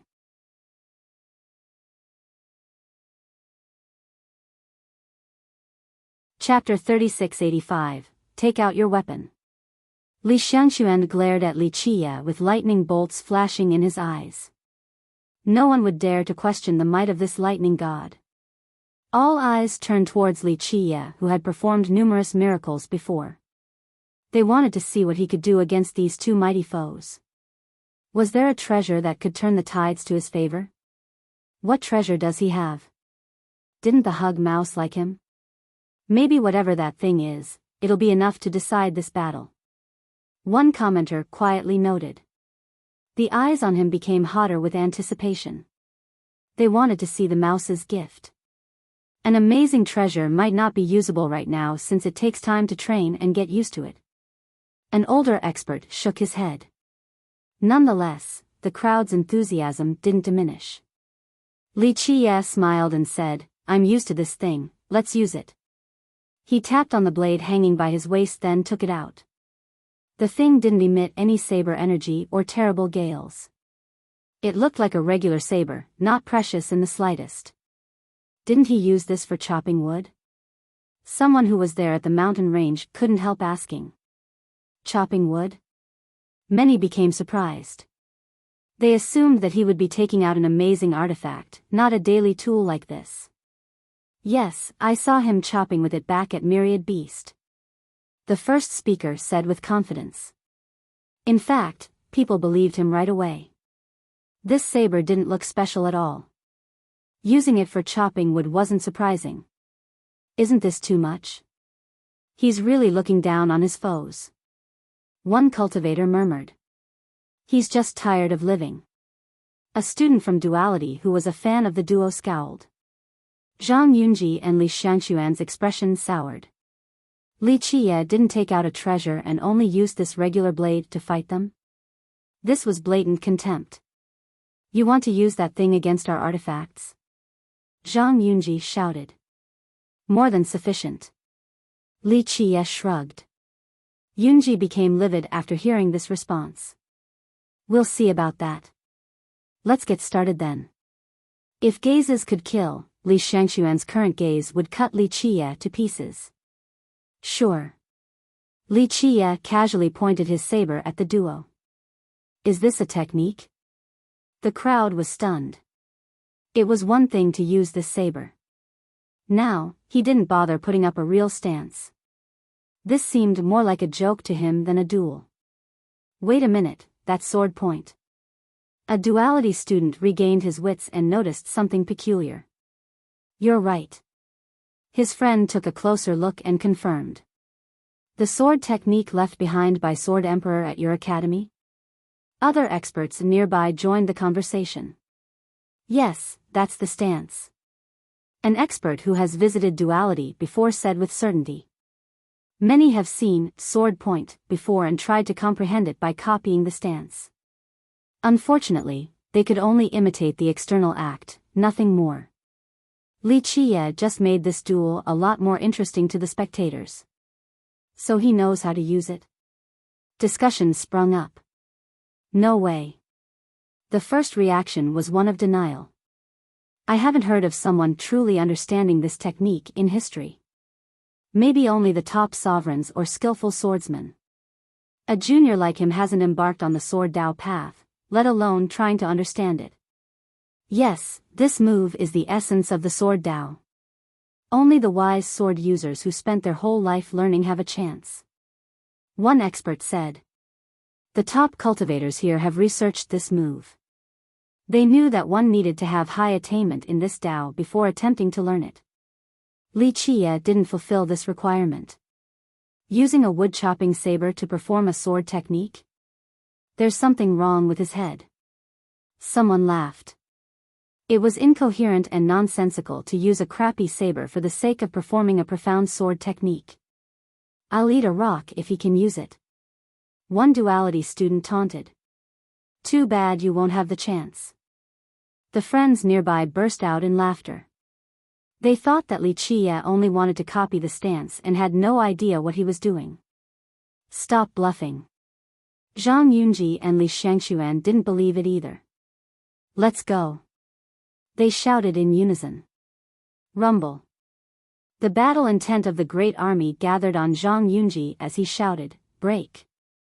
He thrust his spear downward. It encompassed not only his power but also the force of the great army. Explosions accompanied the path of the spear. It looked like a silver galaxy was descending. Countless sharp rays wanted to devour Li Qie. Li Shangxuan roared as well. The officials behind him also roared and blessed him with their powers. Numerous runes fused with his ocean of lighting. Clank. He thrust his sword forward with a speed faster than lightning. Time seemed to be coming to a halt. Even the most agile cultivator would be one step slower than this sword thrust. It had both speed and blessings of the officials. Their wills focused at the tip, allowing it to break through both heaven and earth. Nothing could stop its sharpness. He aimed straight for Li Qie's throat. It was impossible to dodge, the crowd thought. Meanwhile, Li Qie still had the same pose against the incoming attacks. Dodge it.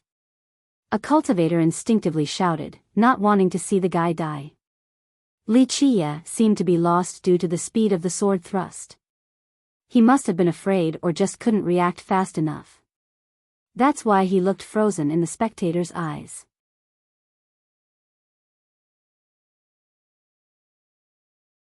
Chapter 3686. The sword and spear pierced through Li Qie's body and crucified him on the spot. It's over. Some spectators became dazed at this sight. Virtually everyone assumed that Li Qie still had, more or less, a heaven-defying method. He would be able to struggle against the two for a while. Some thought that he would actually win. They didn't expect to see him die in this manner. Isn't this too Tigerhead and Snaketail? This is how it ends? Another murmured, astounded. Due to Li Qie's unbridled attitude prior, they thought that he would do something shocking. Now, he couldn't resist for a second. What a joke, he wasted our time. I would have left long ago instead of waiting. One expert complained at the ending. Bragging is useless, only skills matter. A duality student snorted, I thought he would be able to do something impressive, but the guy is just a paper tiger. Now, he threw his life away in a disgraceful manner. The crowd became awfully disappointed. Some shook their head while others started cursing. In fact, though they were happy at their victory, they felt a tinge of disappointment. Li Qie died too fast. This result was rather favorable for the guy. Unfortunately, they suddenly realized something. Though their weapon pieced Li Qie's throat and body, they didn't feel the contact at all. Wait, they didn't kill Li Qie, they didn't even touch him at all. An elder from a big sect noticed something amiss. Right. No blood at all, they didn't touch him. Another older expert saw it clearly. Everyone else started taking a look. Sure, the sword and the spear clearly pierced his body, but not even a drop of blood spilled. Moreover, Li Qie still maintained the same pose. What's going on? Is this an illusion? One expert said. No, he's really standing there, it's not an illusion. A powerful ancestor shook his head. The duo became surprised. At this moment, they thought that it was only an image of Li Qie, the true body must have escaped. They activated their heavenly gaze only to find that Li Qie was actually there. My turn. Li Qie lazily smiled. This seemed to confirm that Li Qie was the real thing. It wasn't an illusion or a fake image. It looked quite bizarre because Li Qie had no reaction despite being penetrated by the sword and spear. Zhang Yunji and Li Xiangxuan reacted quickly by recalling their weapon for a defensive attempt. Alas, it was too late since Li Qie was making his move. He casually pushed the saber forward without needing any force. Break! Li Xiangxuan crazily roared. The sword in his hand released lightning serpents before slashing towards Li Qie's saber. Zhang Yunji roared as well, swinging his spear to create a defensive silver wall. This simply didn't matter. The torrential lightning bolts and the tough wall couldn't stop the saber from inching forward. This was a bizarre scene. The saber cut through space and time. It seemed to be targeting Li Xiangxuan and Zhang Yunji's next move, not their present self. In the next moment, the two somehow exposed their weak spots to Li Qie's saber. The casual thrust managed to strike them in the left chest area. Pluff! Zhang Yunji's armor didn't matter, the same for Li Xiangxuan's lightning barrier. The saber ignored all defenses and retaliation, able to bypass them to hit the targets. It felt as if it came from a different spatiotemporal dimension. Li Qie pulled his saber back as blood gushed out of his foe's gaping chest. The wound was startling. The two looked as if they were struck by lightning as they staggered backward. Meanwhile, the crowd became stupefied. They saw Li Qie's action clearly. He simply raised his saber and gently pushed it forward. Stopping this attack was as simple as can be, even for a fool, let alone Zhang Yunji and Li Xiangxuan, who were completely prepared. The obviousness and simplicity of the thrust made it even more perplexing. People had no idea how Li Qie managed to connect. What sorcery is this? A junior asked. This question popped up in everyone's mind. The ancestors themselves couldn't come up with an explanation after seeing this. Sorcery? This is the mysteries of the sword Dao. However, a capable master glared at this junior and revealed. People then found out that this pertained to the Dao of Sword Emperor. Unfortunately, they didn't understand it in the slightest. I don't notice anything, looks like I've wasted decades learning the sword Dao. An expert swordsman smiled wryly. They understood that it wasn't a coincidence. Li Qie had figured out the sword Dao left behind by Sword Emperor. This Dao, an enlightened big shot said. I didn't see it that clearly, but the thrust exceeded time and space. Not sure if this was actually the case, it just gave that sensation. It would explain why Li Qie wasn't damaged by the attacks. So the profundity of this technique is beyond the stance. He wasn't absolutely certain, but at the very least, he noticed the subtle hints, unlike the others. The whole thing is bizarre, using a wood-chopping saber for a supreme sword technique. Another spectator added. He really understood sword point. Meanwhile, the students of duality couldn't believe it. Some have spent years looking at it, but they made zero progress. A while ago, they even made fun of him for copying the stance in order to look cool. Now, he clearly proved them wrong. Sword point, Yang Ling herself was stunned. Li Qie had offered to teach her sword point before, but she chose the merit law left behind by Duality Master instead. The other students became uncomfortable. Their effort was in vain, while Li Qie only needed to look at it once before learning it. 1. Meaning, a strong start but weak finish. So this is a case of readability versus freshness. This idiom is rarely used in the novel, and I don't see it that often in other novels either. I could have done all that for this, or what a weak finish. I chose freshness this time since enough has been repeated.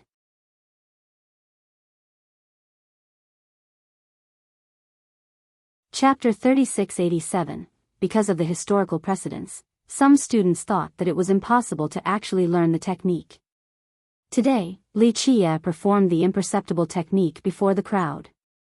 I don't think there's a weirder method, using a saber for a sword technique. One expert murmured, feeling a bit lost. The technique itself was strange enough along with the resulting phenomena.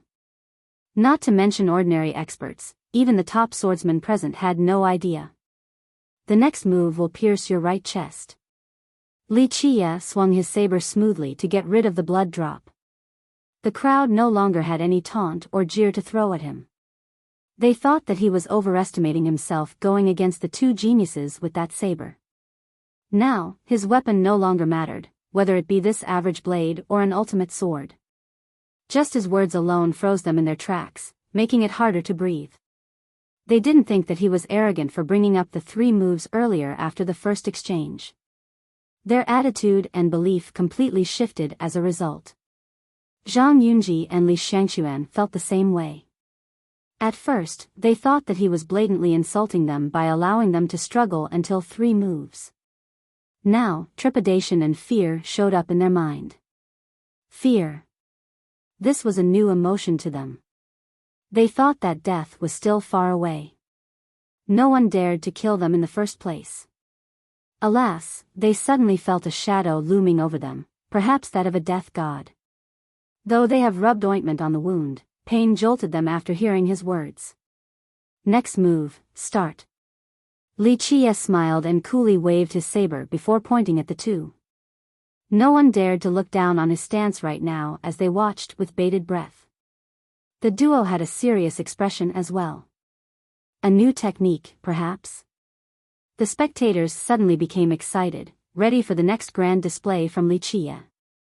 Maybe the supreme art from Duality Master? He saw all the top merit laws at the peak back then. One student suggested. Yes, you're right, he did look through them.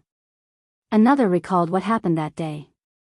People actually made fun of him too for saying that he understood Duality Master's legacy. Perhaps he was really telling the truth, but they refused to believe him. No, I hope he does sword point again.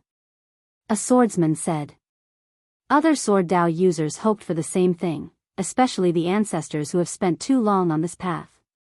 They wanted to see some clues for comprehension. Previously, the two looked bloodthirsty due to their confidence. Now, this momentum was no longer there. They stared at each other and finally came up with another new plan. Activate. Zhang Yunji summoned a treasure and put it on. This was an iron robe seemingly created from a tornado. Explosions detonated after he put it on. A terrible storm suddenly manifested and ravaged the nearby area. He became the son of the storm, capable of wielding this destructive power. The crowd hurriedly retreated in order to not get pulled in.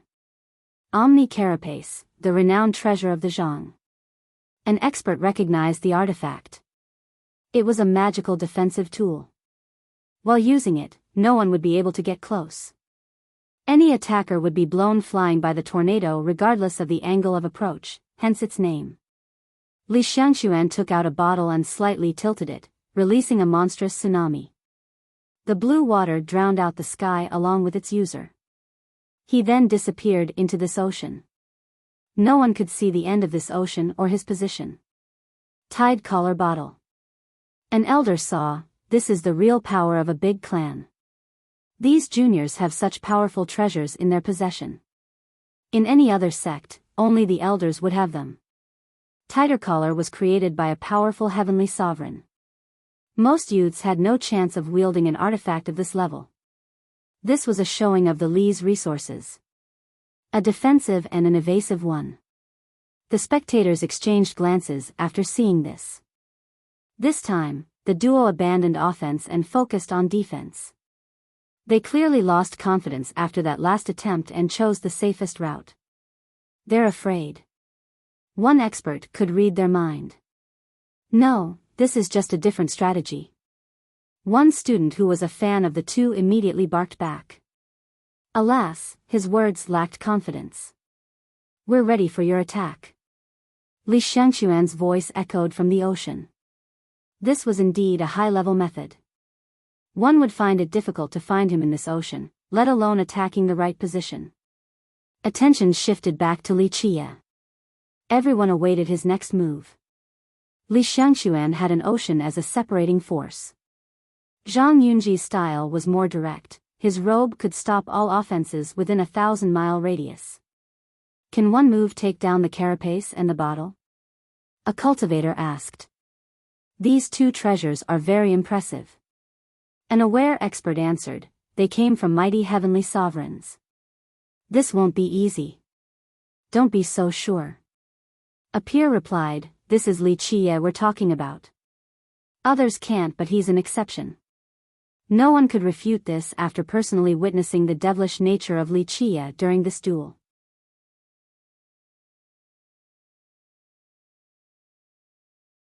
Chapter 3688, Li Qie commanded the attention of all the spectators.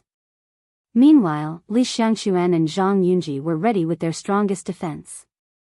One was a ravaging tornado while the other was a boundless ocean separating the realms.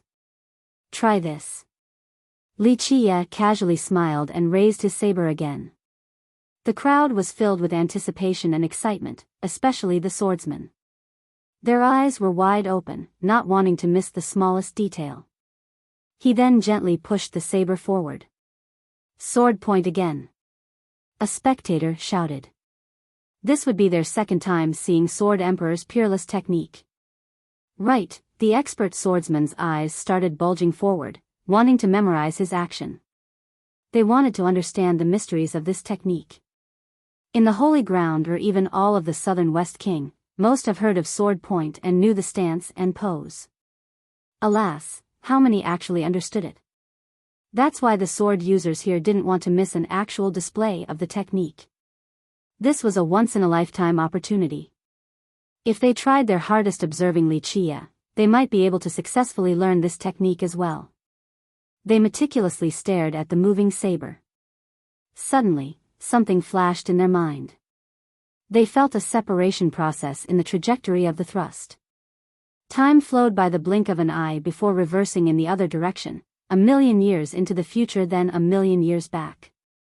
This messed with their mind. Both the expert swordsman and the ancestors felt as if they were trapped in a chaotic dimension, not knowing where they were. Ah! Ah! They heard two screams and regained their wits, realizing that Li Qie's saber had pierced through the duo's right chest. Once Li Qie pulled back, blood gushed out of the two holes. Li Xiangxuan and Zhang Yunji fell from the sky and smashed into the ground. Their robe was stained red. The spectators couldn't react in time. They were still focusing on the slow movement of the blade, but it somehow made it past the tornado and the boundless ocean. The ferocious winds and the 1,000,000 miles of water didn't matter at all. Defenses simply didn't exist before sword point. Perhaps they were present in their current dimension but not in the others. The majority of spectators simply couldn't grasp the technique's profundity. Some ancestors versed in the sword Dao noticed a thing or two.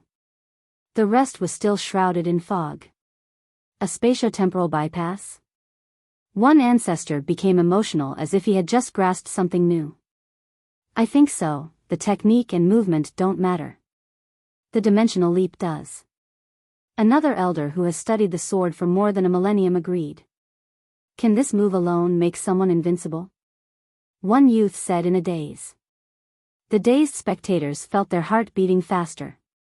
First, Li Xiangxuan and Zhang Yunji pulled out their strongest offensive technique. Sword point easily defeated this. Now, it effortlessly broke through their defenses as well. Li Qie didn't use any other merit law or technique. Sword point was all he needed.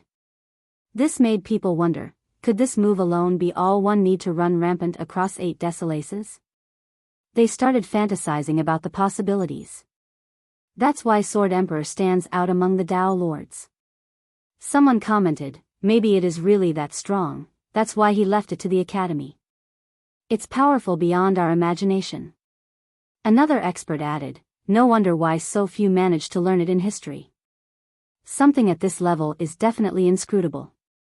Groups talked among themselves. Jealousy and envy could be seen since Li Qie had attained something incredible. You know, I spent half a year, day and night, racking my brains out over each small detail and movement and got nothing from it, not even a tinge of power. Li Qie only stared at it once and immediately understood it. It's so unfair. The heaven is so cruel to me. A duality student looked up at the sky and expressed indignation. That's nothing. I started at the academy when I was 8 and went there to take a look every day for 30 years, got nothing from it too. An older student said. Stop comparing yourself to Li Qie. He's the heaven's favorite and gets everything he wants. No one else is on the same level as him, just blame this on inequality. One more student smiled wryly. Other experts didn't feel the same blow as the students. It was because the latter group spent so much time on comprehension peak and got nothing in return, unlike Li Qie. By this point, Li Xiangxuan and Zhang Yunji have finally gotten up. They sealed their wound and added ointment. They were completely pale, their knees trembled. This wound wasn't serious or life-threatening. Alas, it scared the hell out of them. Li Qie used the same move and still managed to break both their offense and defense. Their confidence and pride have been shattered. They felt helpless and weak, unable to resist this powerful opponent. The right chest. One spectator noted the wounds. Li Qie kept his words and did just that.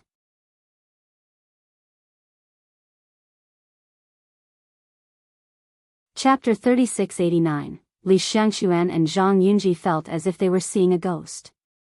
Nothing was stranger than the events today.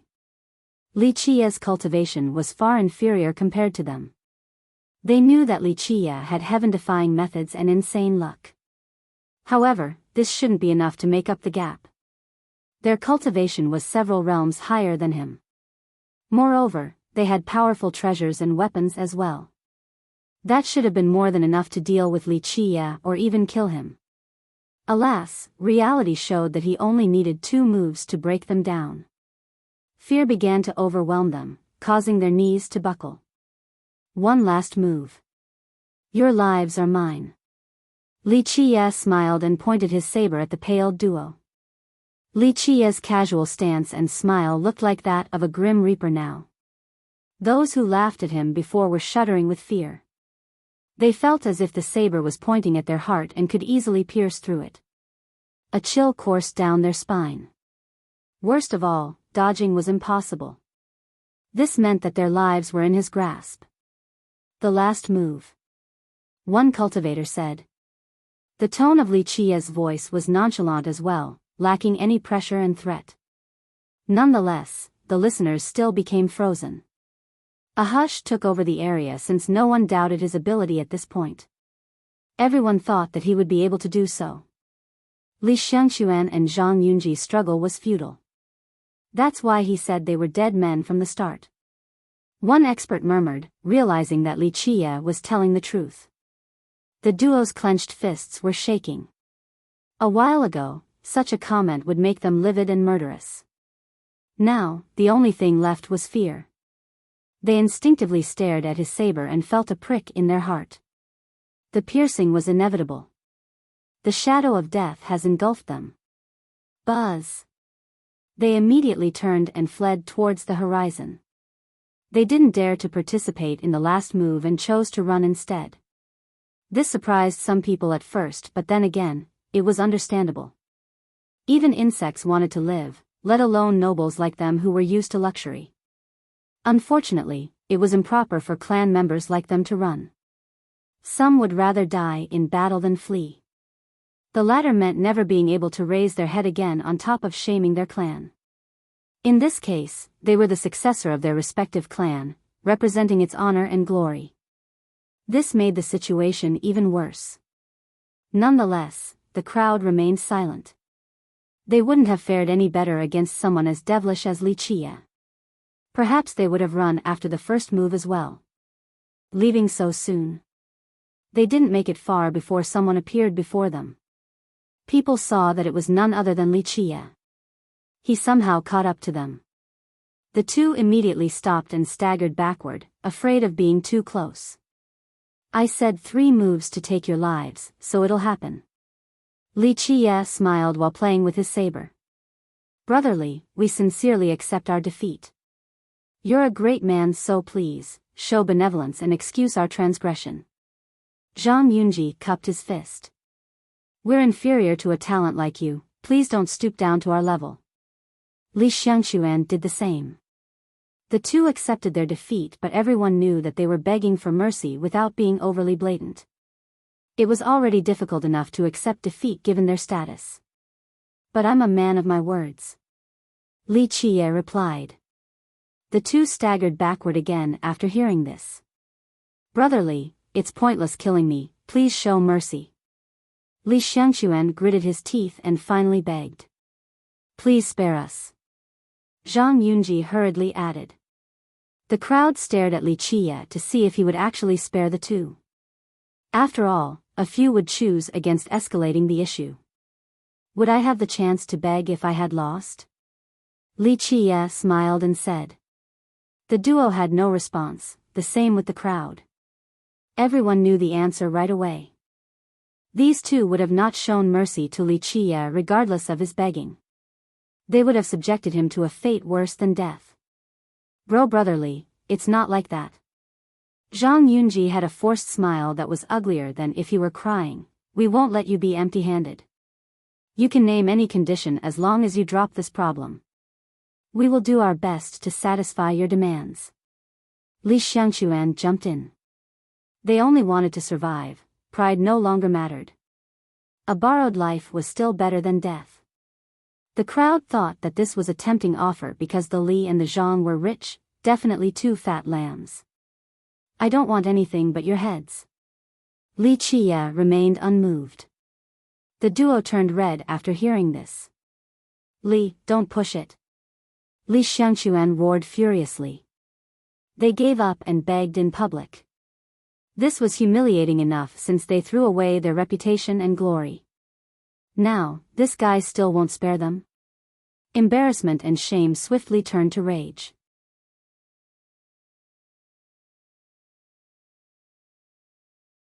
Chapter 3690, Stop Messing Around. If I say 3 moves, it'll be 3 moves. Li Qiye ignored their rage and said flatly. Li Xiangquan and Zhang Yunji had no words to say despite their anger. Brotherly, take 1 step back. Li Xiangquan took a deep breath to calm down. This was my fault, so my clan is more than willing to befriend you. Our feud is not to the level of life and death. It's better to have a friend than an enemy. In the holy ground, you'll be a tiger with wings with the support of our clans. Zhang Yunji hurriedly added. The two were as flexible and subservient as can be for survival's sake. I don't need friends. Li Qiye nonchalantly said. The crowd exchanged glances. The comment was emotionless and arrogant, but it felt fine coming from Li Qiye.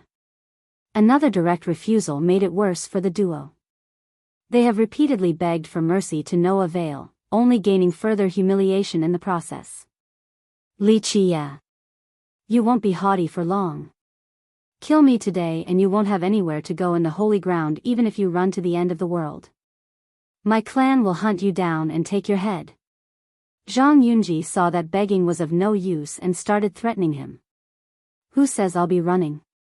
You think too highly of yourself and of your clan. Li Qiye smiled. You won't live for much longer after me. Our great army and members will make sure that you won't have a grave. Our clan takes care of business. Li Xiangquan joined in with a serious tone. These threats would work on others because the Li and the Zhang were indeed influential at the holy ground. Moreover, they weren't empty threats because these two clans would actually dish out vengeance. Sects and countries might go down as a result. The crowd wondered if Li Qiye would be deterred. It's useless. Threats don't work on him or he wouldn't be Li Qiye. An expert who understood Li Qiye shook his head. Point taken. Now get ready for the next move, stop wasting time. Li Qiye waved his hand at the two as if he was swatting a fly. See, that's Li Qiye for you. The expert murmured. Li, don't be ridiculous, you don't want to be torn apart by our clan member dash. Zhang Yunji roared. Who knows if this came from rage or fear? I'll be waiting. Li Qiye smiled and pointed his saber at the duo.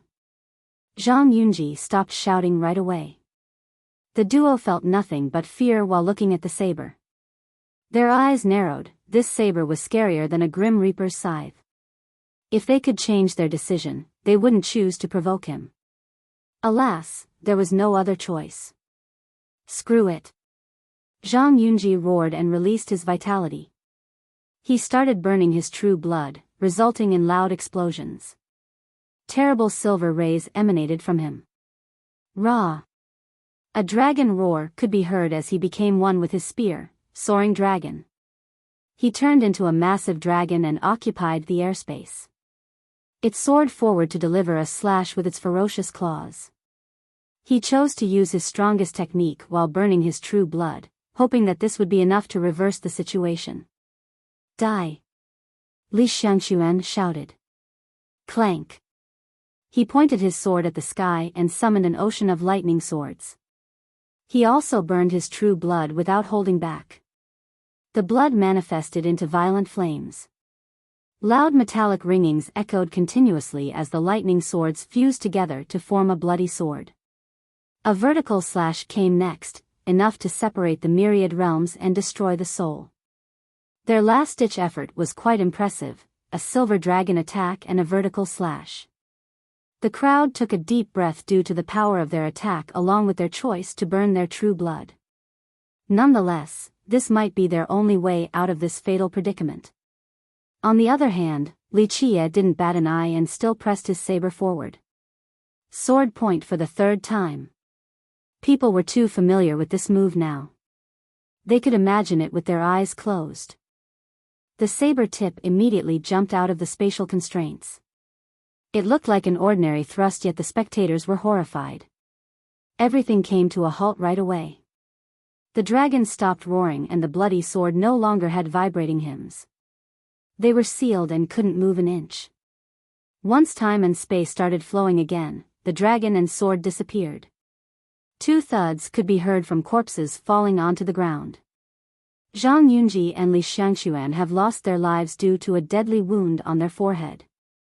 Blood was still gushing out. They tried to escape with their true fate at the last second, but the saber managed to destroy their true fate as well. The spectators shuddered in astonishment. Li Qie had declared that he would kill them after 3 moves. Sword point allowed him to do so. They stared at the cold corpses in silence, recalling how they ridiculed him prior for this declaration.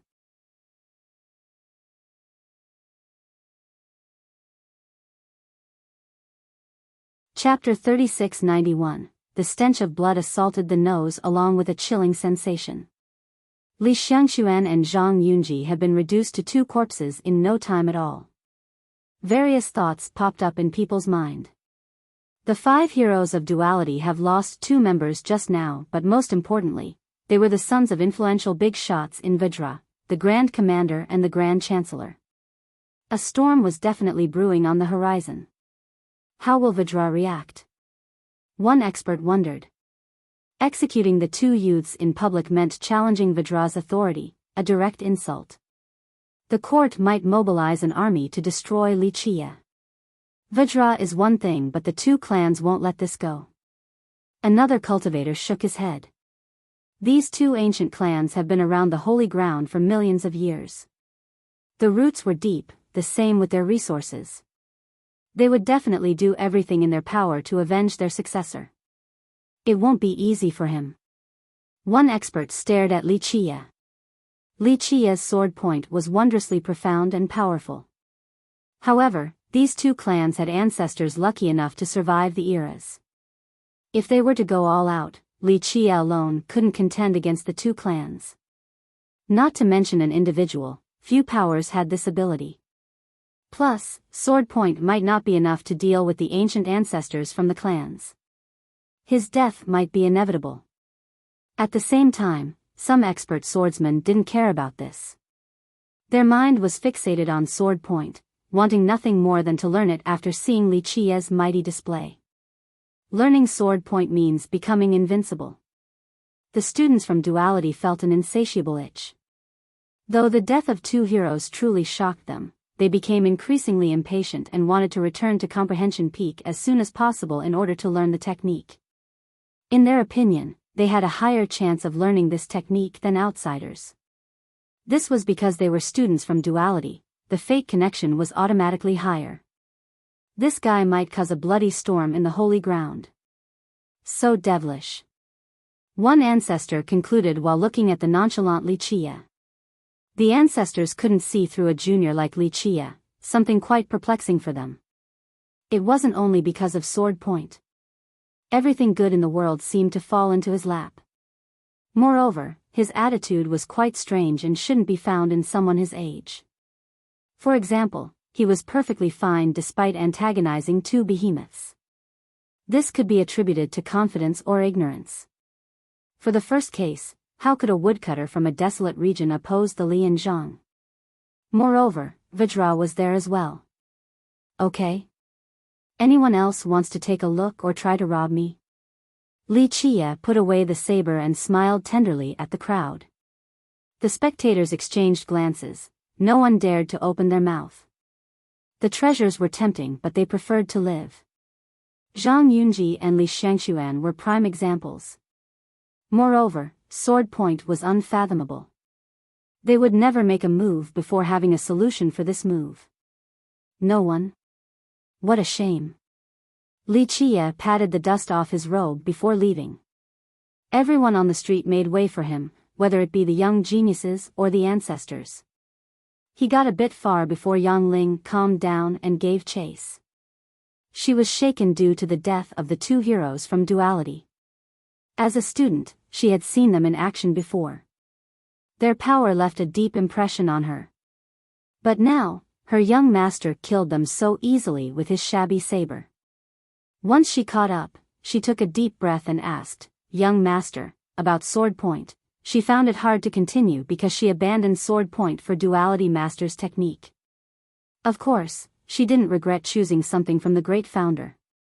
Nonetheless, watching Li Qie in action left her amazed. Unfortunately, though he used it 3 times, she still didn't understand the move at all. What's the mystery behind it? Why does everything, offense and defense, seem useless before it? It seems able to bypass all techniques. She carefully picked her words. Intuition told her this about sword point. You're not too dumb, at least you saw something. However, this isn't bypassing. Li Qie smiled. Then what is it? She inquired. Everyone misunderstands the technique. It should have been named something more obvious. For example, sword displacement or spatiotemporal sword shift. That'll give people some clues. I see, she then recalled the fight while contemplating. After a while, she became surprised and asked, so it focuses on spatial and temporal manipulation? Close enough. Li Qie responded. I still don't understand, how can that action result in spatial displacement? There wasn't any fluctuation or power capable of doing so. She shook her head. Li Qie's thrust didn't create anything strong enough to have this effect. There lies the profundity of the move. Li Qie chuckled. If it's that simple, people would have figured it out long ago. In fact, it represents Sword Emperor's supreme Tao. He concentrated his Tao on this move. It's an outline of sorts.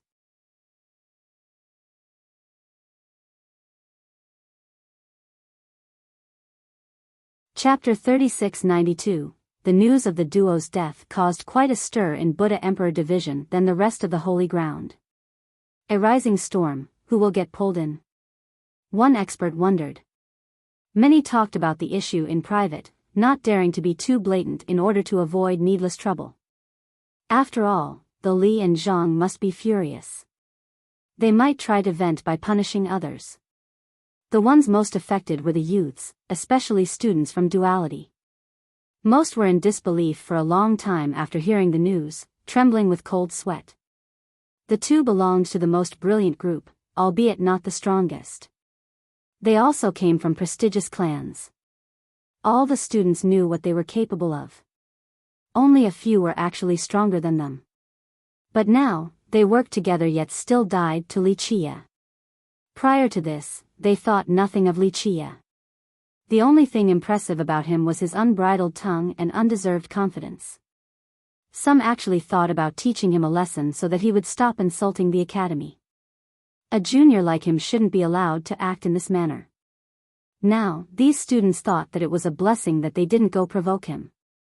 Otherwise, they might be buried underground just like Li Xiangxuan and Zhang Yunji. On the other hand, many rushed towards Comprehension Peak again in order to take a look at Sword Point. Normally, the place was relatively crowded already. Today, it was packed. Not even one drop of water can trickle through. Even some teachers came. This is Sword Point, the technique that defeated the two heroes. One student said, they couldn't do a thing, as helpless as fish on a chopping board. Are you exaggerating? Another who didn't witness the fight remained skeptical. I'm not exaggerating. In fact, I don't think your imagination or my retelling are doing it justice. The first student continued, I'm not the only one who watched. Li Qiye used Sword Point only during the 3 exchanges. Zhang Yunji and Li Xiangxuan employed their best offense and defensive abilities only to fail. Even the great treasure, Omni Carapace, was instantly broken. The student meticulously repeated the sequences to his peers. Students who were there nodded as confirmation. The others carefully listened and took a deep breath once the story was over. They exchanged glances. Sword Point is real and can be understood. We just didn't do it right.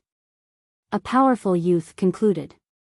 Now, because of Li Qiye, everyone was going crazy again trying to learn Sword Point. Alas, the result was the same as before. The teachers among them were exceedingly mighty and talented. They didn't fare any better compared to the students. I don't know about this. A gifted student wavered after putting in so much effort. On the other hand, a few teachers began to see a thing or two after listening to students recalling the battle. We're not at that level. This isn't a sword technique but rather, Sword Emperor's Tao. An ancestor-level teacher elaborated, Sword Emperor has to be the teacher in order for us to learn. Otherwise, in order to use it, the performer must be at the peak of the Sword Tao, maybe not as great as Sword Emperor but has to be at least a supreme. His peers agreed with this assessment. The problem became, how did Li Qiye learn it? The brat is too devilish, he must have many hidden secrets. Another teacher smiled wryly. The teachers knew their limit and gave up. Meanwhile, most students didn't feel the same way and continued studying the legacy. On the day after the battle, a great cavalry soared through the sky in the formation of a dragon. The clouds and winds dispersed along its path. A militaristic aura overwhelmed the region. The leader was an old man with impressive divinity. He rode a fierce beast while adorned in full armor. His weapon of choice was a sky halberd, seemingly able to cut the celestials and split the earth. Lightning arced within his eyes in a frightening manner. Rumble. The group traveled in an unstoppable manner. Anyone who blocked their path would be swiftly dealt with. Their destination was the capital within Buddha Emperor Division. The Grand Commander is back. The return of the Grand Commander shocked both Buddha Emperor and Metropolis Division. He was the leader of the generals in Vajra, the clan master of the Li, and Li Xiangxuan's father. Isn't he supervising the border? One official became startled. There have been skirmishes at the border, so the Grand Commander personally went there for a quick victory. Thus, his sudden return came as a surprise. His son is dead, you think he would just sit there? Another said. The commander has returned in a grand manner. Everyone understood that it must have something to do with revenge. Not long after, golden brilliance engulfed the sky of Metropolis. The presence of the Tao manifested as if an immortal was arriving. Creak. Numerous carriages could be seen with flying banners blotting out the sky. This fanfare could only be seen by an emperor patrolling his domain. The unaware would think that this was the king of Vajra. However, upon looking at the symbol on the banners, the answer became obvious. The Grand Chancellor is back too. A cultivator at the capital shouted. The officials in Vajra became alarmed after seeing this, since the Grand Chancellor spent the majority of his time presiding at the ancient court. Vajra was currently in charge of the Holy Ground, but the capital at Buddha Emperor Division didn't belong to it. The actual main branch of Vajra was located at Archaic Sunday. As the leader of the officials, the Grand Chancellor usually presided at the court in Archaic Sunday. Now, he was coming to the capital, but most importantly, in such a flashy fashion. He immediately came to see the king of Vidra first. Rumor has it that he asked the king to give permission for him to kill Wuxia, taking the guy's head as an offering to his late son. The truth remained unknown. Nonetheless, evidence pointed towards the two big shots wanting revenge. The Li and the Zhang are more than enough, but if Vidra joins, Wuxia will not have a grave. His clan might be brought down too. One expert commented.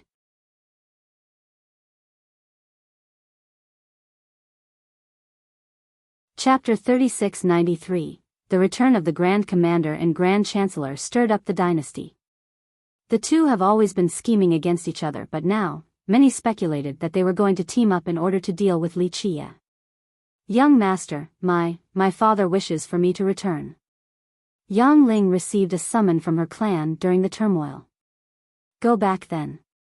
Wuxia smiled and nodded. I'm afraid that something might happen. The messenger said that my father's expression wasn't so good. She looked nervous since the messenger secretly told her about the situation. She was there by Wuxia's side during the killing. There was a chance that the Li and the Zhang would target her as well. Her father was a noble and this title was hereditary. The clan wasn't under the jurisdiction of the two big shots either. Alas, the Li and the Zhang were just too influential in Vidra. If they wanted to cause trouble, it would be quite unfavorable for the Yang. A time of chaos. Wuxia chuckled. What if those two clans want to capture me? She hesitated for a bit before asking. She certainly stood no chance against those two behemoths. Don't worry, I'm here. You're in no danger since I can handle anything. Wuxia answered, it's good if they want to do something, there will be a fun show. He revealed a smirk at this point.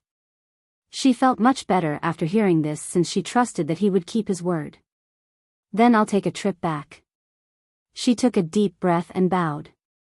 He nodded and gave permission. She went to pack up her stuff before returning to say goodbye once more time, then left with her clan members. Both Metropolis, Buddha Emperor Division, and especially the capital, were busy with the incoming storm. Some didn't want to get involved in this mess. On the other hand, Wuxia didn't give a damn and continued to cultivate. Someone visited not long after Yang Ling's departure. The first thing one would notice about the guest was his shiny bald head and colorful kasaya. Who else could it be but untethered monk? Amitabha. The monk bowed deeply towards Wuxia and said, how should I address you, sir? He took a glance at the bronze ring on Wuxia's finger. You tell me. Wuxia accepted the gesture and remained sitting. Well, I'm no longer part of the Buddhist doctrine. I am a merchant now. The monk smiled while acting prudence. He rarely needed to act in this manner. This ring was a big deal. If he was still a part of Heavenly Dragon Temple, then he would be subjected to certain restrictions and rules. This wasn't the case since he was now the chief manager of Wish Ward. Forget it, it's fine. You may call me young master. Although you might not be in a Buddhist sect, your heart is still with Buddhism. Wuxia said. Thank you, young master. The monk bowed again. Wuxia was right. He had left Heavenly Dragon Temple and some considered him a traitor. Nonetheless, he still cared deeply about the temple since he was born there. What is it? Wuxia asked. Young master, I heard you came to Wish Ward to look for precious metals. Our auction house coincidentally has some top types right now, some found by us, others on consignment. Would you like to take a look? Your information network isn't bad. Wuxia smiled. The monk was clearly here to curry favor. You're too kind, young master. The metals are in our treasury, shall we go? The monk smiled. All right. Wuxia wasn't in a rush to find the metals, but if the monk actually had something good, it would be fine. In reality, he had no lack of precious metals if he actually needed them. After you, young master. It is an honor to have you here in Wish Ward. The monk smiled brightly and gestured for Wuxia to walk in front. He then showed Wuxia the way to the treasury. Wish Ward stood for two different things. The first was the overall market available to everyone in the form of a city. It was large enough to be comparable to other great powers. The second referred to the actual store named Wish Ward, a subdivision within the area.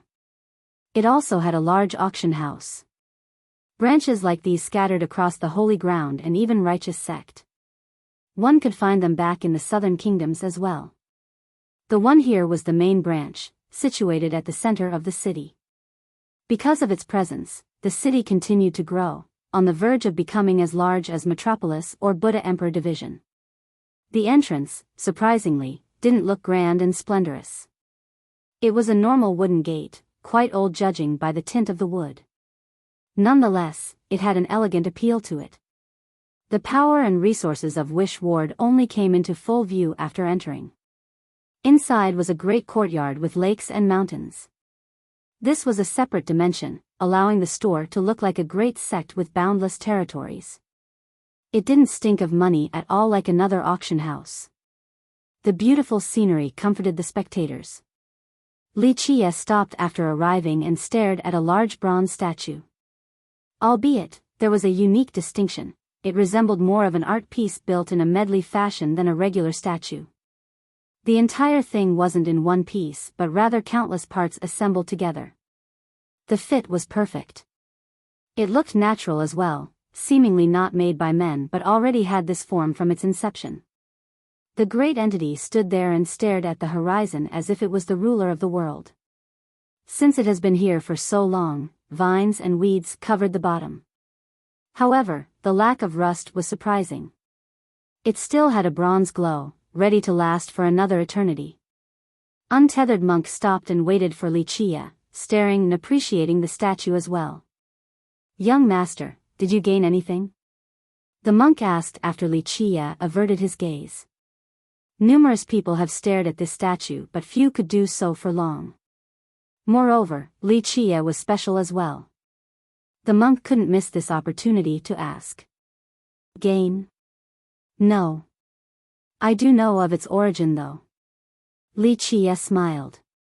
"You're aware of its origin? Does that mean you can control it?" The monk became ecstatic. "You know quite a bit."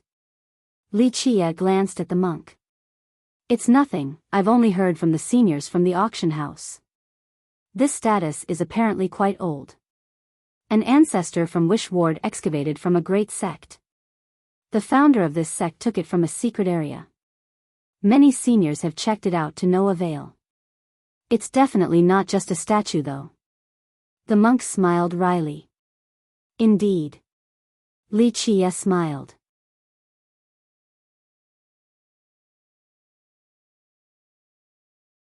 Chapter 3694, What is it?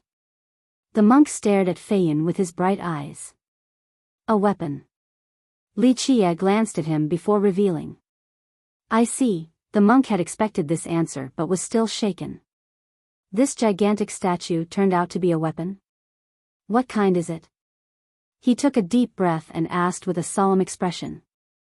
"The level of this weapon depends on the user." Wuxia chuckled in response. The monk was a top master so he immediately understood the grade of this statue. This answer exceeded his and the ancestors' expectation. "Young master, may I ask how does one control it?" The monk took advantage of this rare opportunity and asked for guidance. "Our ancestors have tried everything, from Tao methods to ancient arts, and still failed." They naturally knew that it wasn't a simple statue or a work of art. This must have been something incredible but they couldn't invoke anything out of it. They had no choice but to give up, thinking that it might not be an actual treasure. This continued on in the long history of Wish Ward.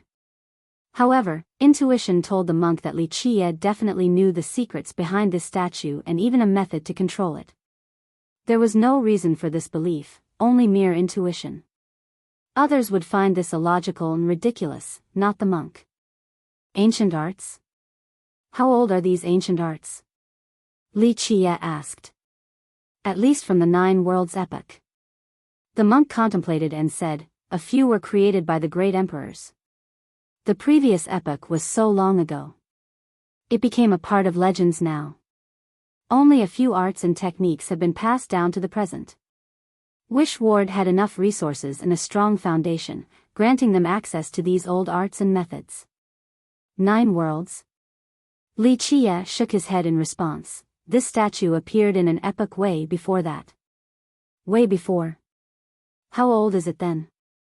The monk gasped and said. The 9 worlds were part of the past. In reality, the majority of cultivators had no idea about its existence. Beyond your imagination. Li Chia told the truth. I see. But I suppose that's not enough to trouble you, young master. The monk calmed down and flattered. Monk, don't play games with me. Li Chia glanced at the monk and said. Amitabha, I do not dare to do so. The monk placed his palms together in a dignified manner, trying to act wise, but this didn't work due to his appearance. It's true, I can control it. Li Chia smiled and moved on. The monk was shaken after hearing the confirmation despite his prior intuition. Just imagine, the great Wish Ward couldn't understand this statue, yet Li Chia could do so in no time at all. Perhaps Li Chia was similar to an immortal. Regular people had no chance of gauging him. Young master? How do we do it? The monk caught up and asked. Li Chia chuckled and didn't answer, continuing his stroll through the courtyard. The monk was smart enough to drop the issue. If Li Chia didn't wish to tell him, no need to pursue this for further humiliation. Not bad at all. Li Chia eventually commented, there are many hidden ace cards buried here, a treasury too. Just a few things to take care of the thieves, huh? The monk smiled. Let us see your medals now. Li Chia ordered. Please follow me, young master. The monk led the way. Wish Ward had too many stores and buildings. It was no different from a labyrinth, people could easily get lost on the first visit. He brought Li Chia to a secret room inside a mansion. They then traveled through numerous portals and doors, each guarded by powerful cultivators. Perhaps the entrances would take people to a different treasury. Thus, mighty ancestors kept an eye out. The truth was that as the biggest store in West King, the foundation here exceeded virtually all powers. It wouldn't be an exaggeration to say that the treasury of Vajra was truly inferior in comparison. The presence of wealth demanded vigilance. Outsiders weren't qualified to enter, but the monk was a special exception. Nonetheless, despite being the current chief manager, the monk alone couldn't make a decision on something so important. He required the keys from several ancestors before entering the last treasury. Our best divine metals are in here, some belong to us while others are on consignment. Please take a look. He said. The lack of light in this particular storage was made up by the scintillating rays exuded from various metals. Each ore had its own cabinet protected by seals. An intruder wouldn't be able to take them right away. Li Chia came to the closest one. It had a fire ore around the size of a fist yet wielded the intensity of a sun. The flames oozing from it could incinerate the firmaments. Fortunately, it was sealed inside. Purified solar onyx. Li Chia smiled and said. This was a rare divine metal reserved for supremes and Tao lords. It's on consignment from a sect. They want to trade it for longevity pills at the supreme level. Untethered monk said. Supremes were extremely powerful since they stood at the apex of the heavenly sovereign realm. Once these beings were old, it became quite hard to replenish their vitality. Moreover, they have used plenty of longevity pills before, so this type of medicine became less effective. Thus, a bottle of pills capable of prolonging their life was immensely expensive. Li Chia didn't say anything else. The monk could tell that he wasn't interested and introduced him to something else. How about this one? Our 8th generation chief manager bought it from an ancient sect. It has been here for a long time. This particular ore looked like snow. They felt a chilling presence from it before getting close.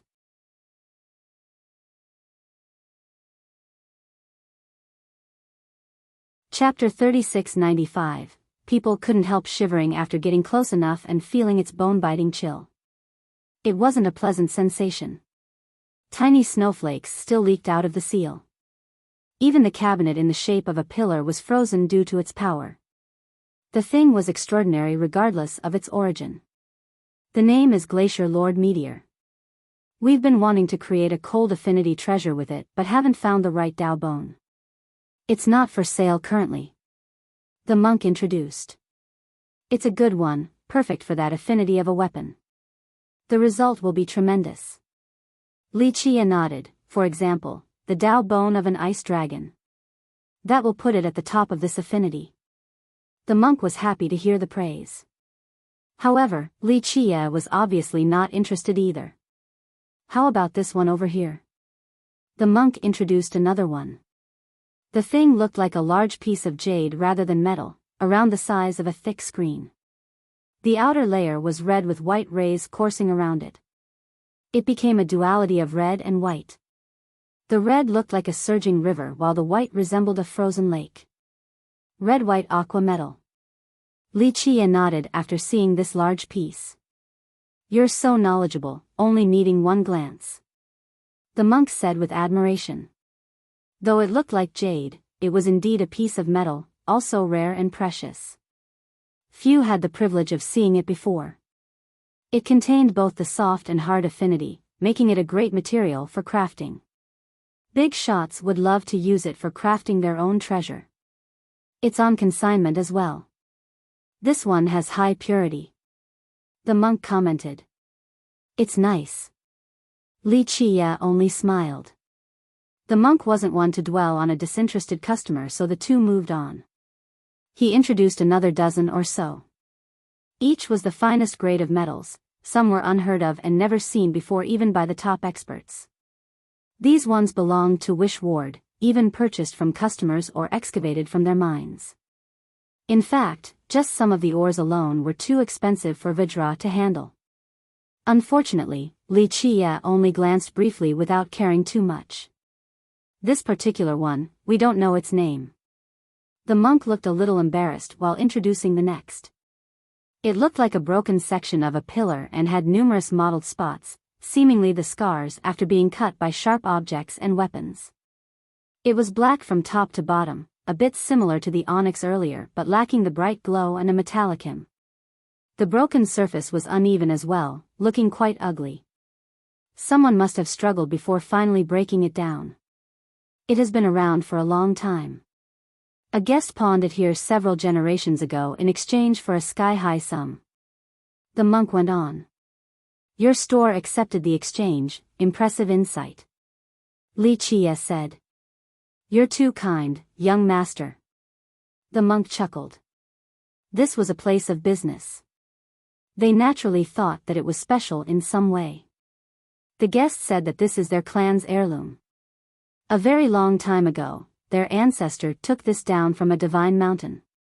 It is something capable of connecting with the sources of heaven and earth, the monk elaborated. Don't believe in all legends. Li Chia said. Right. The monk agreed, putting the story aside, it is quite magical. We don't know what it is and or what it consists of. Your side agreed because it's extremely tough. Li Chia said. Amazing. Yes, both sides had no idea of the item's origin or its name. Nonetheless, it's strangely tough. We tried numerous weapons but only managed to scratch the surface barely. We then used a mighty weapon and took off a small corner. Mighty weapon, here must have been something heaven-defying. I want this one. Li Chia said after hearing the introduction. This one? The monk wasn't too surprised because Li Chia was clearly interested from the start.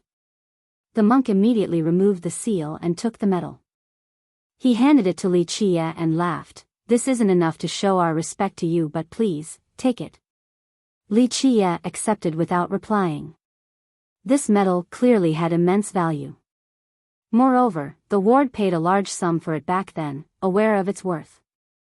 This could fetch an exorbitant sum on the market, yet the monk gave it to Li Chia without batting an eye. Of course, not just anyone was worthy of their generosity. Could you tell me its name, young master? The monk became curious afterward. This is a movable steel, extremely rare and not part of this world. It's hard to see it in this epoch or the previous. Calling it something capable of connecting with heaven is an exaggeration, but it does have a similar effect. Immovable steel. This was the monk's first time hearing this name. He thought that it was suitable given its characteristics. Are you looking for anything else, young master? We still had more metals. The monk said. No need, if I keep on looking, I'm afraid your store will be crying for a long time. Li Chia glanced around before refusing. Please, young master. The monk replied, the metals here are considered precious for regular people like us, but they're nothing more than scrap metals in your eyes. Offering them to you is our honor. It sounded like flattery but was simply the truth. Ordinary materials weren't worthy of Li Chia's time. Wish Ward should feel flattered and honored since it had items capable of entering his eyes. The duo left the secret treasury. A member of Wish Ward immediately reported something to the monk. A guest wishes to see you. The monk told Li Chia. The moment he finished speaking, someone hurriedly rushed closer to them.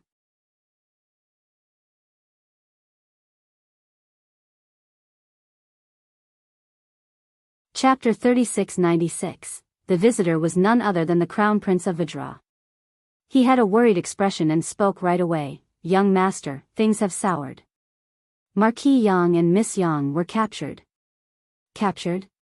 Is it Vidra? Li Chia slightly furrowed his brows. No. The prince was afraid of a misunderstanding and answered right away. It's the Grand Commander and Grand Chancellor. The Li and Zhang. Amitabha. Is this the wish of His Majesty? Untethered monk placed his palms together. Of course not. The prince shook his head. The Grand Chancellor and Grand Commander came to the palace, but father has been busy with pill refinement. They didn't get to see him. He paused for a bit before continuing. Those two clans acted on their own accord and captured Marquis Yang. Pill refinement again? The monk smiled with a changed expression. The Li and Zhang are crossing the line by capturing a noble with a title bestowed by the court while having no permission. Well, the prince smiled wryly before revealing, my younger sister was there. Elaborate. Li Chia said, not looking worried. The Zhang summoned Marquis Yang. The prince then recalled the events in detail. So it turned out that after a failed audience with the king, the Grand Chancellor and Grand Commander summoned Yang Ling's father. The latter had a clear idea of what happened in Wish Ward. Though his daughter was with Li Chia, he knew that she had nothing to do with their death. Li Chia was the sole culprit. Plus, given his status and a lack of a serious crime on top of not being questioned by the current king, these two clans couldn't do a thing to him. Unfortunately, he misread the situation. The Grand Commander and Grand Chancellor disagreed with his justification and detained him. Both of them thought that Yang Ling couldn't absolve her responsibility from being involved with their son's death. Thus, they demanded for her to be buried as well. Of course, the second princess of Vidra was also present during this exchange. The group thought that given their status and influence in Vidra, burying this little girl wasn't a big deal. Moreover, they had the support of the second princess who could represent the royal clan to a certain extent. Marquis Yang naturally refused, so a fight broke out. His guards weren't a match, so the father-daughter duo became prisoners. The crown prince had a capable information network. He immediately left after hearing the message in order to tell Li Chia. Bury together? I see. Li Chia smiled coldly. Amitabha. The monk closed his eyes and placed his palms together. Li Chia was obviously referring to the two clans when he said, bury together, not Yang Ling. What will you do, young master? The prince nervously asked. Despite being the crown prince, he wasn't that popular. Both the Grand Chancellor and the Grand Commander wouldn't show him any face since they secretly supported the third prince. Furthermore, they were blinded with rage right now. It was impossible to reason with fathers who have just lost their sons. What else can I do? Either they release her or I'll annihilate their clan. Li Qie flatly responded. Annihilate their clan. The prince became startled. Few dared to utter these words. The Zhang and Li had deep roots in Vajra after working for generations. Not to mention a single cultivator, even an entire sect could touch them. Amitabha, merciful Buddha, the monk began chanting as if he was trying to appease some spirits and cross the dead over to the other side. Information traveled fast in the capital city and metropolis. Everyone found out right away in a short time. The Grand Chancellor and Grand Commander suddenly captured Marquis Yang and his daughter. This was a big deal. Marquis Yang didn't have the same authority and his clan was weaker as well. However, he still had a hereditary title bestowed by the royal clan. Now, this detainment naturally caused quite a stir across the court. Other officials and nobles debated heavily on this subject. This was also the case for other cultivators and powers outside of Vajra. The Grand Commander and Grand Chancellor are out of line. One official murmured, how could they do this without His Majesty's permission? Well, His Majesty hasn't been involved in administration unlike the Grand Commander and Grand Chancellor. There are only a few men who can deter them. One general answered. Most agreed with this. The current king only cared about eternal life instead of being a good ruler. He spent his time looking for a longevity method or craft more pills. As for the ancestors of Vajra, they remained reclusive. That's why the Grand Commander and Grand Chancellor feared no one in the court, perhaps only the Minister of War and National Teacher. This alliance is forged on something more than just benefits, vengeance. One official said, it's unstoppable if the ancestors from the royal clan don't come out. Until now, each clan had control over one main branch, civil and military.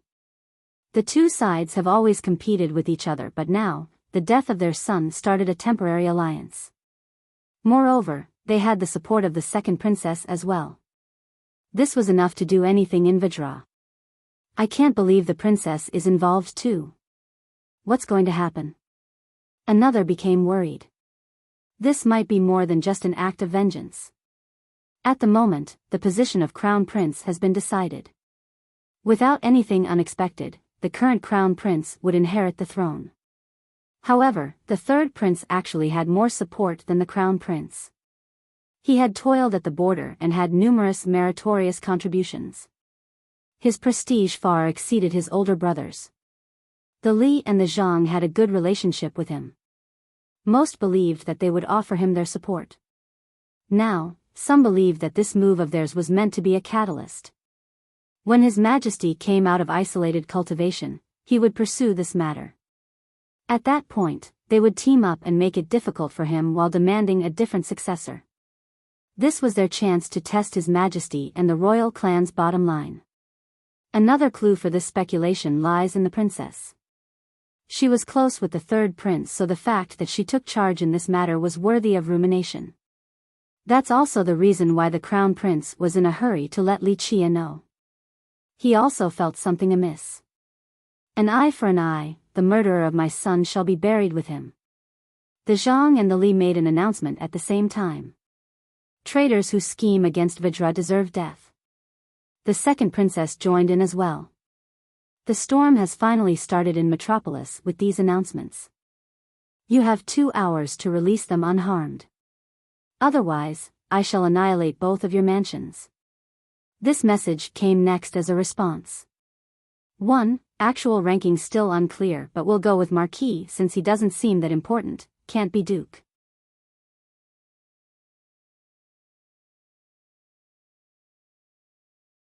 Chapter 3697. The response shocked everyone. All eyes stared towards the direction of the voice.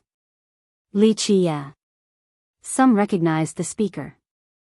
The entire metropolis clamored afterward. The main character is here, this will be fun. Numerous cultivators paid attention to the development. He's not trying to avoid the storm. Most found this astonishing, especially the officials and generals of Vajra. Prior to this, these men believed that this alliance would lead to a monumental change in Vidra. They didn't think that Wuxia played an important role and that he was only being used as an excuse. They cared more about the alliance being able to change the current king or the crown prince. However, their speculation was interrupted by Wuxia's answer. Destroy the two clans? That's a domineering claim. One expert said. Ignorant brat, they'll exterminate his clan for this. One official snorted and disagreed. These two factions represented authority and power in Vidra. If Wuxia actually tried to attack them, Vidra wouldn't sit still. The army would naturally get involved. Is this a declaration of war towards Vidra? A young cultivator said. He must be tired of living, wanting to provoke Vidra. Everyone knew that the two clans were a crucial part of Vidra. Who would dare to do this? He's Wuxia, the son of miracles and the heaven's favorite. There's nothing he's afraid of, and remember, he kept his word each time. An expert said. We'll see. An older master remained calm. Wuxia's provocation seemed to have worked. Both the Li and the Zhang sent out another message. The burial ceremony will commence in 2 hours at Black Robe Alley. No mercy to anyone who tries to stop it. They were decisive and resolute. Anyone could feel the bloodthirst from the words. Once again, this spread across Metropolis at a rapid rate. Isn't that too early? People couldn't believe it. They thought that this storm would last for a while, but the climax was coming in just 2 hours. They would look weak if they didn't respond to Wuxia's aggressive comment right away. Someone understood right away. Killing Wuxia is of utmost priority. The ones from the young are just baits or an excuse. One official said, their real plan is for later. This is to re-establish their prestige and also to test the water. How is Wuxia going to get through this? His cultivation is just too weak, other means can't possibly be enough. An expert wondered. Just wait and see, he's as devilish as can be. Most just wanted to watch a fun show. Come, let's get there first, there might be a great battle ahead. Numerous cultivators ran towards Black Robe Alley. The crowd wasn't limited to experts from the capital and metropolis. Even those from the other divisions joined in. The capital had 2 parts, a lower city and an upper city. The latter was named Buddha Emperor City, the place for the royal clan and officials. It was a floating city with bright Buddhist lights. It seemed as if a great Buddha had blessed the city, allowing it to float forever. It was home to the royal clan and some officials. Rumor has it that during the Holy Grounds foundation, Buddha Dao Lord stood in this place to look at the heroes of the world. Diana and Vidra Dao Lord also did the same. Today, Vidra was in charge, so the dynasty also took roots at the capital. Beneath was another great city, commonly referred to as the capital. It consisted of citizens and various powers. The majority of officials and generals were here as well. Outside of that were thousands and thousands of other cities. They were part of Metropolis Division. Black Robe Alley was a famous place with a high concentration of officials down in the lower city. One would find a first-rank civic official or a general in virtually every 10 houses here. The most important mansions belonged to the Grand Chancellor and Grand Commander. They always had the same owners since the start of Vidra. These mansions were given to them by the royal court. However, the Zhang and the Li have been there for so long. Therefore, some referred to them as the Li and Zhang residents. Of course, their ancestral ground wasn't actually here. Their real home was somewhere else in Metropolis. Most interestingly, these 2 mansions were facing each other and looked quite similar in architecture. Some said that this was done on purpose by the royal clan in order to foster competition and maintain a balance of power. A few believed that these mansions were more than that. They could serve as a defensive line once combined together into a formation. When under siege, this formation would be a mighty line of defense to protect the floating city. Whether true or not, this section of the street was the most prestigious in Black Robe Alley. By this point, there was a big crowd waiting for the show. Creak dash, the thick and heavy gate of the Grand Commander's mansion slowly opened. 2 lines of golden armored troops marched out. Their lights chased away the clouds. Their weapon of choice was the spear. The Li's Golden Regiment. Some spectators shouted. The regiment consisted of 50,000 elites. Its name alone instilled fear into the listeners. It once followed the Grand Commander onto the battlefield and had plenty of notable victories. Today, the Li was using this famous regiment, a testament to how serious they were. Just to deal with Li Qie? The officials wondered after seeing this. The entire regiment had a grand momentum. This seemed like the prelude to a great change in Vajra.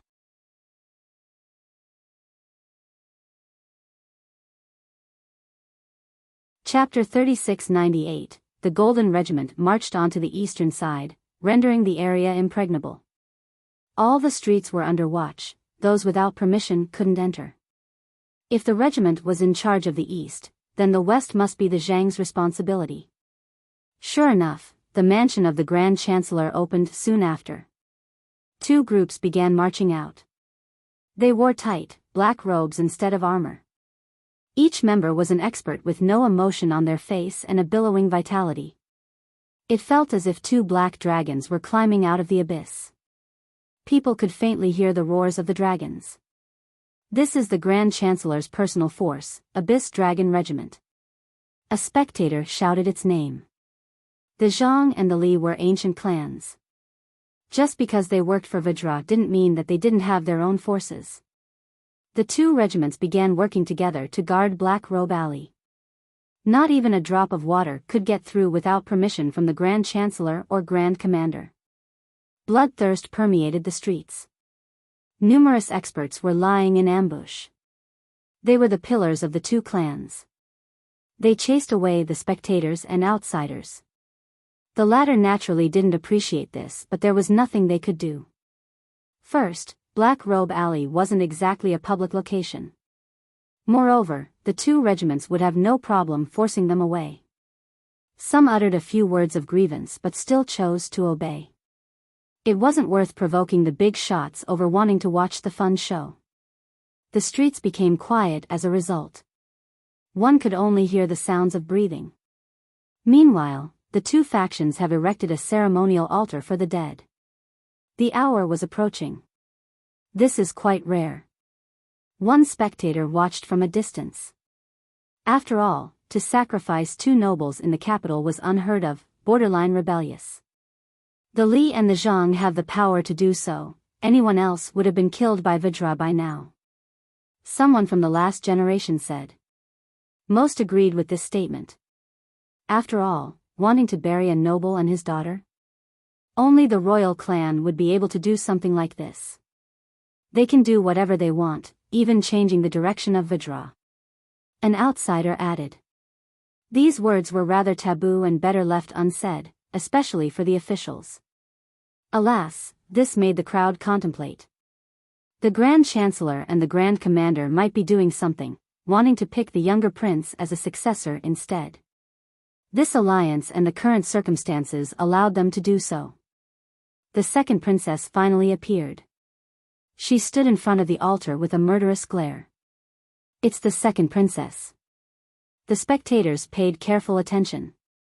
Both the Grand Commander and Grand Chancellor have not shown their face, so the princess was in charge. People actually wondered if she was representing the royal clan in this event. Vajra is supporting their action? Or just giving implicit approval? Someone murmured. No, they wanted to see the king but couldn't. Vajra didn't express its stance yet, this is the princess' personal view. Another close to the court said. She's very close to the 3rd prince and has always been supporting him. One more joined in. Strangely enough, despite being siblings, she wasn't close to the crown prince at all, the opposite of her relationship with the 3rd prince. Something will change. Those who supported the crown prince became dejected. If the Grand Chancellor and Grand Commander wanted the 3rd prince to be the next king, maybe this would actually happen with just a little support from the royal clan. The hour draws near, bring the criminals here. The princess checked the time before ordering. Yang Ling and her father were taken closer to the altar. They were sealed and immobilized. Their clothes and appearance looked fine. It seemed that they weren't tortured. "Take them up," she ordered. The disciples below pushed the two up the altar. "I want to see His Majesty." "This is unlawful, Your Highness," Yang Ling's father shouted. The princess ignored the comment. "It's time." People looked up at the sky, then at the street. Li Qie was nowhere to be found. Is he coming? This became the main question. Him alone against two top clans? That's suicidal. He probably fled already. One youth said. You know nothing about Li Qie then. He's a force to be reckoned with and wouldn't run away before the battle. He faced 100,000 men alone back in Myriad Beast Mountains and maintained a calm expression from start to finish. Since he made a statement, he'll definitely go all out against them. An older cultivator disagreed. What is he going to do? Most couldn't fathom how one man was going to take on the Li and the Zhang. The current forces right now weren't the clan's full strength. Nonetheless, it was tough enough. Not even an ancestor from a great sect could take down these mansions right now. From what I've seen so far, there's nothing Li Qie can't do. A cultivator who was there for all of Li Qie's exploits said. The majority haven't seen Li Qie in action. Is he really that devilish? How can a conqueror like him touch the two clans? How ludicrous. One skeptical soul said. Just wait and see. Nonetheless, the skeptical crowd still wanted to see a miracle. He's here. A crowd member shouted after seeing a person standing by the western side. This youth didn't have a carriage or an auspicious beast, merely sauntering forward. That's Li Qie? One spectator became disappointed because his image of Li Qie was completely different. The ordinary-looking guy didn't look like he could decimate the mansions. Li Qie. The second princess gritted her teeth, not bothering to hide her hatred for him. Not long ago, she was forced to strip in public, but worst of all, he killed her lover, Zhang Yunji. Young master. Yang Ling was ecstatic to see him. She had full confidence that he would come and save her. Her father also stared at the young man. He thought that Li Qie would look quite impressive. This was far from the case.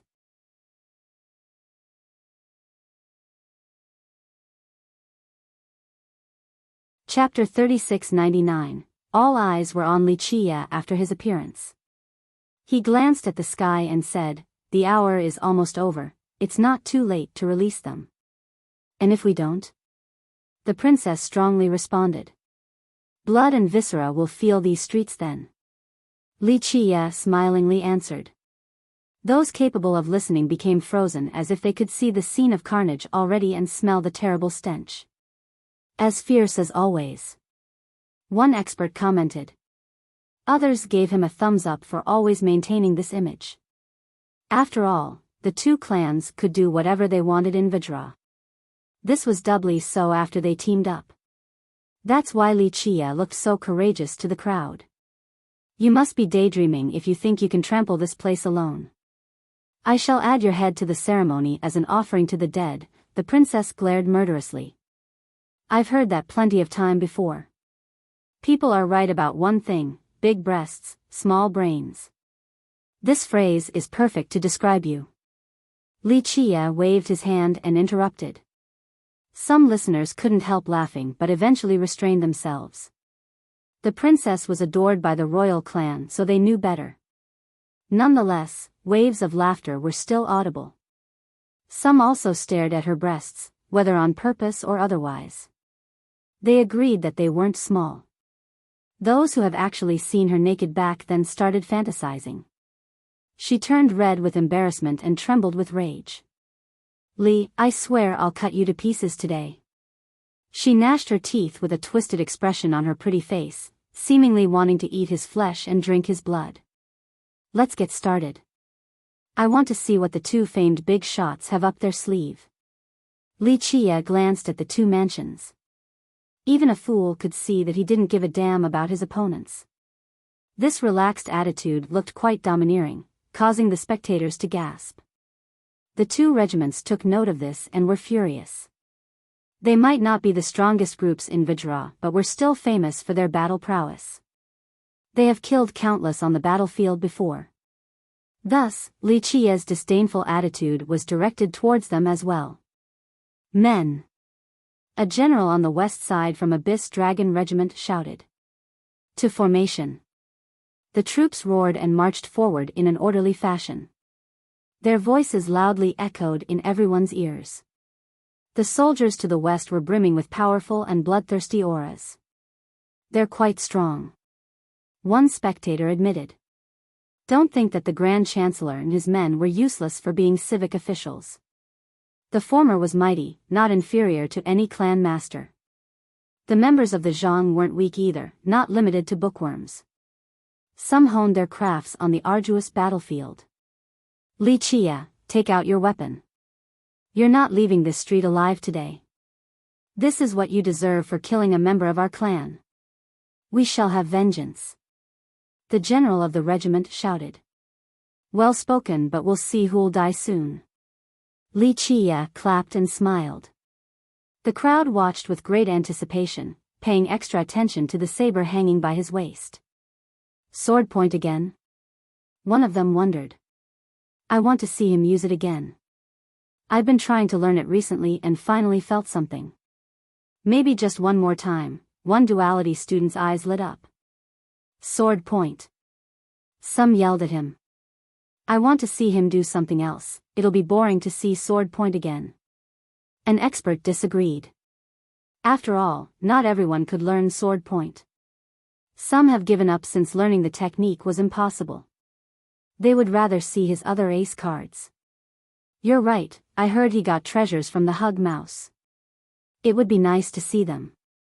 One cultivator said, looking quite hopeful. They wouldn't mind seeing some top treasures from the mouse during this battle. Don't worry, the weapon is here. A newcomer interrupted the rowdy crowd. The sky suddenly turned dark as something gigantic appeared on the western entrance. People looked over and saw a large statue appearing out of nowhere. Once they got a better look, they found that a monk was carrying it with one hand. It looked heavy, but the monk had no problem doing so, looking quite relaxed. Untethered monk, they were surprised to see him. He seemed to be aiding Li Qia. Untethered monk is on Li Qia's side? Since when? One spectator said. The general of Abyss Dragon became startled, the same with the Grand Commander and Grand Chancellor who were still in their respective mansion. The monk was a businessman with a carefree attitude, not paying attention to trivial courtesies. This didn't change the fact that his power was not inferior to the four grandmasters. If he were to join the battle, no one in the two factions would be able to stop him. Untethered monk, the general staggered backward. Relax, relax. The monk smiled and cupped his fist. I'm not here to fight, just putting this weapon down. Young Master Li is eager for an exercise, so I'm just a deliverer this time. I hope he'll find it suitable. Having said that, he dropped the statue in front of Li Qia. Boom! The street caved down a bit, a testament to its weight. Young master? Is this weapon okay? The monk placed his palms together and smiled. That statue is a weapon? One spectator asked, bewildered. Why not? An expert said, it's pretty unstoppable if he can lift it, enough to smash half of the street. Wait a minute, this looks like the statue from Wish Ward? Isn't it meant for decoration only? An older cultivator recognized the statue's origin. Those who have participated in the auction at Wish Ward have seen it plenty of time.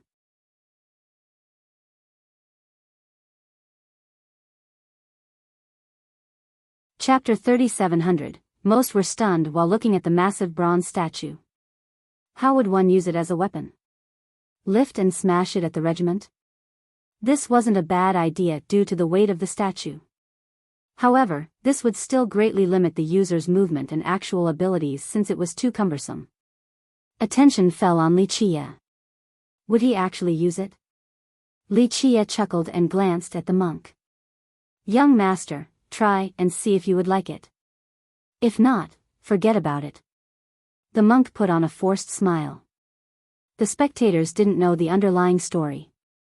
They thought that untethered monk was Li Qia's backer. After all, people would think twice if Li Qia had his support. This applied to the two powerful clans as well. Only Li Qia and the monk actually knew what was going on.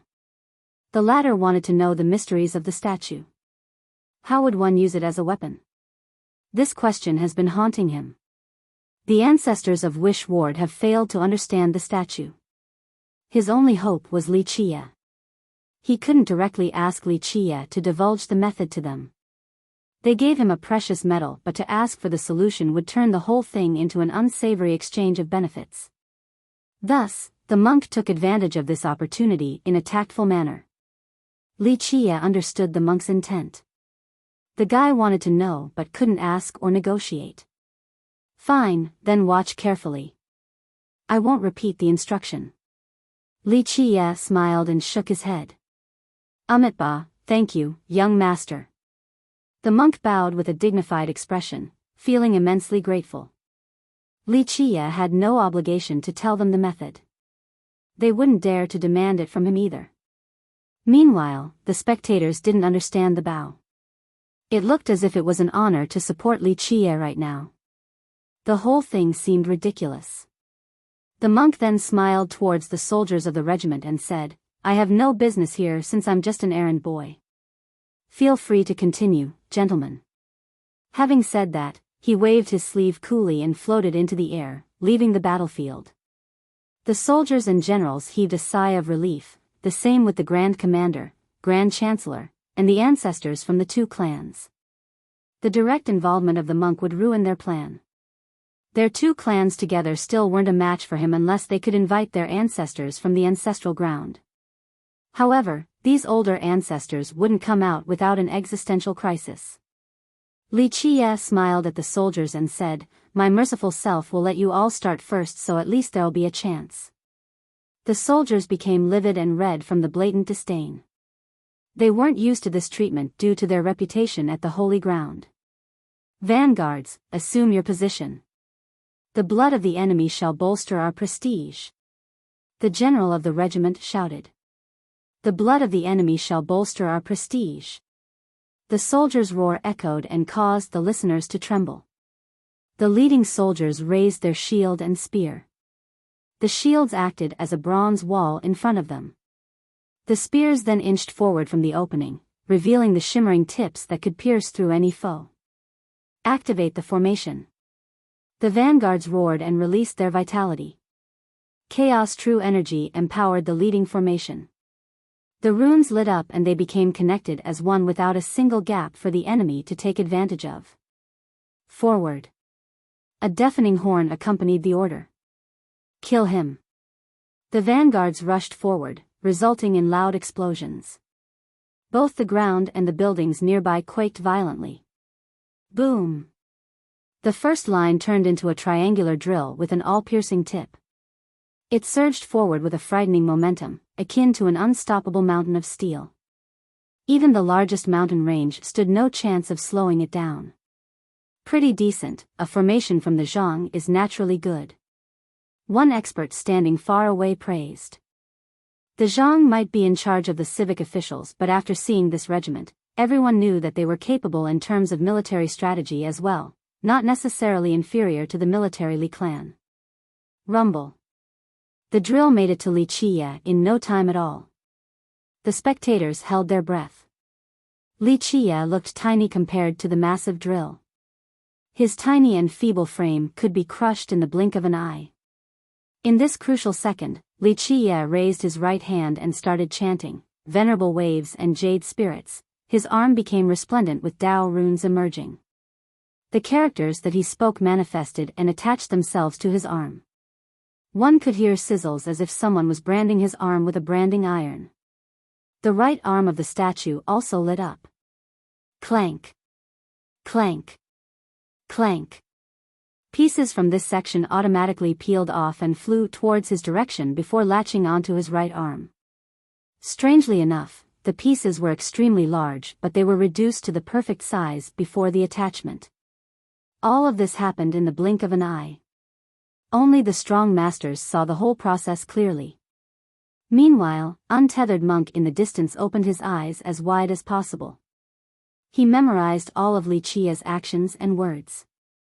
The pieces covered his arm and became a single piece as if it was cast in this manner in the first place. Poof! It immediately shot out a blue flame with impressive offensive potential. Break! Wuxia directly punched the incoming drill afterward. Boom! The world seemed to be shattering from the explosion. Time came to a halt. Crack! The spectators saw his bronze hand crushing the drill tip.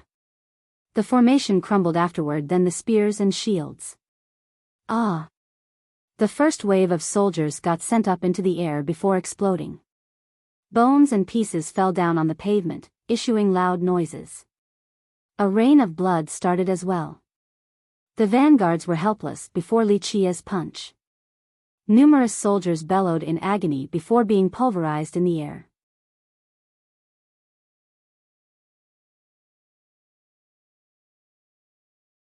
Chapter 3701. Just one punch was all it took to destroy the vanguard. This shocked all the spectators. Their dazed eyes were focused on both the statue with its missing arm along with Wuxia's bronze arm. A while ago, they assumed that Wuxia would smash or throw the statue towards the regiment. After all, that seemed to be the only way to use the massive entity. No one expected that the right arm could actually peel off and empower Wuxia instead. What is that thing? Many stared at the statue, astounded. In fact, most assumed that it was only a work of art displayed inside the main store of Wish Ward. This no longer seemed the case.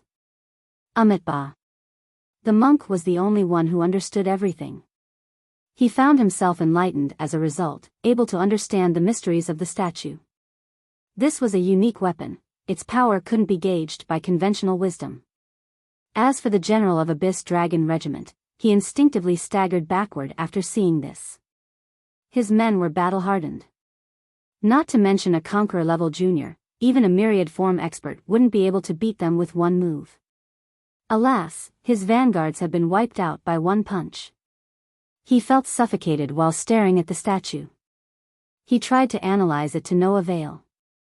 At this point, Wuxia strolled into Black Robe Alley's Western Street.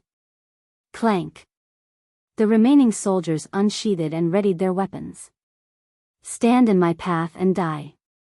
This place shall fall today. Wuxia nonchalantly declared. No one doubted his ability at this point. What's that thing? An ancestor inside the mansion of the Grand Chancellor asked. Unfortunately, the Grand Chancellor and his ancestors had no idea despite their vast knowledge. The thing has always been in the courtyard of Wish Ward. They never moved it before. Another ancestor said. Their group has visited Wish Ward and saw the statue plenty of time before. They didn't pay any attention to it previously. As Wuxia walked forward, the regiment matched his pace in retreating. They waited for an order, not daring to attack without permission. Center, march. The general finally gave the order. Battalions that were part of the center unit consisting of tens of thousands troops instantly surrounded Wuxia. Go! An officer shouted and leaped into the sky. Celestials appeared beneath his feet as he summoned a cauldron. He chanted and chaos true energy oozed out. The fate palaces of this officer opened. The flames of life oozed out from the cauldron of life, fully engulfing the airspace. Clank. A sonorous clank could be heard as the runes of the officer came together to create a fiery cauldron. The other soldiers also disappeared and became one with this massive cauldron. Terrible heat waves emanated from the mouth. The spectators in the distance had to back off. The entire street was in danger of melting from the heat. Poof! More and more billowed from the mouth like a volcanic eruption. Inside the cauldron was more lava, ready to rush out and show the world their destructive nature. A few drops actually leaked from the cauldron and melted the ground, resulting in deep pits. Some shuddered at this sight. A full-scale attack from the cauldron would immediately turn someone into liquid, turning them into a part of the lava. Die. The cauldron mouth aimed at Wuxia before shooting up a torrent of lava wrapped in flames. Zzz, some buildings nearby were reduced to ashes. He's gonna turn into roast meat, no, evaporate from this. One spectator shouted. In the next moment, loud clunks could be heard as the entire statue disassembled into millions of pieces. They fully surrounded and latched onto Wuxia's body. In just a split second, the statue disappeared and Wuxia was adorned in a full set of armor. Boom! The lava torrent slammed on him, but he was completely untouched thanks to the armor plates. The regiment couldn't believe this result. This wasn't their first time using the Great Cauldron. They once destroyed another army using this one move. Alas, it was completely ineffective this time. Of course, everyone could tell that this was due to the armor, not Wuxia's power. What the hell is that thing? One spectator loudly shouted. Too weak. Wuxia patted his chest to wipe off the dirt. That move earlier couldn't even scratch an itch. My turn. He smiled and blue fiery particles emerged around him. Boom! The particles twisted together and created a frightening pulse. It shot forward and blinded the audience, instantly piercing the cauldron and reducing it to nothingness. Ah! Miserable cries sounded. The tens of thousands soldiers of the Center Battalion suffered the same fate. They didn't put up much of a fight against the pulse. This doesn't make any sense, the spectators shuddered, this pulse was insanely strong. Amitba. The monk chanted, but his expression wasn't one of mercy and pity. He looked quite excited from understanding the weapon more and more.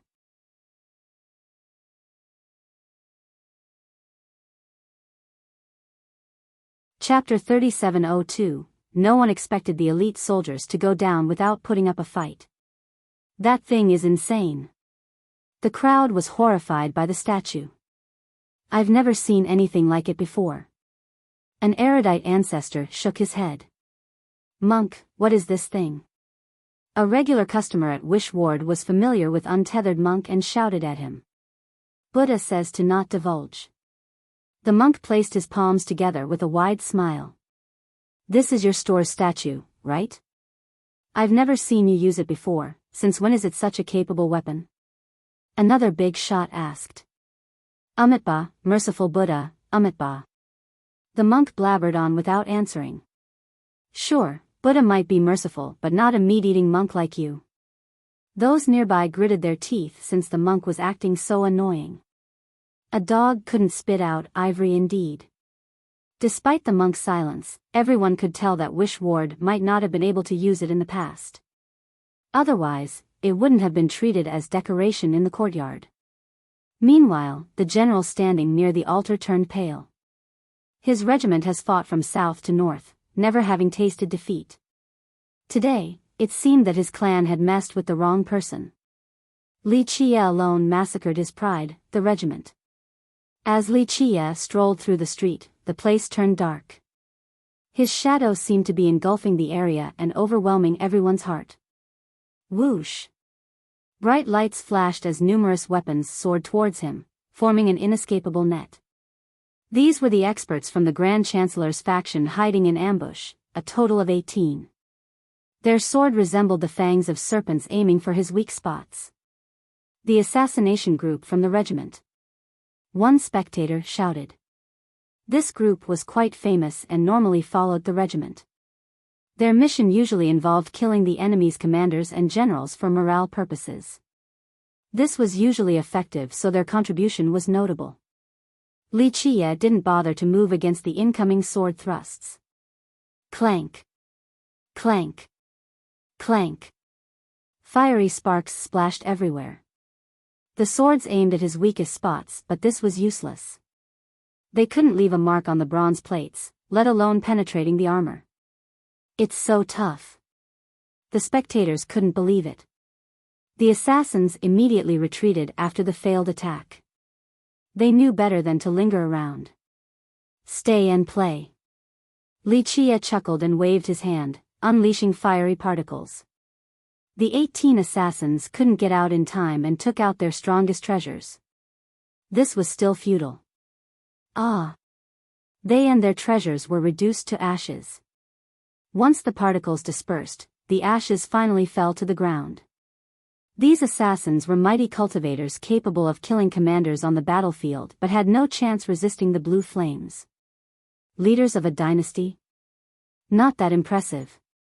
Li Qie chuckled while looking down on the Zhang. Alas, no spectators dared to criticize his arrogant words. What do you want? The general shouted as his foe drew closer, frightened. I'm obviously going to destroy these 2 mansions. Li Qie smiled. Stop him. The general roared again.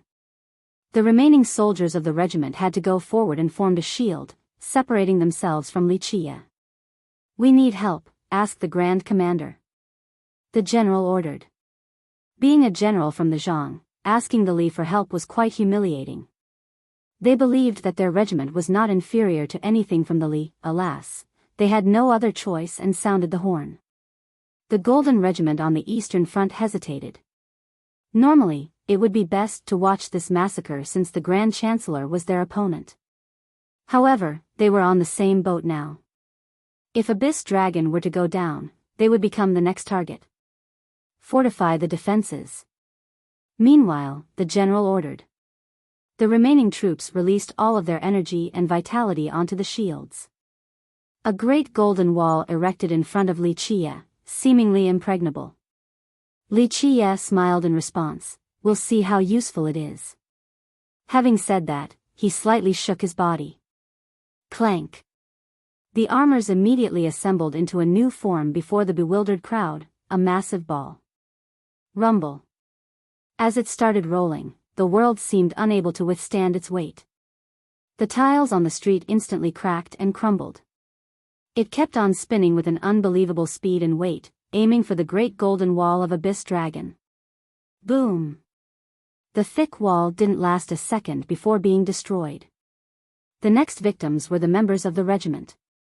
Their bones shattered and another rain of blood started.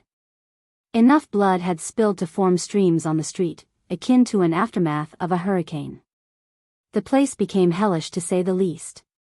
Once people calmed down, they saw Li Qie standing there, still dressed in full armor. The ball was nowhere to be found. It felt like an illusion if it wasn't for the blood streams on the street. The smell. Ugh, a young cultivator vomited. This treasure is unstoppable. An expert took a deep breath. In their opinion, that ball's weight alone shouldn't have been this powerful. However, it easily smashed that fortified wall. That weapon can transform into anything? An ancestor murmured. This was their first time seeing such a versatile weapon. One idiom meaning no good words are to be expected from a scoundrel.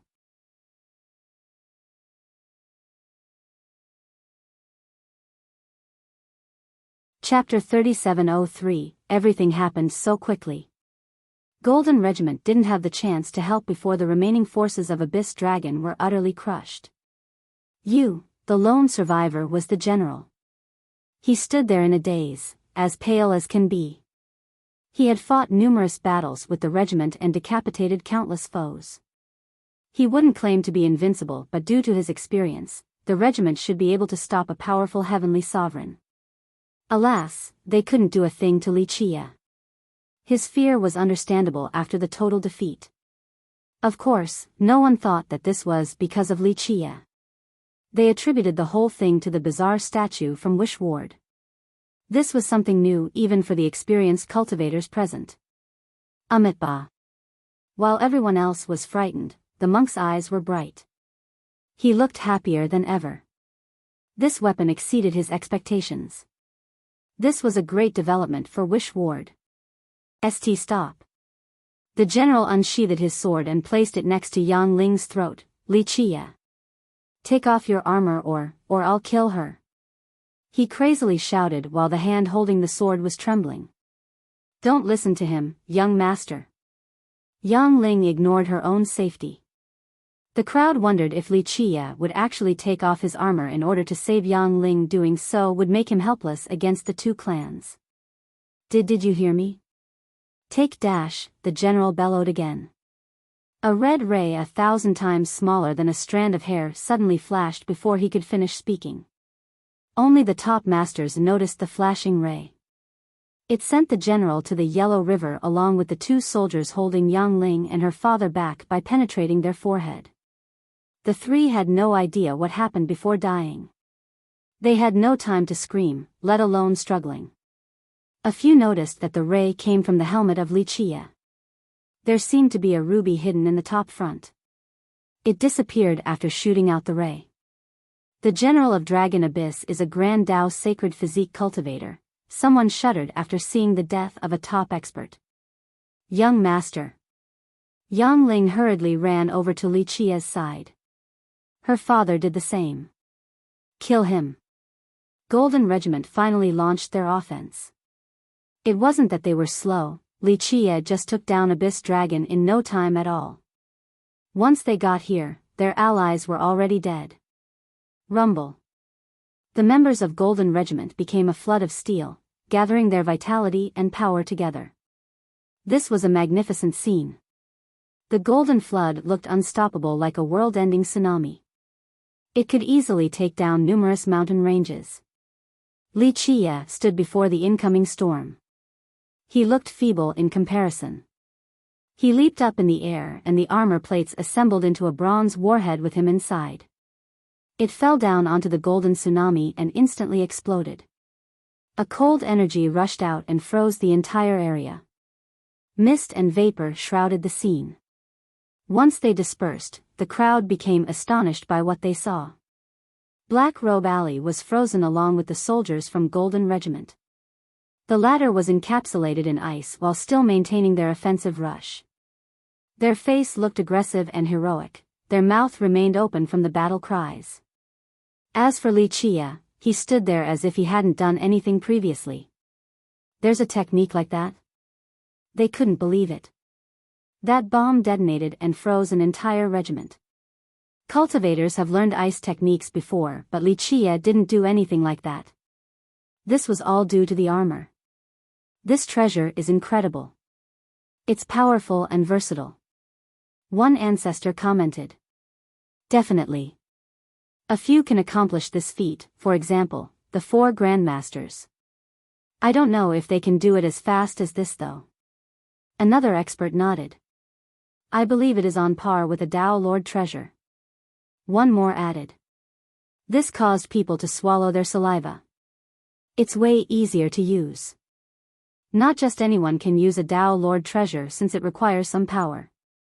As for Li Qie, he can control it despite being at the Conqueror level. This means that anyone can wear it. Someone else joined in. Everyone's heart beat faster. One sect master shouted at the monk, "Hey, is this armor for sale?" "Yeah, is it for sale?" Another big shot shouted, "Just name the price when this is over." "No, just give us a number right now." The armor was too tempting. If Wish Ward wanted to sell it, many great powers would pay any price for it.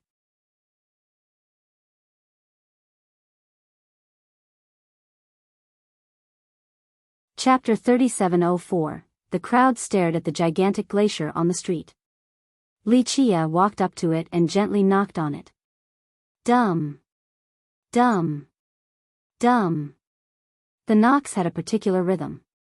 Next came a loud bang since the entire glacier crumbled, resulting in an avalanche of ice and snowflakes, a wondrous spectacle. Alas, the spectators shuddered with fear because when the glacier crumbled, so did the members of Golden Regiment. Bam!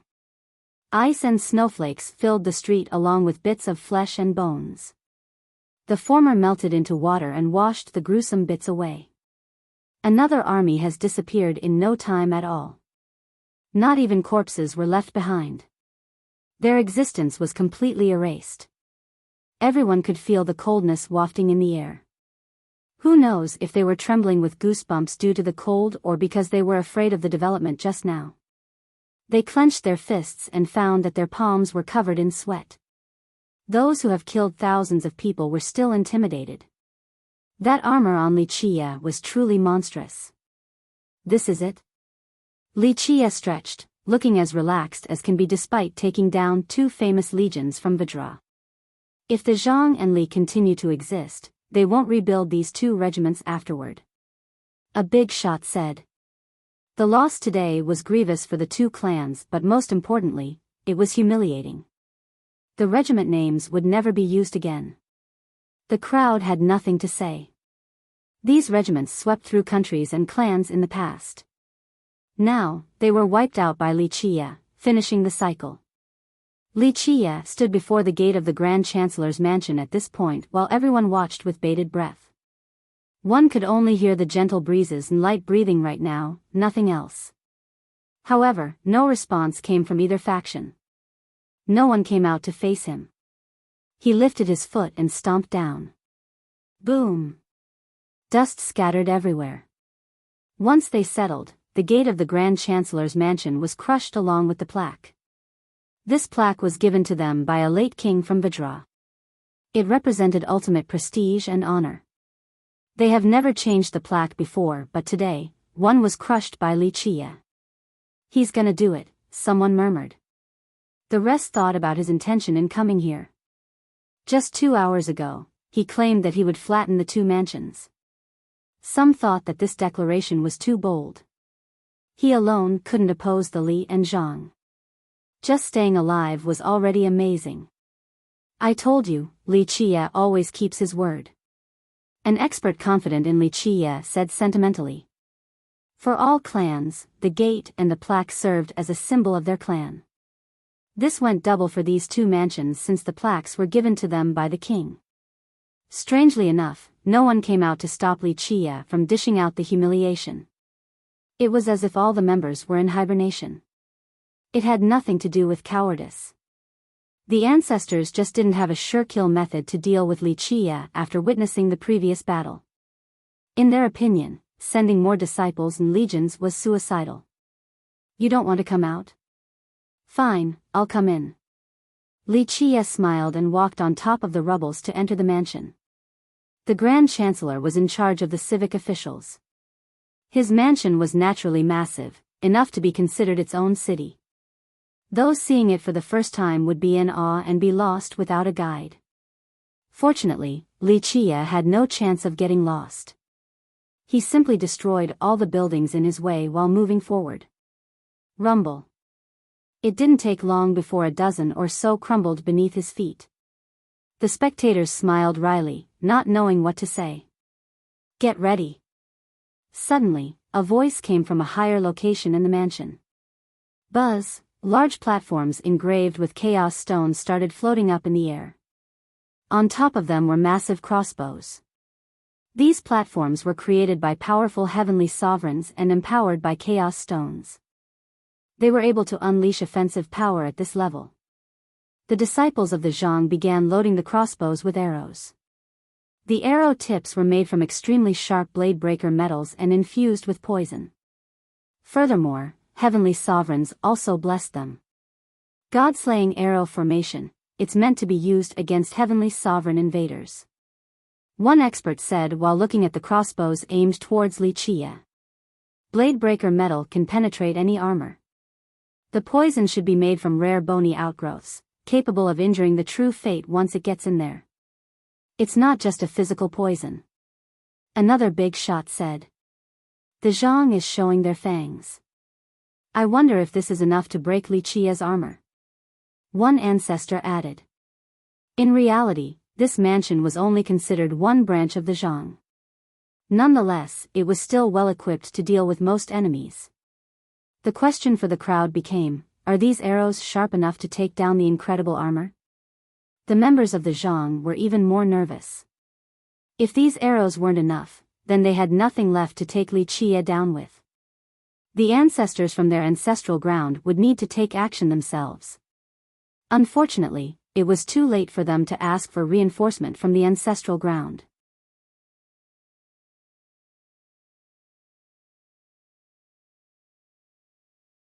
Chapter 3705. Thousands of crossbows targeted Li Qie, making the spectators wonder if the armor was good enough to withstand an onslaught at the sovereign level.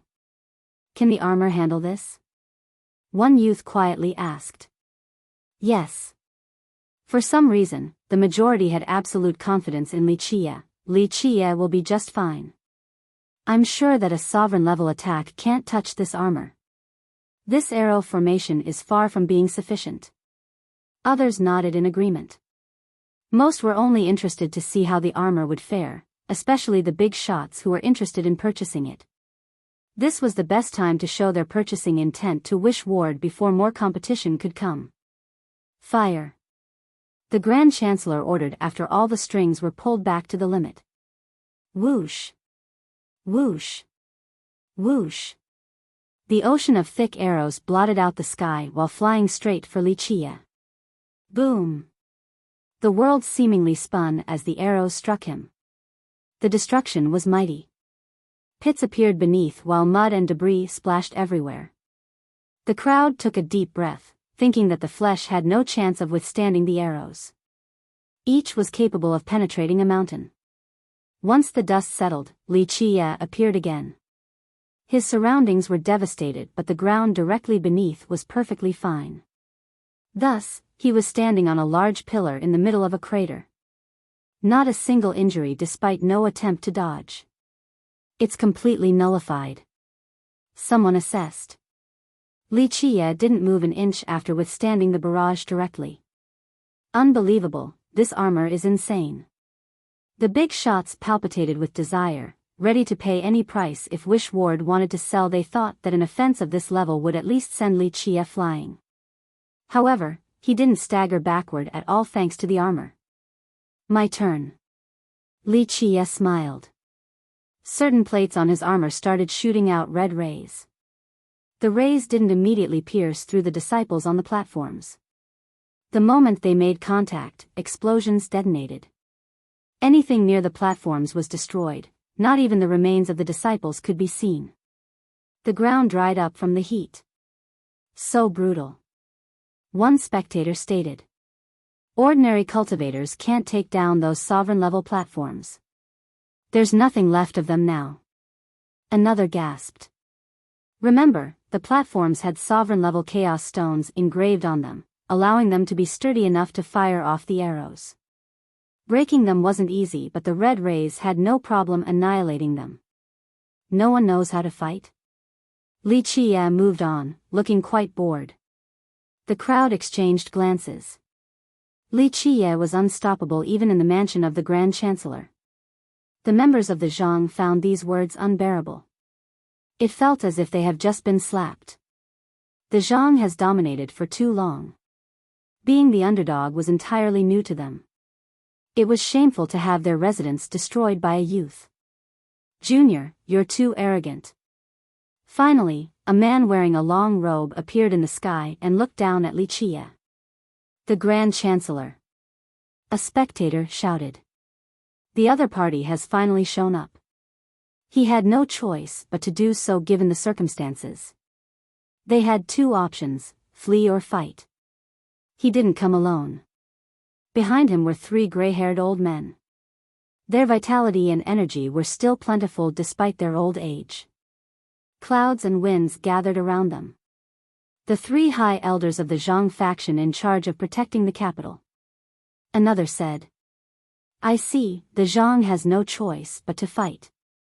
One more concluded. This clan's actual foundation and ancestral ground were in another location. Nonetheless, the capital was the center of power and authority. Thus, they had high elders as well guarding the mansion. Normally, these high elders wouldn't show up since the Grand Chancellor could take care of anything until now. They had to stop Li Qie or he would really destroy the entire place. The real battle begins now. The spectators became excited again. One side was about to go down. I've always been arrogant, you found out just now? Li Qie chuckled. The Grand Chancellor's expression was ugly. The plan in burying Yang Ling and her father today was a test towards Vajra. Alas, Li Qie ruined their plan. They didn't expect this development at all. They thought that they could easily subdue the junior, so they only focused on dealing with Vidra. For example, if the ancestors of Vidra didn't respond, they would make the third prince the next heir instead. Alas, this plan of the rare alliance had no chance of materializing since Wuxia crushed it at the very start. Junior, it's not too late to run. Our clan has always been merciful and will forgive you for the transgression today. One of the elders said. His words were strong and cool. However, everyone could tell that they were indirectly accepting defeat.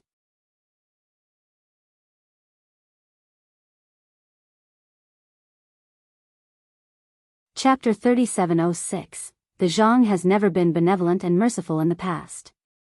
As a leader in Vidra, it had both decisiveness and mercilessness when dealing with its foes. The listeners weren't stupid enough to fall for the elder's righteous words.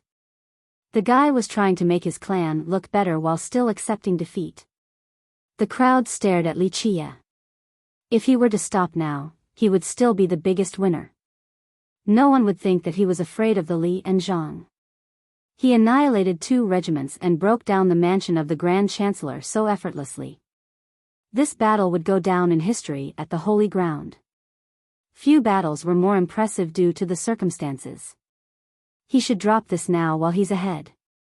One expert murmured.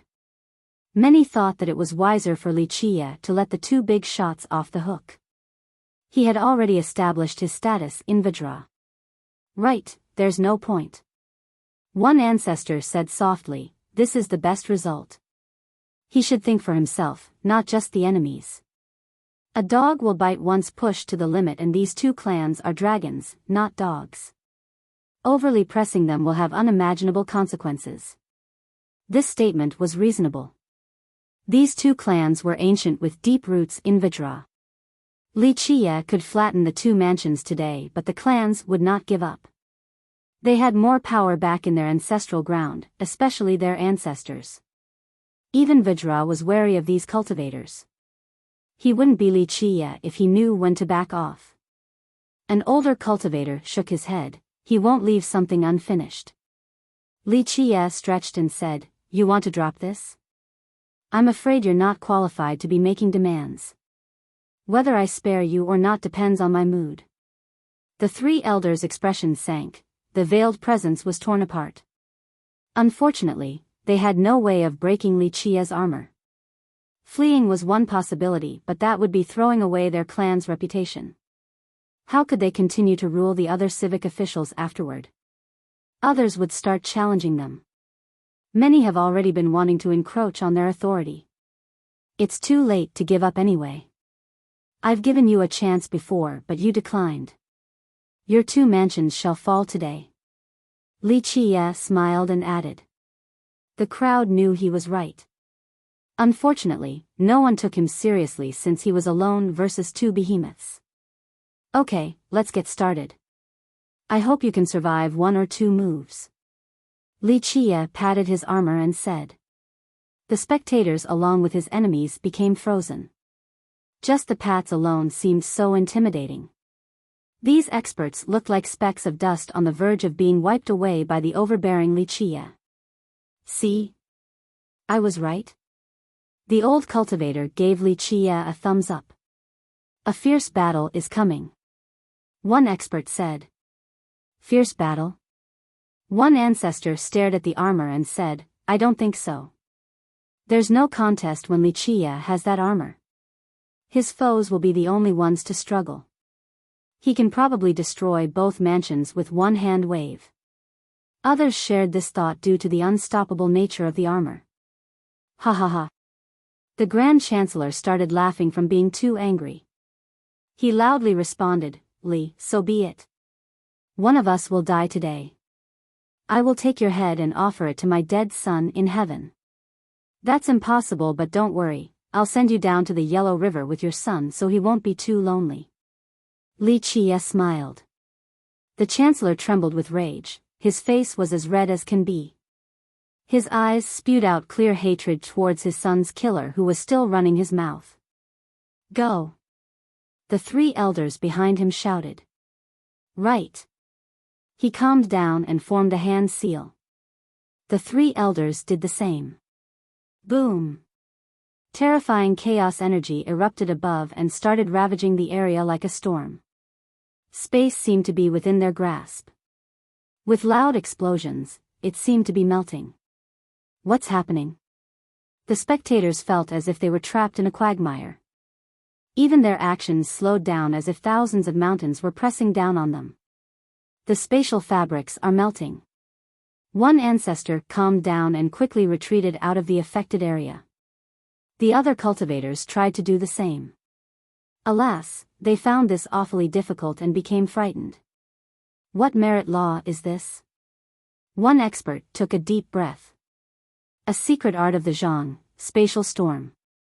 A spectator answered while looking at the bright spatial manipulation taking place. It's one of their clan's ace cards, powerful and has a large radius. A high elder from another clan became emotional. A Zhang ancestor used it before to instantly take down a clan. It's quite something. Zzz, the ground beneath Li Qie started melting. He seemed to be stuck in a quagmire, unable to move. So why is this called spatial storm? One spectator said. No, this is the Li's death crystal pit. A knowledgeable ancestor shouted, a trap that is impossible to escape. People instantly turned towards the mansion of the Grand Commander. They finally noticed the figures up above. These men were also carrying out a secret art in order to trap Li Qie. They were too preoccupied with the Grand Chancellor and the three elders to notice anything earlier.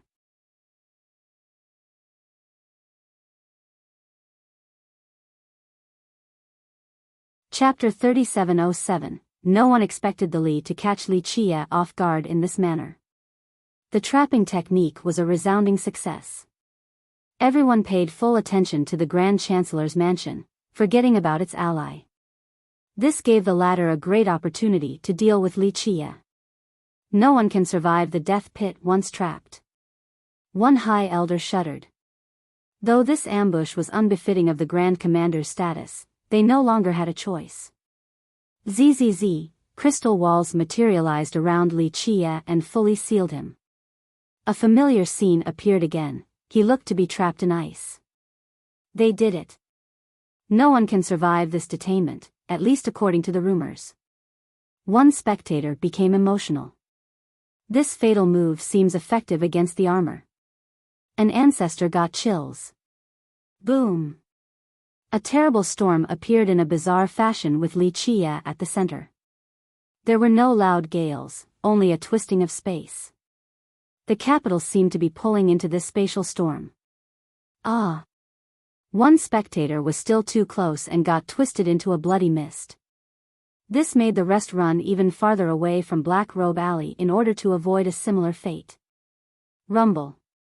The storm continued twisting around Li Qie, wanting to tear him to pieces.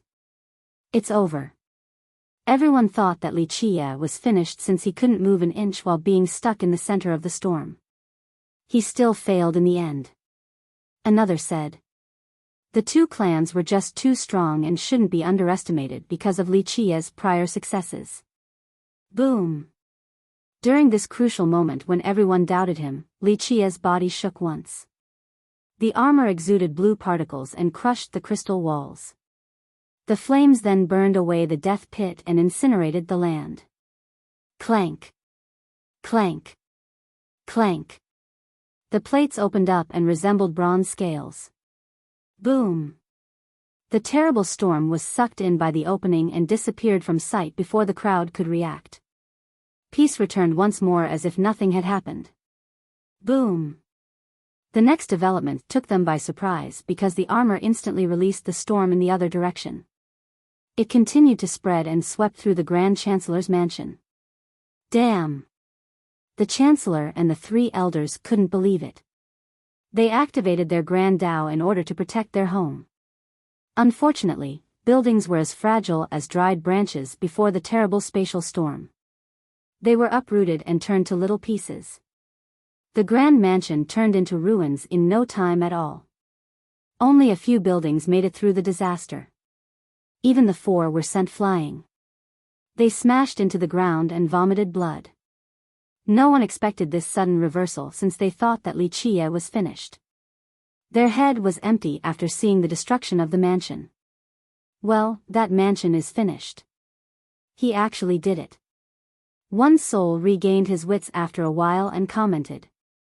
Everyone seemed to have the word shocked written on their forehead. I can't believe we're seeing this day. One ancestor smiled wryly. The Zhang has been illustrious. Most believed that as long as Vajra was around, so would the clan and its mansion at the capital. Opposing this clan was awfully unwise in the present. Today, Li Qie alone easily destroyed this area. We spoke too soon earlier. We still underestimated Li Qie and that armor. One high elder commented. It's a heavy loss in terms of materials and pride. One official from Vajra quietly said. This was only their mansion at the capital, not their ancestral ground. Nonetheless, it was still a grave loss. The mansion represented their authority in Vajra. It meant a severing of sorts. The Zhang might be able to keep the position of the Grand Chancellor in the future, but the opposition would be fiercer than ever before. Not hard at all.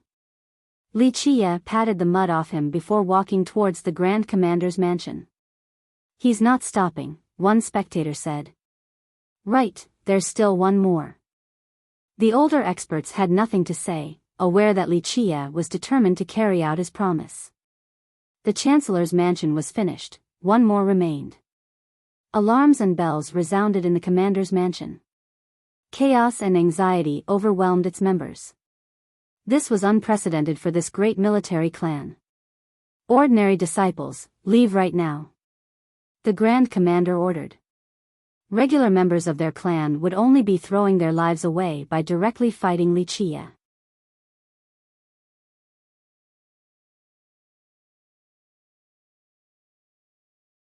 Chapter 3708, An evacuation ensued at the Grand Commander's mansion. The young and the weak retreated to the very back of the mansion while leaving the strongest members to fight Li Qie.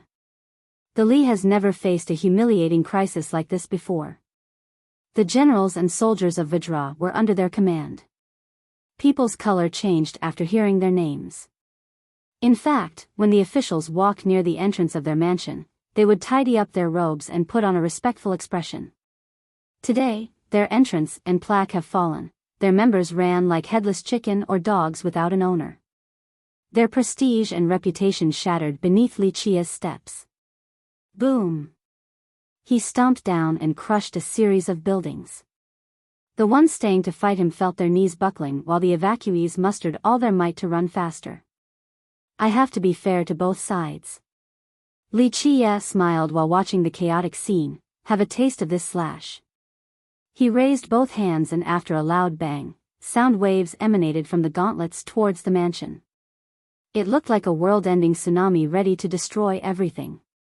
Thousands of buildings crumbled right away. Debris and dirt shot to the sky. The magnificent mansion lost its splendor in the blink of an eye. The crowd was still astonished, albeit not to the same level as the destruction of the Chancellor's mansion since this was their second time. Normally, no one would dare to cause trouble near these two mansions, let alone destroying a building there. Now, Li Qie caused untold destruction to both, hence the astonishment of the spectators. The mansions were actually massive. The resulting ruins might be the largest ones in Buddha Emperor Plateau. Everyone took a deep breath at the extreme shift, from a place of glory and authority to piles of rubble. Li Qie is not just the heaven's favorite, he's a brutal monster. One expert commented. I've never seen anyone like him before. An old cultivator agreed. How will the Li and Zhang retaliate? Will they invite their ancestors? It'll be tough for Li Qie then. One more spectator wondered. Most spectators were still overwhelmed due to a betrayal of expectation. Some started thinking about the implications. As Li Qie walked among the ruins, the members of the Li glared at him with fury. The clan was their home, but now, Li Qie had destroyed it. They wanted nothing more than to annihilate the guy in return. Young noble Li, please stop. A dignified and calm voice sounded. Everyone saw a middle-aged man with an imposing aura. He looked noble and lofty regardless of the situation. He seemed to be a natural-born commander. The Grand Commander. A keen-eyed spectator shouted. He wasn't alone and had several ancestors behind him for support. The fight hasn't started, but people could sense the brewing storm. You think you can stop me? Li Qie glanced at him and chuckled. The commander's expression was darkened. He obviously was in a terrible mood, but Li Qie's armor was simply too strong. He took a deep breath to subdue his anger before speaking. Young noble Li, let's end here. Take one step back and realize the immensity of heaven and earth. We can still get along in the future. Stop repeating this nonsense. I'm the one in charge here. Have you ever seen a fish negotiating with the butcher? Li Qie interrupted and waved his hand. The commander had to calm his anger again. Normally, other generals were always nervous and prudent in his presence, not daring to breathe loudly. Now, it was time for him to experience the frustration. Young noble Li, if you drop the issue today, we will absolutely make it up to you. The commander spoke. The spectators exchanged glances. Some thought that they had misheard him. The commander chose to acquiesce when the guy literally stepped over the ruins of his mansion. This was a disgraceful choice. Really? I'm afraid there is nothing you have that can tempt me.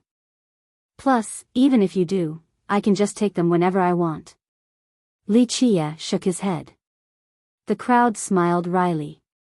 Li Qie was treating the two prestigious clans like they were fish on a chopping board. Young noble Li, negotiating peacefully with us will be very beneficial in the future for you. Why bother going to the extreme? The Grand Chancellor spoke from a distance. I'm sorry, but that's just who I am. Plus, do you talk to the fish you're about to eat? No, the only thing to do is to boil and eat. Li Qie responded. The two big shots trembled with rage while wearing an ugly expression. This junior showed them zero respect in public. What do you want then, young noble Li? The commander kept a low voice. The Li can satisfy your demands. Young noble Li, do you want treasures or money? We won't be stingy with your demand. The Chancellor added. Both wanted a truce at this point.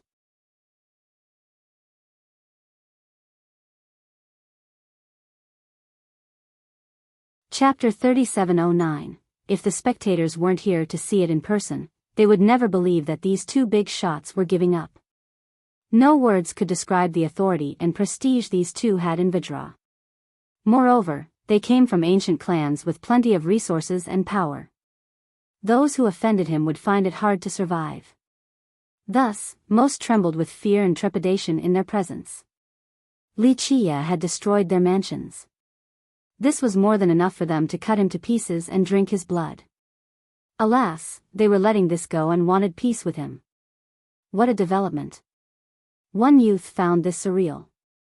The majority of experts here, especially the vagrant cultivators, wanted to become stronger and earn a spot with these two factions. They considered the Chancellor and the Commander to be at the apex of life. Now, these two were begging for mercy. Those confident in them prior to the battle felt their face becoming hot as if Li Qie had just slapped them. They have no other choice. An ancestor had a good grasp of the situation. They can either go all out regardless of the price or to endure the humiliation and ask for forgiveness. They're both experienced officials, that's why they choose to preserve their power. A high elder nodded after seeing this. If these two picked the first choice, it wouldn't be good for their clans. First, these two clans were too strong. Vajra was wary of them, so if they were to be weakened, the consequence was obvious. Most would rather die than suffer this level of humiliation. It was better to be broken jade than perfect tile. This wasn't the case for these two, they had other things to keep in mind. Their reputation and prestige didn't matter as much. As long as the verdant hills remain, there will be firewood. Presently, Li Qie was unstoppable with this armor. They only needed to get through today and there would be more chances to destroy him later on. He wouldn't always have this armor on him. You have missed the chance to surrender. There's no escaping today. Li Chia stretched lazily and refused. The two big shots have abandoned face and begged in a shameful manner. Alas, Li Chia didn't let them off. This was as humiliating as can be. It's pointless to kill us, young noble Li, the commander's voice became deeper. Stop playing the same old tune. As if you would show your foes mercy. Li Chia retorted. Many agreed with him. These two big shots certainly had no thought of sparing him before the battle. He could have begged however he wanted and it would have been useless. They would have killed him to avoid needless complications later on. Young noble Li, you seem so sure of yourself. The Chancellor was losing his cool. Since begging was useless, their words became tougher. Got an ace card? Feel free to show it to me.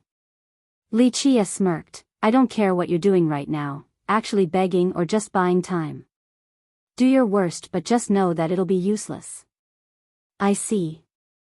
One listener said, maybe the commander and chancellor are just buying time. Their clans might still have some hidden moves. There's a high chance of this happening. An older cultivator said. Right, they were just buying time. There's no way they would beg a junior for mercy. Someone who respected the two immediately said. Others with a similar sentiment nodded in agreement, thinking that this was all just a ploy to delay Li Chia. Maybe they've invited the ancestors from their ancestral ground? Someone from the last generation said. I think they still have some surviving heavenly sovereigns from back then. These beings are extremely strong and should be unstoppable once they come out. An expert took a deep breath. It won't be that easy. The clans have faced several disasters before but these ancestors didn't come out. These were just two mansions belonging to Vajra. Is it worth it for them to come out? Another big shot shook his head. Amitba. Untethered monk glanced at the two mansions and knew what the ace card was right away. The commander and the chancellor exchanged glances. These two rivals have been pushed to the edge, needing to work together and use their hidden ace cards. They then nodded seriously, ready to abandon everything for an ultimate move. To death then. The commander shouted. Indeed. The chancellor roared. To death. The disciples of both clans shouted in unison. Their roar echoed across the entire capital. So they still have something available? A spectator wondered. Begin. Both the big shots shouted. Boom! A pillar of light emerged from each clan. Rumble. The crowd was still lost as two temples rushed out of the ground next. They had Dao runes around them along with blinding lights, perhaps a supreme grand Dao. What are those buildings? The confused crowd asked. The entire capital started shaking next. Something seemed to be coming out of the ground. Boom! There were 8 pagodas situated in 8 different directions in the capital. They became resplendent. Their rays started connecting with the lights from the 2 temples.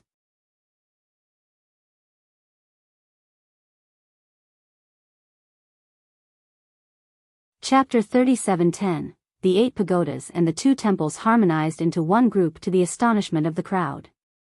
Those are the scouting pagodas, right? One cultivator from the capital asked. In his impression, the 8 pagodas have always been here with no obvious uses. Some said that they were meant for military purposes or just general observance. All in all, no one had a good idea of their exact reason for existence. Amitba, it's starting. Untethered monk saw this and placed his palms together. Boom! The 2 temples exuded endless light like 2 springs.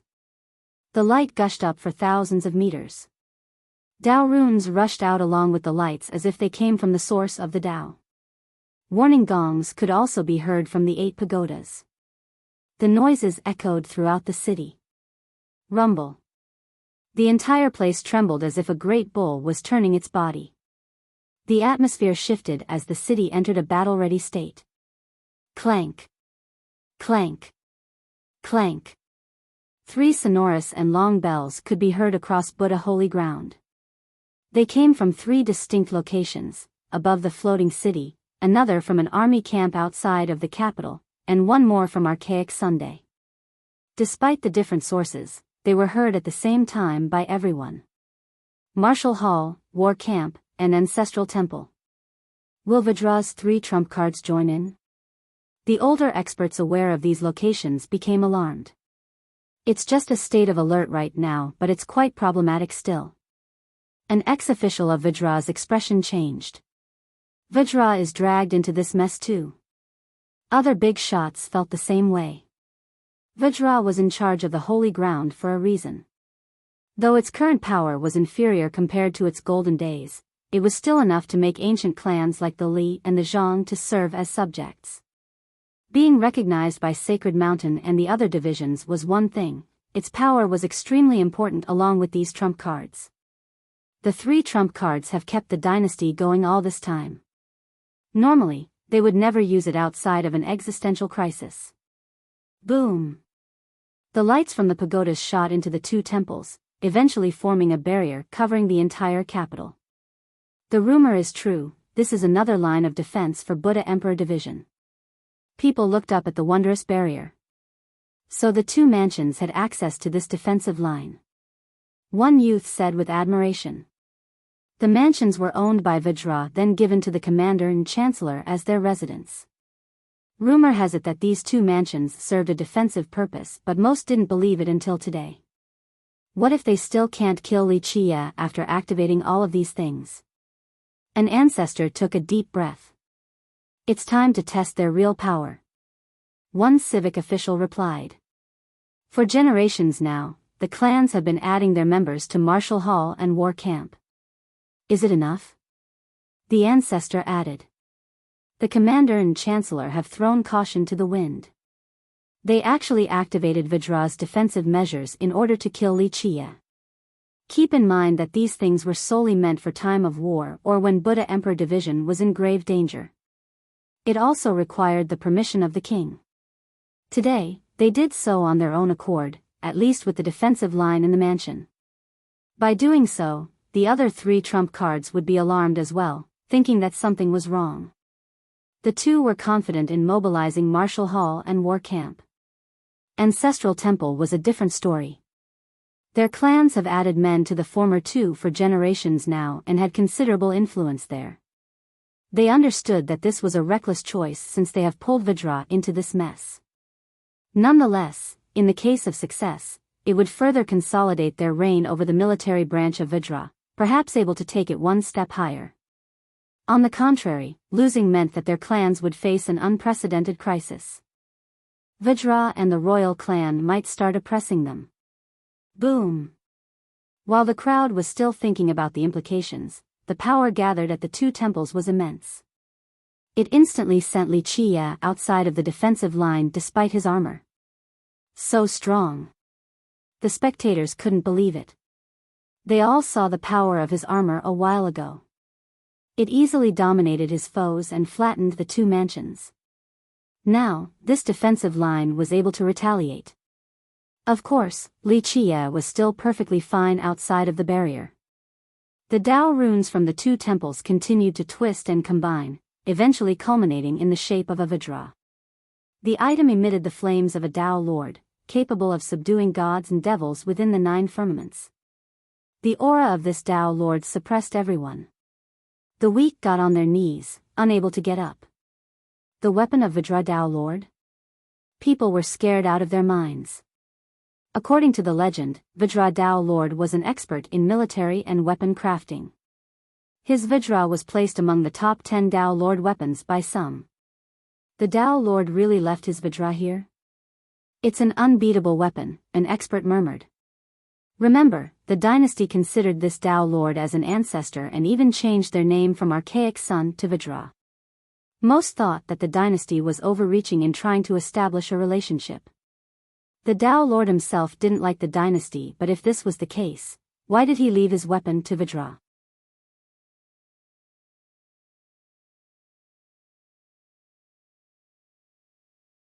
Chapter 37:11, Evil Breaker Vidra, one of the top 10 Tao Lord weapons. A frightened spectator said. This particular weapon far exceeded its peers. It might be the Tao Lord's strongest weapon. At first, the weapon was simply known as Vajra since this was the simple name chosen by the Tao Lord. Later on, he entered the Forbidden Zones to fight evil creatures. During that generation, the Evil Breaker part was added to its name. It served as a symbol of his crafting prowess. That's why everyone became afraid to see it right now. This was a treasure capable of dominating a forbidden zone. No wonder why people always talked about the last defensive lines at the capital. Once the walls fell, this one was enough to stop the enemies from invading. No, this isn't the real thing. A mighty ancestor carefully observed instead of being astounded, it's only a seal left behind by the weapon. The Tao Lord probably did it himself. It contains some of the weapon's power. The astonished crowd stopped talking and focused on looking at the floating Vajra. Sure enough, it became clear that it was only a seal. The ancestor was right. Correct. Another ancestor privy to the inner stories elaborated, Archaic Sun did everything they could and used different connections and fate in order to earn the favor of Vajra Tao Lord. He then left behind this seal. The Tao Lord came from the royal clan of Archaic Sunday. Of course, he was far from being part of the main branch, only a prince from a side branch. Archaic Sun didn't care about a distant prince like him. Alas, he became an unbeatable Tao Lord later on. Thus, the court had no choice but to cling to this thin relationship. It wasn't easy for them to eventually earn the seal. A seal, yes, but it still has a top 10 weapons power. This tiny portion should still be frightening. One high elder had a serious expression. No one disagreed with this statement. It would be foolish to look down on this seal. It should be enough to instantly reduce a sovereign to ashes. Can Li Qie withstand it? Cultivators shuddered while sensing the suppressive aura of the Vajra. All eyes were on Li Qie. This was an apex weapon in 8 decilaises. Hard to say, anything else and he would be perfectly fine. The problem is that he's dealing with the famous Vajra. It wouldn't be an exaggeration to say that its target will either die or be grievously wounded. An ancestor who thought highly of Li Qie remained skeptical. You chose hell instead of heaven. The Grand Commander floated up high and looked down at Li Qie. That's why today will be your last day.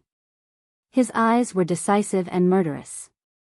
His weak and helpless appearance earlier was nowhere to be found. I'll cut you to pieces.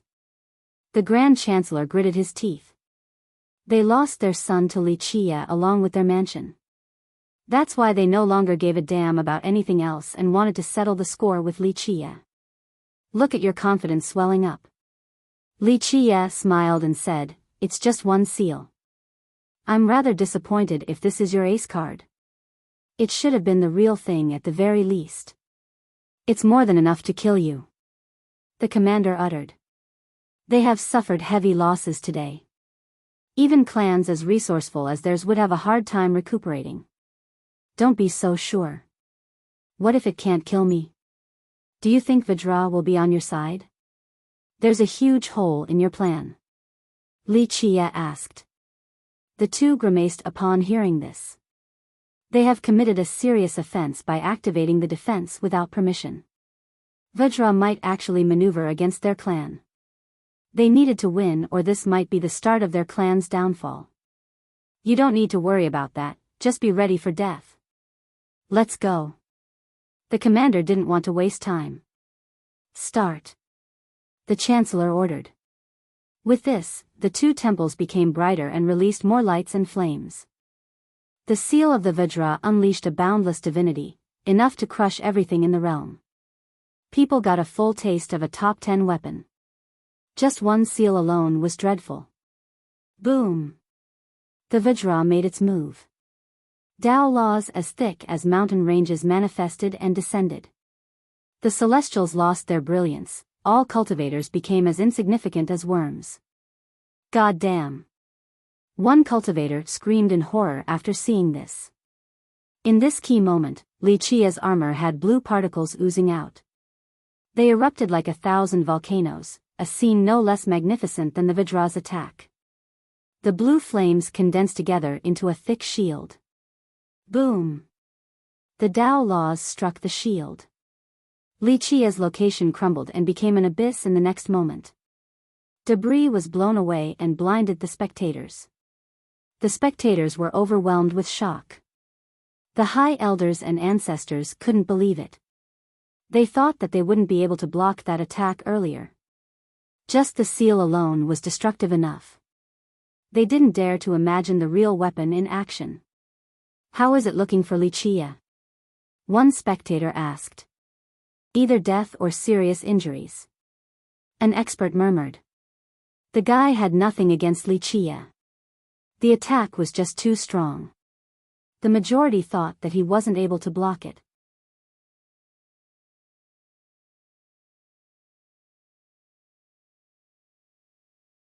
Chapter 37:12. The cataclysmic attack could kill heavenly sovereigns. It frightened the hell out of the crowd. Its pressure was unbearable and forced them down on the ground. The dust in the air made it impossible to discern whether Li Qia had exploded to pieces or merely buried underground. Is he dead? The members of the two clans waited anxiously. They prayed that he was dead to avoid further complications. After all, he scared the hell out of them. His continual existence would always plague their mind. "What do you think?" An expert stared attentively. Everyone has seen the power of the armor previously, but the seal of evil breaker Vajra was no slouch. Their confidence in the armor wavered as a result.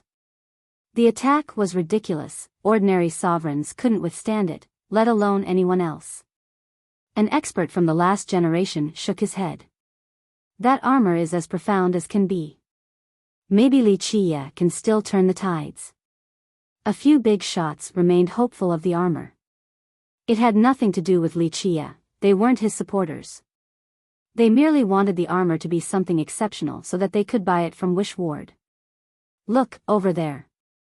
An eagle-eyed spectator saw a shadow in the abyss and pointed. The dust gradually dispersed and Li Qia finally appeared. He looked a bit disorderly due to the mud and dirt on his robe but was without visible injuries. "He's alive." The crowd screamed after seeing him. "Not just alive, he's completely untouched." An old expert sighed after careful observation. The big shots carefully gazed at him up and down without missing a single detail. They were afraid that the armor might have been damaged. It would be a damn shame. "It's at least at the Tao Lord level," one ancestor concluded. The Vajra embedded in the defensive line wasn't a real weapon, only a seal. However, it was personally prepared by Vajra Tao Lord and had a portion of his power. The majority of weapons and artifacts had no chance of blocking the attack. On the other hand, the armor nullified the entire thing. "It must belong to a Tao Lord," another cultivator added. "It's way better than a Tao Lord armor." An ancestor from another clan elaborated. "Tao Lord armors are obviously powerful, but because of this, few can actually control them without sufficient cultivation. On the other hand, Li Qia can wield this armor despite only being in the Conqueror realm. Do you see how magical it is?" Those nearby nodded in agreement. This was another reason why the armor was highly coveted. Tao Lord artifacts were wonderful, just difficult to control. At the very least, one needed to be at the myriad form realm before wielding them. To actually use them to their fullest potential required far more power. These requirements weren't present in the armor. Li Qia freely used the armor previously. He's still alive. The Grand Commander and Grand Chancellor turned pale, the same for the members of the two clans. They placed all of their hope on the seal earlier to take down their enemy. Even if it couldn't kill him, it should have grievously wounded him. That would give them a fighting chance. Now, the seal didn't even damage one strand of hair. The armor remained immaculate as well. The two big shots trembled with fear. Despair started rearing its ugly head. It was impossible to kill the armored Li Qia. If they couldn't do so, they would be the ones dead today. "How can this be?" the commander blurted out. Others shared the same astonishment. Having that armor means being unbeatable? An important character had this belief. If the armor could nullify all offenses, paying any price for it would be totally worth it. Your seal isn't a true Tao Lord weapon. It can barely scratch an itch. It's a shame. I want to see your Tao Lord's true power. Li Chia patted the dirt off his robe and chuckled. The real evil breaker Vajra. The crowd smiled wryly. There was no way the Tao Lord would leave the real thing here since he didn't like Vajra in the first place. It should be stored in Sacred Mountain. If that's all you got, time to end this. Li Chia smirked. We must not hold anything back. The two big shots exchanged glances and shouted. Their men piled chaos crystals into the temples in order to maximize their effects. The ancestors present at the mansions also added their vitality and chaos true energy into the temples. Activate. The big shots roared and released their fate palaces. Various empowering affinities rushed towards the temples. The ancestors did the same, no longer holding anything back. The members of the two clans saw this and followed suit. The temples became filled with life forces and chaos energy. This mass of energy expanded and blotted out the sky. The thick vitality condensed into the greatest force and gestated a great being. Boom! A blinding radiance erupted from the temples. They suddenly became red as if their walls were made from condensed blood. Divine rings started pulsing from the core and grew bigger and bigger. The temples looked sacred, serving as incubators for something great. Finally, the flames of a Tao Lord erupted. The monstrous aura of one swept through the world. The flames then gathered together to form a massive figure. The moment it appeared, everything else seemed insignificant in comparison. The world and all things meant nothing. The being looked like the ruler of all. Just one hand wave could sever the six Tao and reverse the yin and yang. Gods and devils had no choice but to plead loyalty. A Tao Lord, the image of Vajra Tao Lord. One ancestor bellowed in horror. The spectators felt the urge to kneel. The ones with weaker Tao heart started prostrating with haste. They became emotional. Some felt that their life was worth living since they got to see the image of this great Tao Lord millions of years later. It was truly an honor.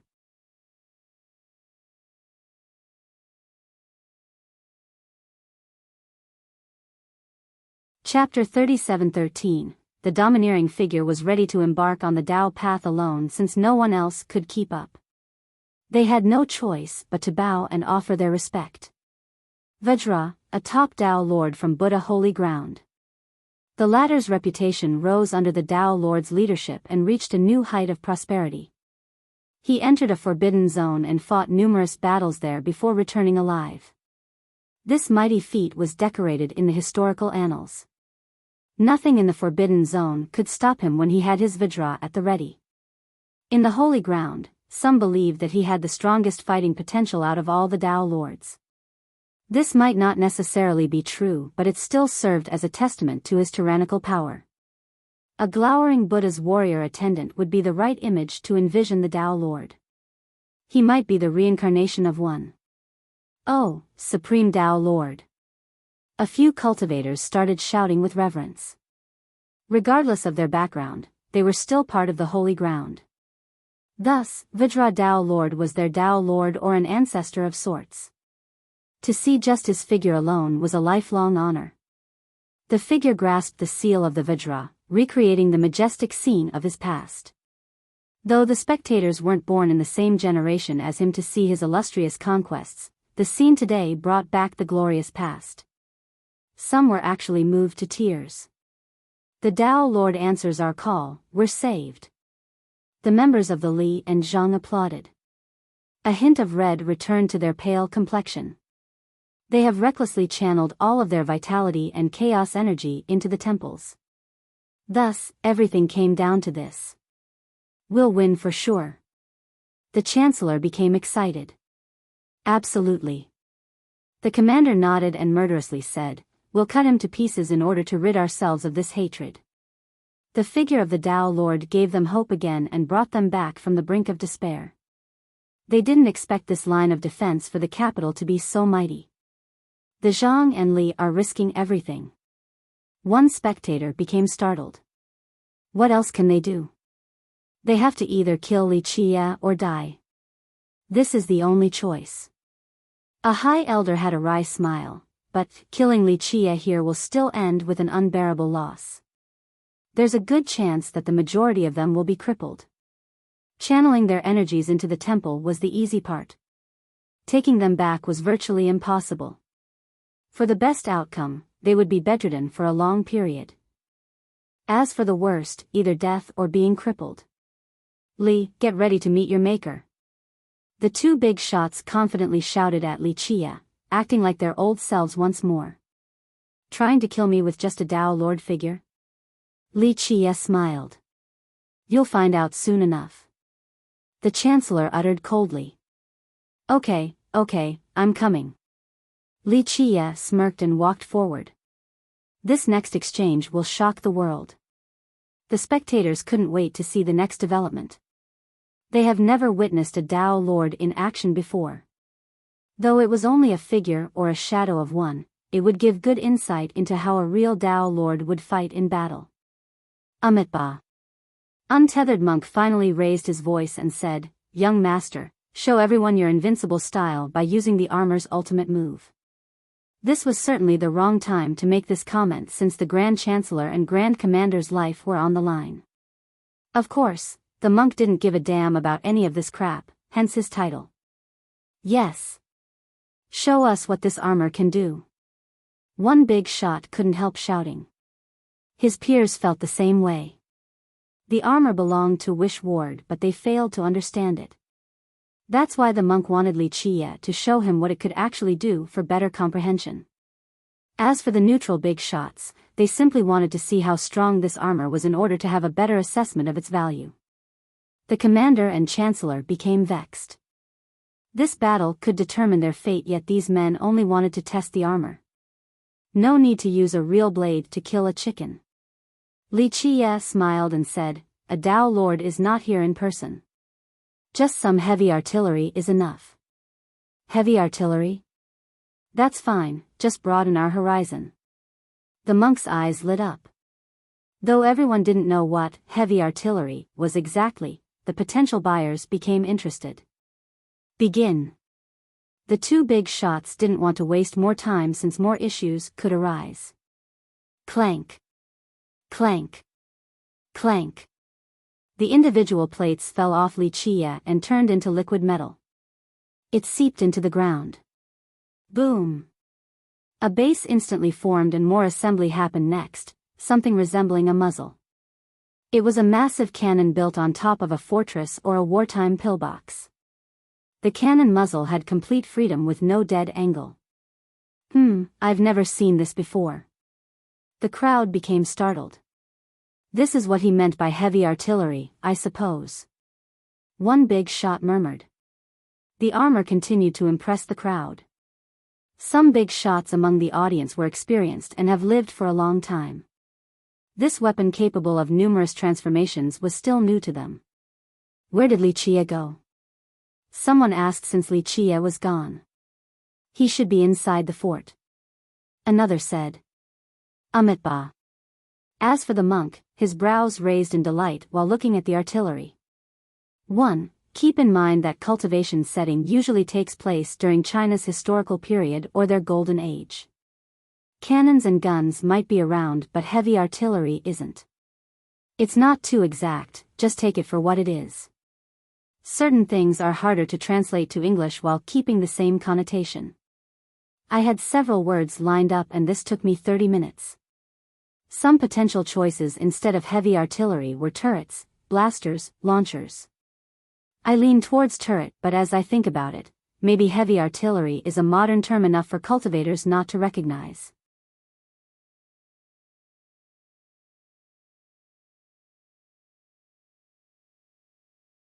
Chapter 37:14. The heavy artillery looking like a cannon fortress appeared before everyone.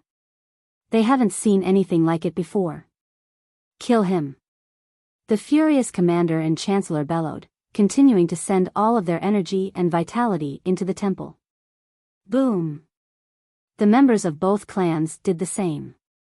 The majestic figure seemingly came back to life. It was as if Vajra Dao Lord was here in person. His aura ravaged the 9 firmaments and 10 earths. The figure of the Dao Lord finally made its move and swung the Vajra towards Wuxia.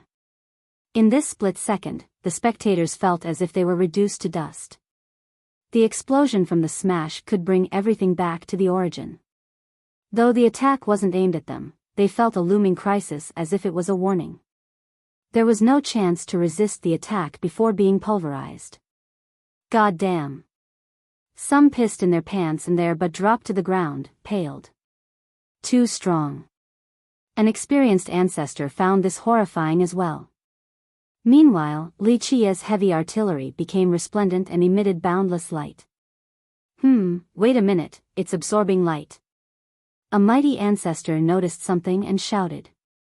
At the start, people thought that the weapon was becoming resplendent, something very common during activation. However, upon closer inspection, the weapon wasn't actually emitting light but rather, it absorbed lights from all other locations. The center of this absorbing force was the muzzle. A tiny black hole appeared, only the size of a fist. Nonetheless, it felt as if the space inside was limitless, capable of devouring the entire world. At the same time, the Vajra drew near, only a bit away from the cannon. Boom! Before a direct contact, the artillery shot out a black beam. The beam divided the world and severed all karmic and reincarnation forces. Nothing was sharper than the beam, not even a divine sword. An unbelievable scene happened after the annihilative blast. The black beam actually stopped the Vajra from smashing down. The spectators were sure that the move earlier could destroy any sect or clan. No single cultivator was confident in stopping the Vajra alone. Alas, the black beam successfully stopped it. Rumble. The surrounding spatial fabrics became unstable from the explosions stemming from the competition between the Vajra and the black beam. Shock waves extended towards all 8 directions and caused the realm to quake violently. Those feeling the phenomenon were spooked. Boom! Boom! Boom! The next sequence shocked people even more. The beam actually pushed the Vajra back, inch by inch. It became abundantly clear that the Vajra was unable to push forward. I'm impossible, the spectators became slack-jawed. How is this black beam capable of pushing back the power of a Dao Lord? It has to be at the holy sacred sovereign level, maybe even higher. One expert shouted. The beam was fair in size yet it was able to push back the great Vajra. No one would believe this if told. Though it wasn't the Dao Lord in person and not the real weapon either, the attack still contained his power.